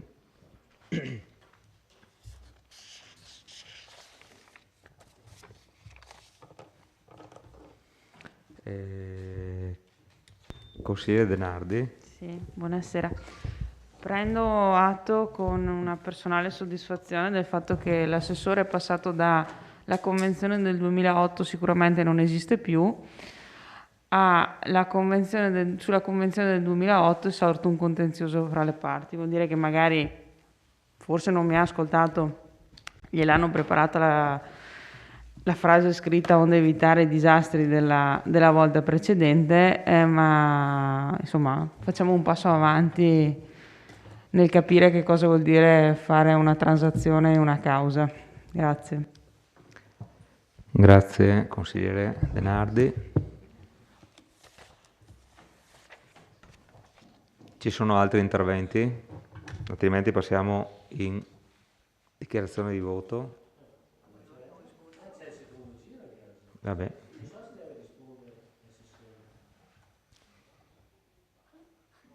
Qualche prenotazione?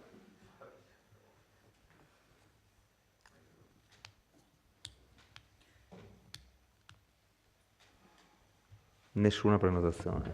Sì? Assessore. Si fa il primo intervento, poi qualcuno del banco della giunta risponde e dopo si fa il secondo intervento. Mi sembra che funzioni così. Se non c'è nessun intervento io vorrei fare un altro. Sì, beh, certo che si possono fare gli interventi. Allora chiediamo se non mi sembrano, nessuno prenota, quindi possiamo passare al secondo intervento. Se non rispondono. Non capisco se mi state prendendo in giro. Prego. Sì, no, veramente, o mi stanno prendendo in giro, o qualcuno si è addormentato, oppure non ci sono le argomentazioni. Probabilmente il caso è questo, insomma. Voglio dire, abbiamo posto dei quesiti, delle domande. Vabbè, allora io dico che non ho neanche più parole perché no, dai un corno. Allora, la prima cosa che mi viene in mente è questa, cioè è stato citata un parere del giudice. Il parere del giudice non ha citato il caso dei 3 appartamenti, quindi non ha risolto il nostro quesito. Allora io mi chiedo come faremo a risolverlo. Cioè, voglio dire, sarà qualcuno in grado? Credo che l'unica cosa che mi resta da fare è di fare una domanda a risposta scritta. Scusate, in aula, signori, un attimo perché sennò non riesce a parlare il consigliere. Prego, consigliere. Farò una domanda a risposta scritta per vedere se mi viene dato qualche argomento che non sia una semplice opinione di un assessore, insomma, perché veramente non è stato argomentato quella che è la vostra posizione. Grazie consigliere.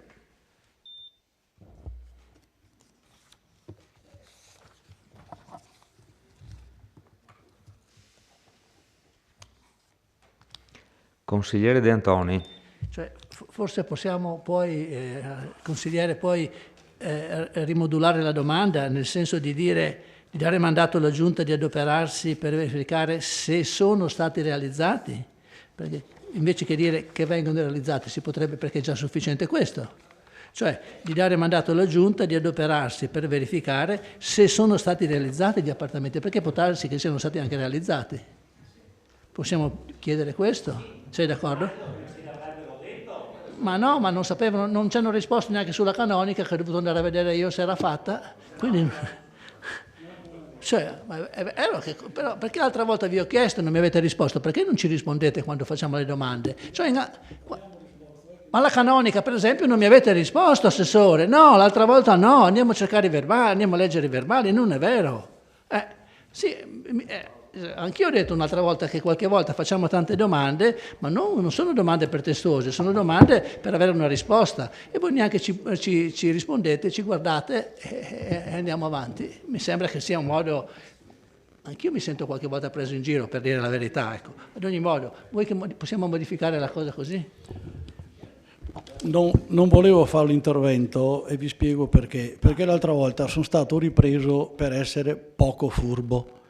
E non vorrei mai comparire diversamente furbo, che è una cosa diversa.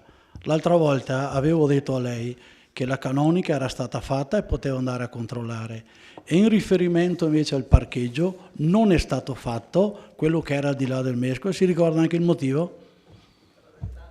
E allora glielo ridico volentieri, perché quei soldi, quando hanno fatto i ritrovamenti al di sotto della piazza, c'erano necessità di reperire delle risorse e il Comune ha messo a disposizione quel quantum che aveva per fare il parcheggio a disposizione per fare tutti gli scavi archeologici e tutto quello che era l'indagine.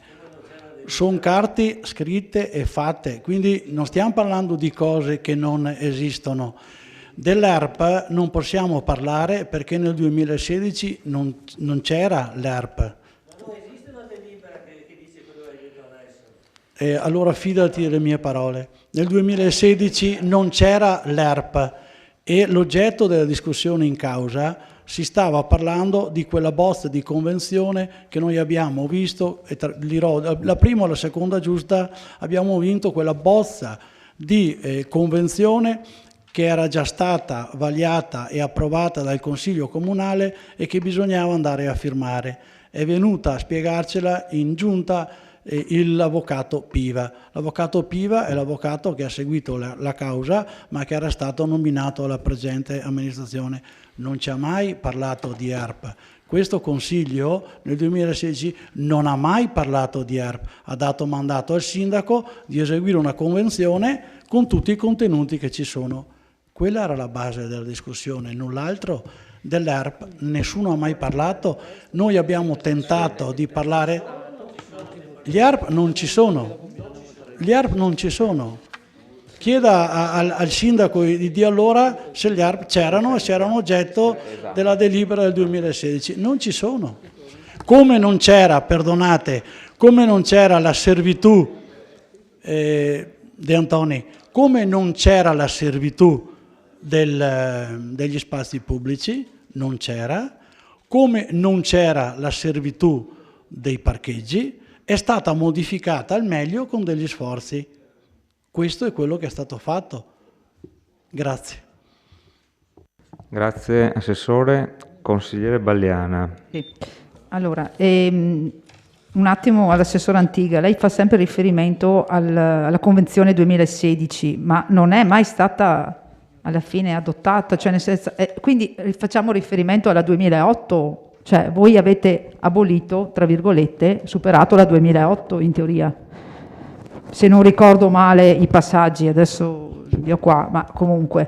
Perdonate la botta e risposta, sì. Ma io dico, mio Dio, o non riesco proprio a farmi capire o c'è veramente difficoltà in questa cosa. Nel 2016 Con lo stesso principio che si difende che la 2016 non ha invalidato la 2008 perché il Consiglio Comunale ha disposto che, ma non è mai stato firmato, potremmo dire per lo stesso principio che rivale ancora la 2008, perché questo Consiglio ha approvato ma non è stato sottoscritto. Se vuole intenda così.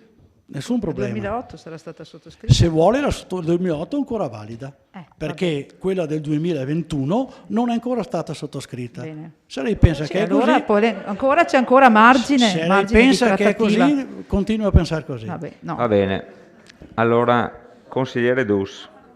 Non ha finito. Allora, evitiamo di fare i botta e risposta cortesemente. No, quindi, allora, Finisca pure. preso per buono che forse c'è ancora un po' di margine di accordo. Allora, lei ha detto però che per legge nei Piruea il 5% dell'edilizia convenzionata è obbligatorio. Assessore Antiga, aspetto che così lei picca dopo. Signori.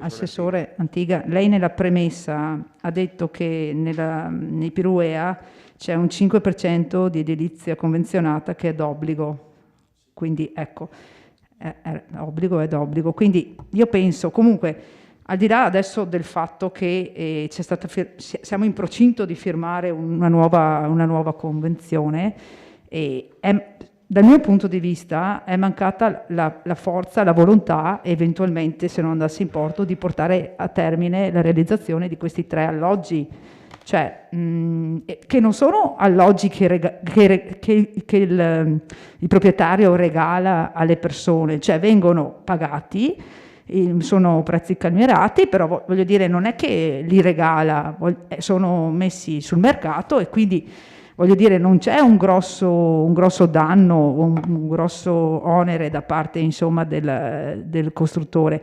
Quindi, secondo me, era fattibile, magari in sede di programmazione, in sede con il giudice, di cercare di portare anche a termine questi 3 alloggi.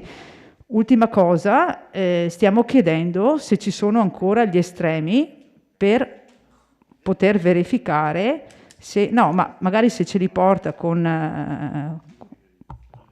era solo questo il discorso.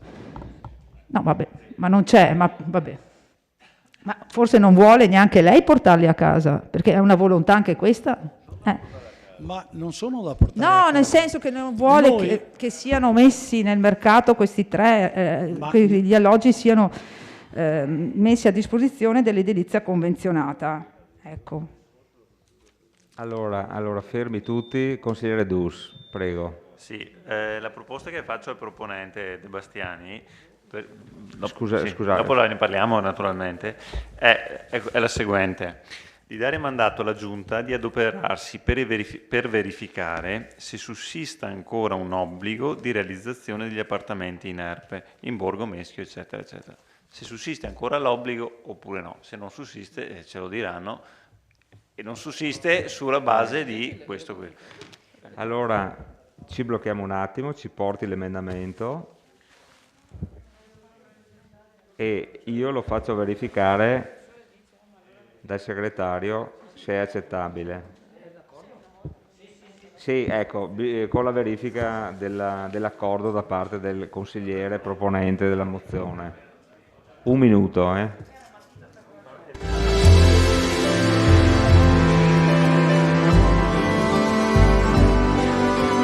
Allora facciamo le cose formali. Il consigliere De Bastiani è d'accordo sulla proposta dell'emendamento, ok? Quindi il consigliere proponente è d'accordo. Riceviamo l'emendamento.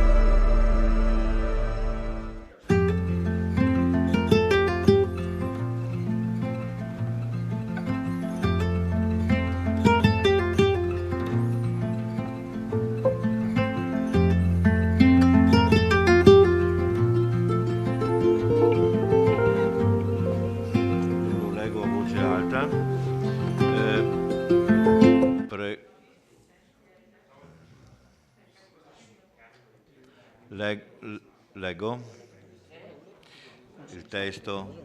Sì. Di dare mandato alla Giunta di adoperarsi per verificare se sussista ancora un obbligo di realizzazione degli appartamenti in ERP in Borgo Meschio e che essi vengano assegnati agli aventi diritto secondo le procedure previste dalla legge. Va bene, ma assegnati deve essere venduti. Si può togliere Si può togliere la parte successiva, dice, perché noi assegnati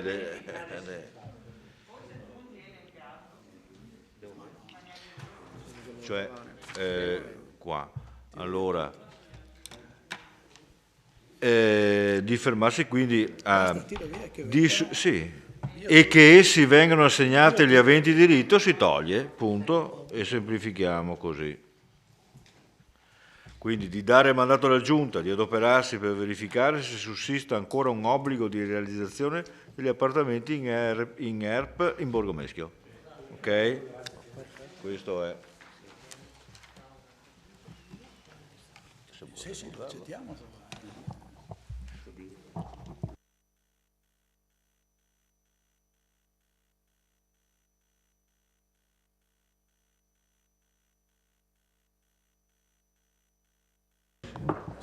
Allora,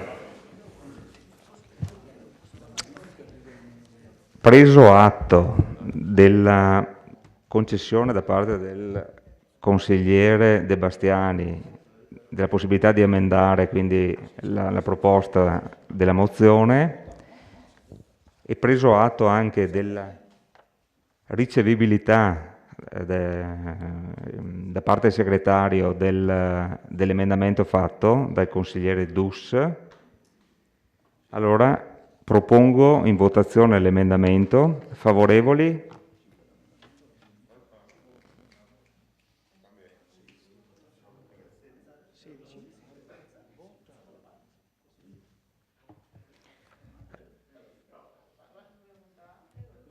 Uno, 2, 3, 4, 5, 6, 7, 8, 9, 10, 11, 12, 12. Favorevoli. Contrari? 0. Astenuti? 4. Allora, l'emendamento... Questo è il voto dell'emendamento.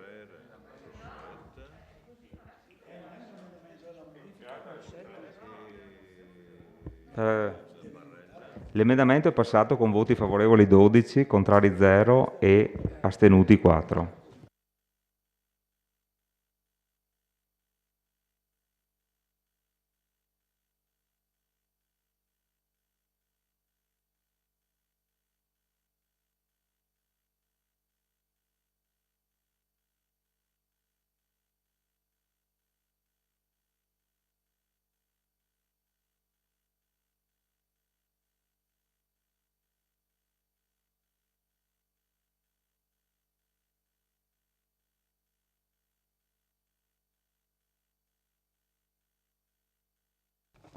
Ora votiamo la mozione emendata.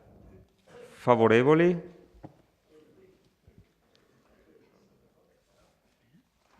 Allora, 1, 2, 3, 4, 5, 6, 7, 8, 9, 10.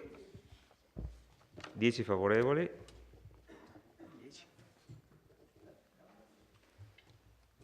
Contrari? 0. Astenuti? 5. No, aspetta, 10. 10 e 5. Sì, ne manca uno. Sì. Ne manca uno. Ma siamo in 17, ma ne manca 16. Eravamo in 16. Sì, eravamo 16 prima, 12 e 4. Adesso? 12 e 4. No? Qua sono 10 e 5 adesso. Chi è che è uscito? No, ripetiamo la votazione. Sì.